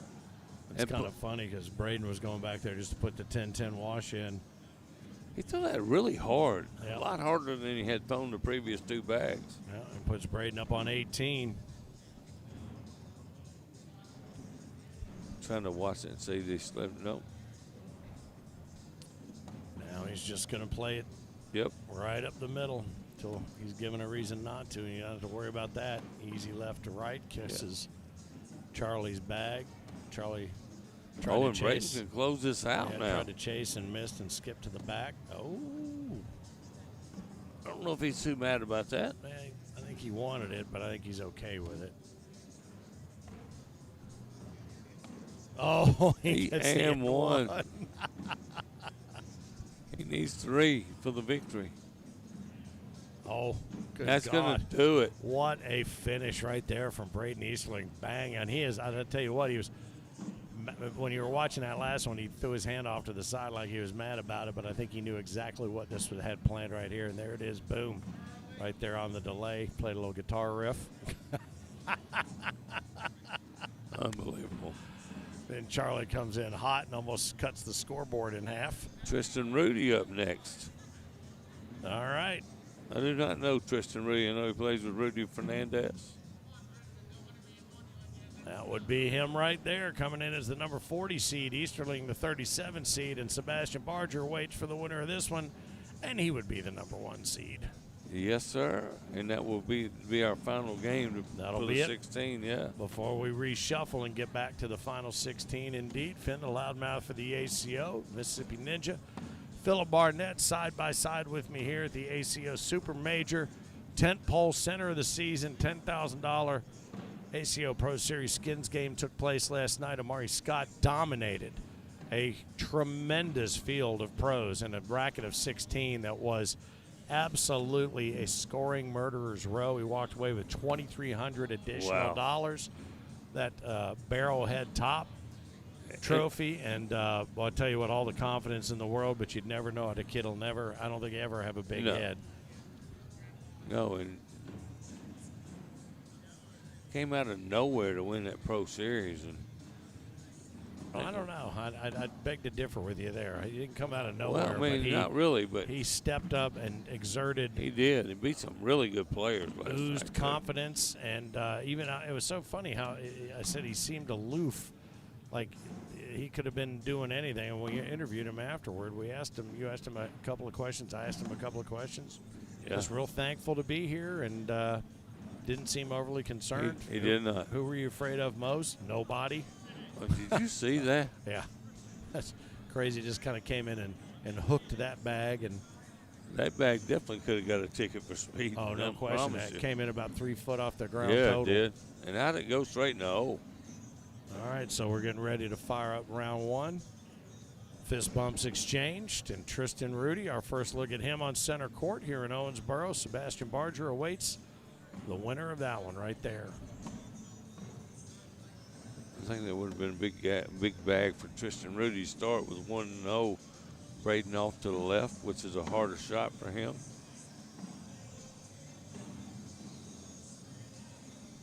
Cut right to left, right up. I hate those guys that do that. That amazing gap known as the hole. Another one. Oh, and that one's a little bit too strong, so Tristan has an opportunity to come in here and grab a couple. Nice shot. Does. Yeah, how about that? What, 8 on 6?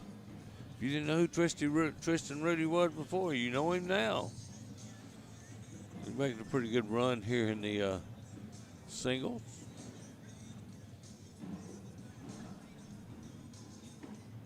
We've already established a bunch of places. I don't think anybody has finalized their ticket to the final bracket out of the bottom half of any of these just yet. We're all the way down to 9th. But we are getting close. Yep.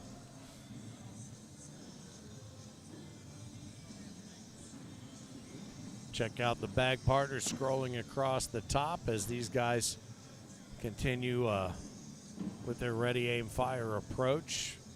Coming in to clean one up and replace. Boy, it's a nice bag. Which he does. Tristan slick side down to come in and, oh, that's not at all what he wanted to do. We've seen that happen a bunch here on center court. Ping, bonk. Oh. 3 points, though. 3 spot. Yep.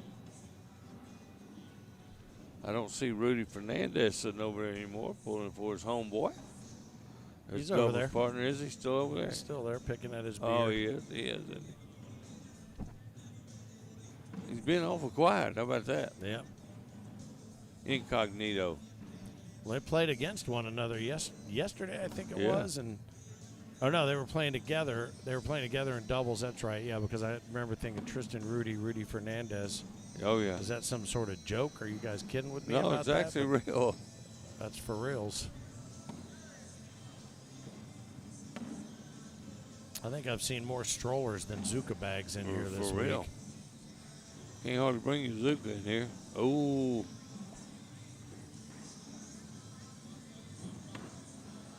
That bag might come back. I don't think he's afraid to go after it. He's not going to play it safe. He didn't get here by doing that. Yeah, he tried to lift it up and drop it in next to him, but that'll be a 4 spot there and increase Braden's lead with a 12 on 8 to 7-2. And again, Sebastian Barger awaits the winner of this one to get into that final bracket. Larry Young awaiting the winner of Jacob Foreman and Seinfeld Altman. Wow. Foreman up 20-7 in that one, so we may very well see a Foreman-Young battle to get into that bracket of 8 as well, or 16. I apologize. You better not take Jacob Foreman lightly. I can tell you, I did it one time. Nice bag, yes, sir. Not bad.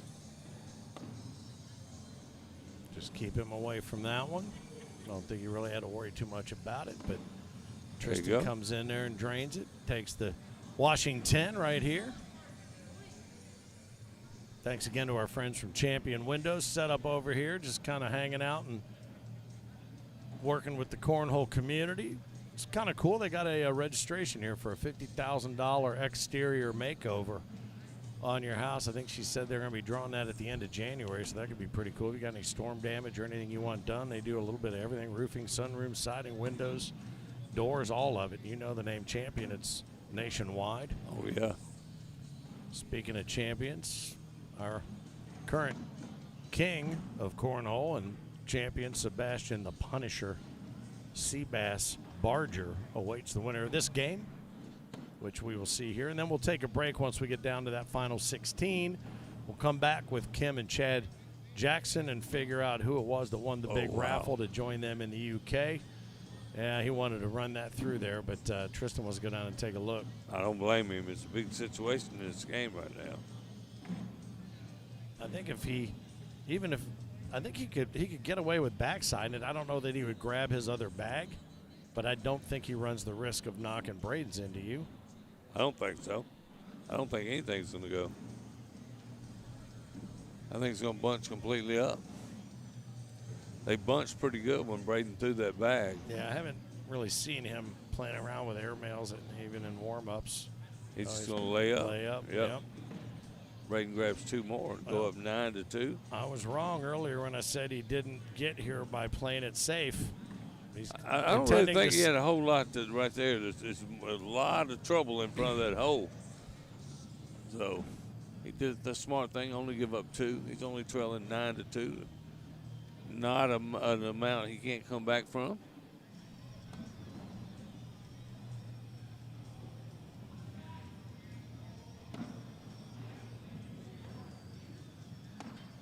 Nice bag right there.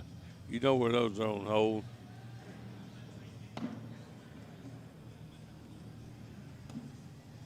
State 31 in the hands of Braden Easterling, and we did not get a Tristan Rudy bag.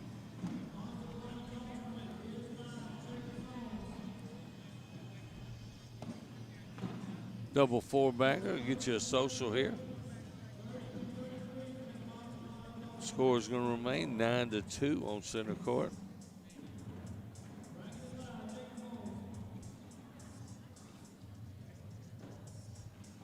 I guess so. Dude on front row liked that song. You got a little air guitar going. A little Run DMC and a little Aerosmith. Now let's see if Tristan can grab a couple right here. Braden's got one sitting over on the left-hand corner of the hole.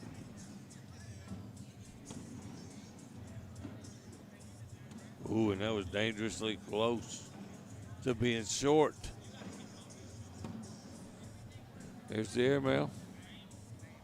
Oh, he hit it, but one went off. Backside for 3. Oh, he gets 1 out of it, though.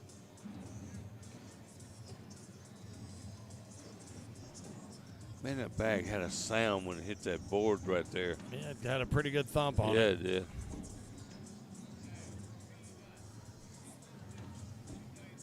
Nine to 3 now. Here's our score.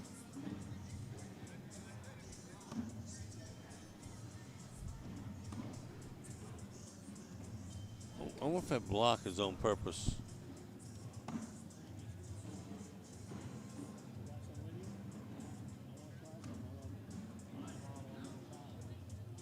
Nice roll back there, Bob.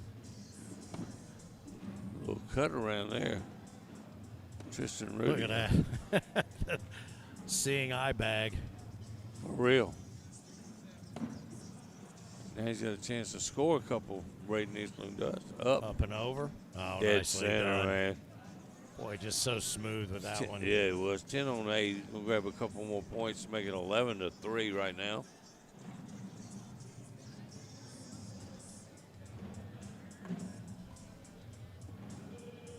Braden Easterling trying to keep on. Who beat Braden Easterling? Did we ever establish that? I don't know, because I was focused mainly on the top side of the brackets. It was a ways back there. Yeah, he had to fight through Trey Howard, Bobby Brooks, and Todd Gammon to get, and through Charlie to get where he is.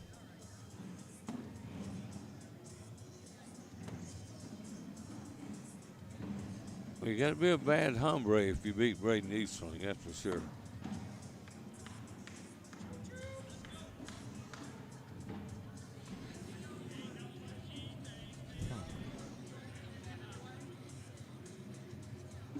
I'm looking for it. I hadn't found it yet. Yeah, I'm not seeing it either up in here as these two continue to slug it out. Oh, Bearpaw did 21-11. I mean, that's a legitimate loss. Braden's got a 15-3 lead right now on Tristan Rudy.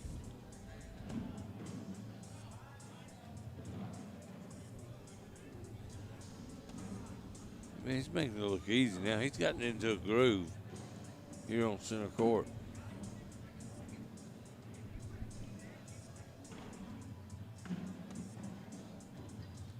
Well placed. Cut Yeah, off not bad. access. Oh, he's going to try to get the Oh, drag. he hit it. Good shot. See, and there's, and now there, I don't know. That's probably why I would suck, because I would have bad decision making. But he went to try to grab one. You know, I guess when I was looking down the other way, and that other one, you said it was smart to lay up. But Yeah. I felt like that was riskier than that would have been at 17-3. But I guess he's got no choice at this point. You're right. I would have gone after it down there just to at least see if I could pull one. Probably so. But don't know. Double four-bagger would probably suit them both well. He's running out of mistakes, so. I like that bag right there, a little eye candy out in front of the hole. Nice bag, finish. yep. 12-12. Yep, there it was. Just what the doctor over here behind the microphone ordered for both of them, 17-3. In a game that seems like it would be closer on the scoreboard, but it's kind of the opposite of when Braden was playing Gammon earlier. That seemed like that game should have been further apart. Yeah, I thought than this it game was. was closer, and I looked up and Tristan's only got 3. Yeah.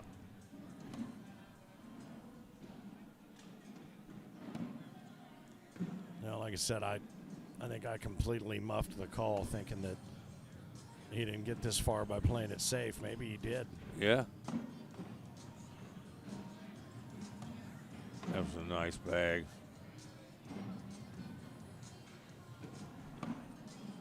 He's trying that little getting around, not getting there. Oops. Braden's got Yep, two down. under, so he's 8 Oh, on that's 3. gonna That's a be- 5. That's going to gonna do it. it. All right. Well, Braden Easterling continues on, and for his trouble for having done all of that work, guess what he gets to do? Sebastian Barger. Well, who will do what to whom on that front? We'll find out. Well done by Tristan Rudy, though. Yeah, nice Nicely, finish. nicely finish. played all day. Again, over 600 singles registrants. You got to love a finish like that when you come into town. And bravo, well done. This is kind of one of those things. Yeah, a little round of applause. I think that's nice. I was just going to say, you hate to hear it dead silent when you walk off the court yeah. after having gotten to where you got. When you're taking that walk of shame. Yeah, well, nothing to be ashamed of there. That was very well done by Braden Easterling, and he continues to show why he is one of the top names in this game. Seeing a string of replays running right now, and there's some good shot making in there. Do you have the one? Is there the one where he does the little air guitar at the end? Do we have that one? I forget who. That might have been against Todd, but it was the air guitar finish.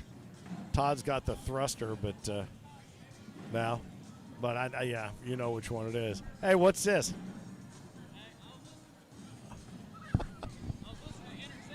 Oh, is that what it was?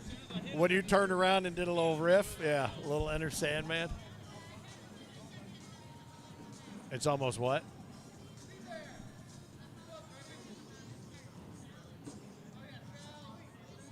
Oh, yeah, the thrust, yeah. There it is. Bing and boom. We'll take a look at that one. That's where the nickname came from. And won't he be surprised when he learns of his new nickname, Todd Gammon? The thruster. Oh, here it comes. Here we go, Finn. Think about this. Take One a of look these at it guys. up top. Yeah, there he is. Ooh. Boom. Hey, think about this, man. One of these guys are fixing to be eliminated. I know. It's crazy. I mean, they're not making it in. The winner goes to the final. Final 16, but yeah, they also come in with losses. So yeah.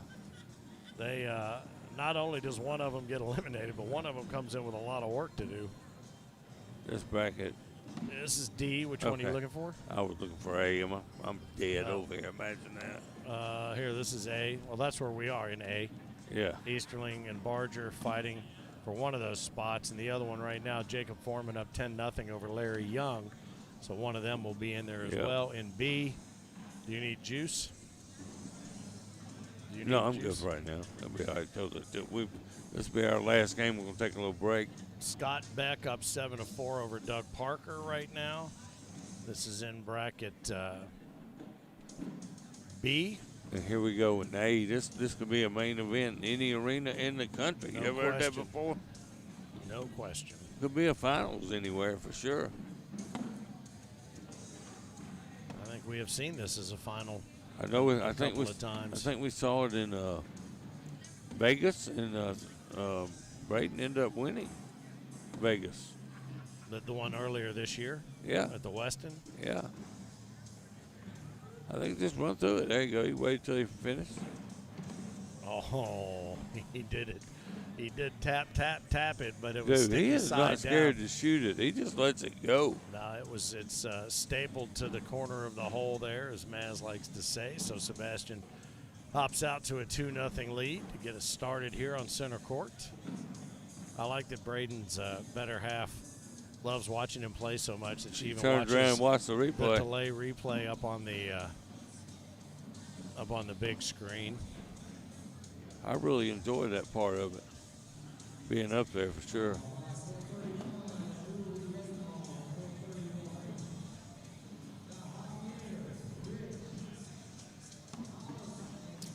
Little strategery right there coming in on the backside. Oh, and that roll gets away from Braden off to the back. He hasn't rolled many off the back, I can tell you that. Nope. But he got a break right there. I think Sebastian's got 2 under. Oh, and he at that. picks up a point with one off the back. And I think that's the stuff that really gets under the skin of Sebastian Barger, yeah. Yeah, I mean, he can appreciate a good shot and having it done to him. He certainly hates doing it to himself. Which is where we've seen that temper sort of flare back up. But that was nicely done by Braden to pick one up, even with one off the back. That's going to irritate him for a moment until he goes in and picks it up. Right there. That might be a long game. Yep, this could take a minute. It's got the makings of one. 4-pack blues on the part of Braden Easterling. Yep.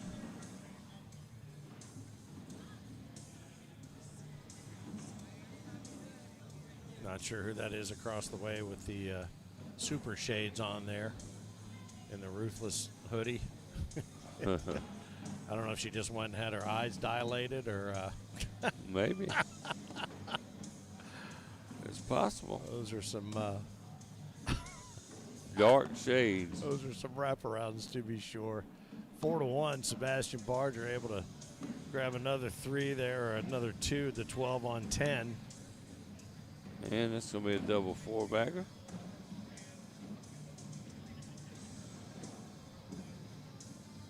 What do you got over there? 4-1, Sebastian Barger. Oh. Does that say Merry Christmas? I saw you taking a picture of it, so I was wondering what it was. Thought it was like salamander or I something. thought it maybe a towel we got to eat or what. I'm going to guess that's probably some Junior Williams Fudge. special. So Sebastian's got one up in right field. Will it stay up there solo, or will Mickey Mouse come to play?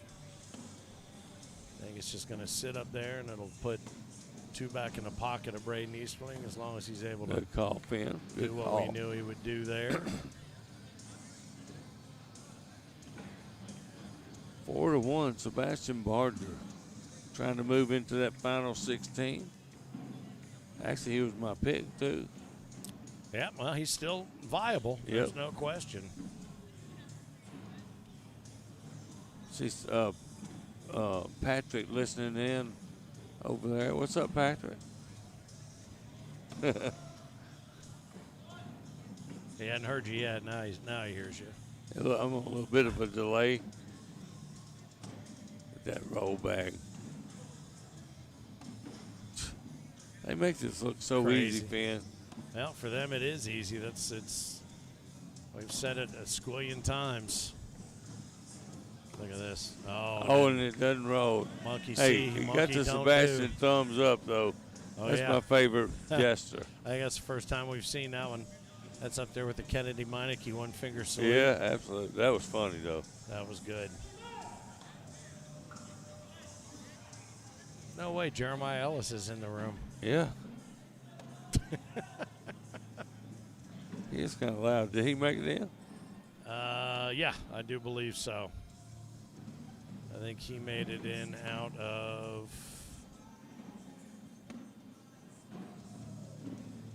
Let's see.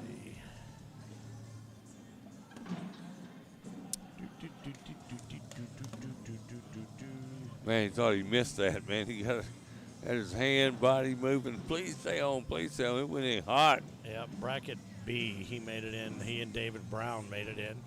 Out of bracket B across the top. I don't know David Brown, I don't think. Well, the entire town of Brown is here. That's a fact. Absolutely.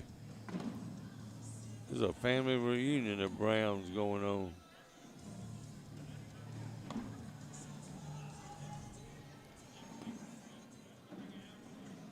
Getting a lot of texts. I guess my Tigers are taking it on the chin in basketball today. Well, it is a day that ends in Y. Absolutely. They are not very good.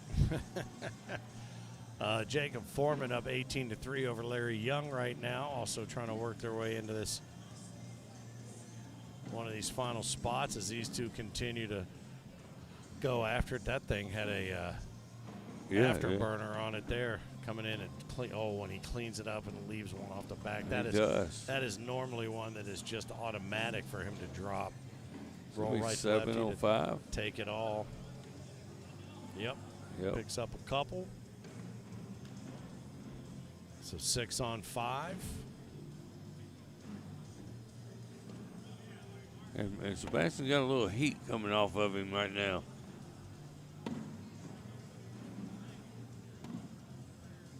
He's going to have to chase one here. Been making this one all weekend, though, hasn't he, Finn? Oops. Yep, but he was doing it from the inside out, not the outside in, so got away from him a little bit. Nice. Oh, boy. What in the world was that? I don't know. Right there, I mean, there was a worm on that hook, and he let everything off of 8 it. on 7. Sebastian picks up one out of that. That was like a bag I throw on a regular basis. Sort of an escape from Alcatraz, get away from your Yeah. bag. Yeah, and that thing, it had no chance the minute it left his hand. It went up there and kicked everything and moved off to the left. He was going for the big push. It did catch his bag, but kicked it to the left off of the board.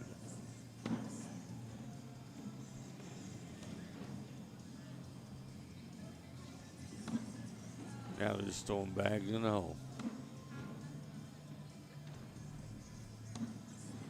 Nice finish. Both men. Double 4-bagger. We've seen that as a nice reset point in a handful of matches here on center court. Will that be the case here? Who will take advantage of that level of consistency that was just shown right there. Will it be Sebastian holding that 7, Braden holding that 5? What'll it be? I look for both these guys to just start trying to throw, see who can out-throw each other with no blocks or anything, because they both have all the shots. Well, they're kind of working in reverse order. The last time we saw a match like this, it was hole for hole for hole for hole for hole to start. Yeah. Now this time, I think what you're calling for is potentially the opposite. They started out trying to play some games, Yes. and this time they're going to try to just have a measuring contest. As Heinerman was telling me, it becomes something of a measuring contest to see who can do the most consistent hole for hole damage. Both these guys' throws are pretty similar, too. Not a whole lot to it. Nope. Very compact. Yep. Very fluid. Here we go with some blocks. Something up and over right there. Boy, and again, that's one that just got away from him. Now that's 2 that we hadn't seen most of the afternoon here. There's another roll up and I thought he was going to try to get that up and over, and I think he thought he was too. There's one that's going to try to do it, and it does. Yep. And now Braden all of a sudden has a whole control. He's got 1 down. Sebastian's got 2 potential bags he could kick anywhere. Sebastian's got 1 underneath as well. Oh, yeah, he does. You're right. Coming in hot. Oh, what a shot. Are you kidding me? Amazing. And he picks up 3 out of that. As a result, yep. So Sebastian moves to the dozen. Braden took that risk and ran one off the backside. That was a beauty. That was a great collection. I see Rich Powell sitting over there. That might make shot of the week right there. Very well could be. Boy, that was a heck of a shot. You're going to get to see it again up on the big board. Bang, and that just blasts everything. I wonder if he can just go and copy-paste the audio and video of him saying the shot of the week, Sebastian Barger. Probably. There it is again. You're going to see it again up top in the delay. Just smashes that thing in there. A little fist pump from Sebastian, then turns around and leaves one lay out there to the left side. Gives Braden a chance to come in and collect a couple, as long as he doesn't get loose, and he doesn't. Man, they throw the bag so hard. Sebastian Barger throwing a 10.25 right now. That might go down just a hair. Braden just under a 10. Well, that plays to the early part of the strategy that they were trying to dirty it up a little bit. But, yeah, I think you're going to see these numbers start climbing as they try to outlast one another. Let's see what else is happening around. Yikes. All right, Jacob Foreman has made it down into the Final 16. Group of Final 16. He took out Larry Young 21-3. Larry was probably a little still upset a little bit from the Travis Jordan game. Maybe a little fatigue setting in as well. Lonnie Campos is up over Gavin Lesh 8-0 in bracket D. Is that a winner's bracket game or loser's? Loser's bracket game. Hoping to join Corey Morrison in the bottom of that. So Corey Morrison has now made it into that bracket of 16. Corey Morrison's the name that just keeps popping up. Yeah, he made a little noise yesterday in doubles. Yep, playing with Terry Mathis. Nice clean up there by Braden Easterling. He's just trying to claw his way back in there, and that one holds up in the corner. Probably shoot after it to get it to go. No, don't need to. 12 on 10, Braden picks up 2 points. But it's 14-9.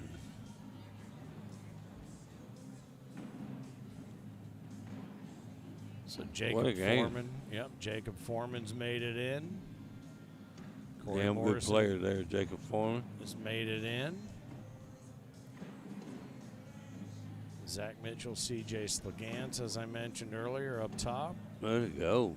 Russell Tabers has made it in. Wow, way to go, Russell. He took down Caleb Hurt 21-10. So no Caleb Hurt. Isaac. Yeah. Is Isaac out too? No, right. Isaac's in there. We were talking about potentially it was going to be the two of them against one another, but Russell finds his way in there, and Darren Obenchain is waiting. 4-point round for Easterling, maybe? Yep. Potentially? Another magic trick gets pulled out of his hat. He didn't chase it. He didn't. 14-13 is our score now. Riley Brewster at 12 on 12 with Micah Johnson as Darren Obenchain awaits the winner of that to fill out the bracket from C. And then in D, I think we made mention of that already. I think it was Drew Dixon and Isaac Hurt in D. And then down low, we found Corey Morrison, and we are waiting to find out if it'll be Lonnie Campos or Gavin Lesh. Man, that'd be a good matchup right there. Lonnie's up 8-2 in that one.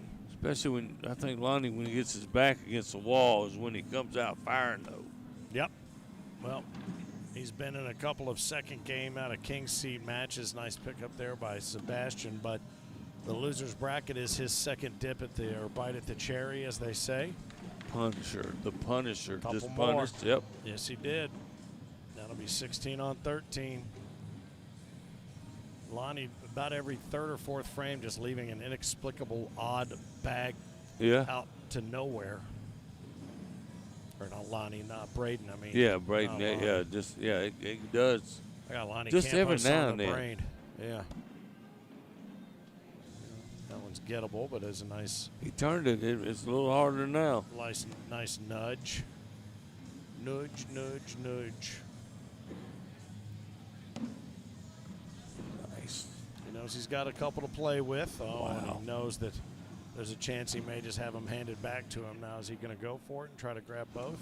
You know, I don't think that's a situation he really can. No, he wanted to go. He wanted to just go in there, wash, live to fight another frame, which is exactly what he does. I think earlier in the match, he might have shot that one.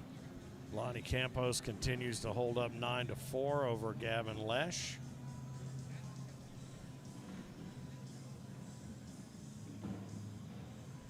Something stopped Sebastian. And a little double clutch. And the PPRs have crept up just the tiniest little Over bit. 10? Man, we've been seeing that all day on center court, though, the 10s. Yep, that one's going to go. There it goes. Kanan Culbertson ran through here throwing almost an 11, who put Sebastian in the loser's bracket. Yeah, he did. He had a good run. That's going to be that other inexplicable, just one out and literally out in left field this time. 18-13 is our score now. All this going to be coming down to an end here in a little while. Yep, we'll have that final bracket of 16 shuffled up and ready to roll, and have that for you here on center court. Again, the Chad and Kim's excellent cornhole adventure to the UK. We'll draw that winner as well on the stream. It could very well be me. That's the right. Mississippi Ninja. Will go over there and be looking at people going, what is the deal with your accent? Yeah, what are you talking about? That'll be the only time I've ever been in a room where I'll need subtitles for both people talking. There's the double four-bagger. All right. He'll take that one for a little bit of a reset.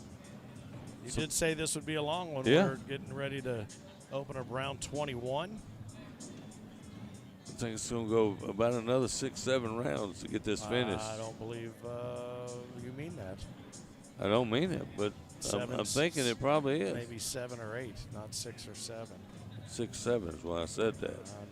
I know. I'm pretending I don't know. Nice little get around there. Just come up and put those in place to take home later. And Sebastian's going to go ahead and put that one in there to go. Oh, and he can finish this out, Ben. All you got to do is put this bag in the hole. This game is over. Braden Easterling's day is over. It's done. There it is. A fair mail, and it is OVER. How about that? So the reigning king has a shot at another singles title, but Braden Easterling had one hell of a tournament. Nicely done. And the Metallica was not enough to get him through this match. So the reigning king of cornhole from Tulsa, Oklahoma, Sebastian Barger, glows in gold and goes on to the final 8. Nicely done. And crazy to say that this, you look at this, Sebastian, I'm going to write my notes here. Corey Morrison, Jacob Foreman, Russell Tabers, Sebastian Barger going into the final 16 out of the losers brackets. That's Yep. crazy. Drew Dixon, Isaac Hurd, Kanan Culbertson, Travis Jordan, Zach Mitchell, CJ Slegans, Jeremiah Ellis, and David Brown out of the winners bracket up across the top. Wow. So I'm going to guess that Braden's better half is probably like, hey, maybe we can go to dinner. We can go get something to Let's eat. go do Yeah. something else. I'm not hanging around here. I've had a lot of fun watching you for 72 straight hours. But Absolutely. how about we go do Not something now. else? Oh, my goodness. All right, so let's take a look at these other brackets while we have a moment. Bracket determined that Jacob Foreman and Sebastian Barger will represent the. We're going to cut here. All right, so we'll take a break here. We're going to retitle and get ready to rock and roll. And once we shuffle that final bracket of 16, we will be back here at the ACO, American Cornhole Organization Super Major, Owensboro, Kentucky, the Owensboro Convention Center. We love to refer to this as Throwensboro or AC Owensboro because it is our home away from our cornhole home. 600-plus players started the day. We're going to be down to the final 16 here, and more will be coming from center court here on the ACO Digital Network. Look at Thruster go. Wow.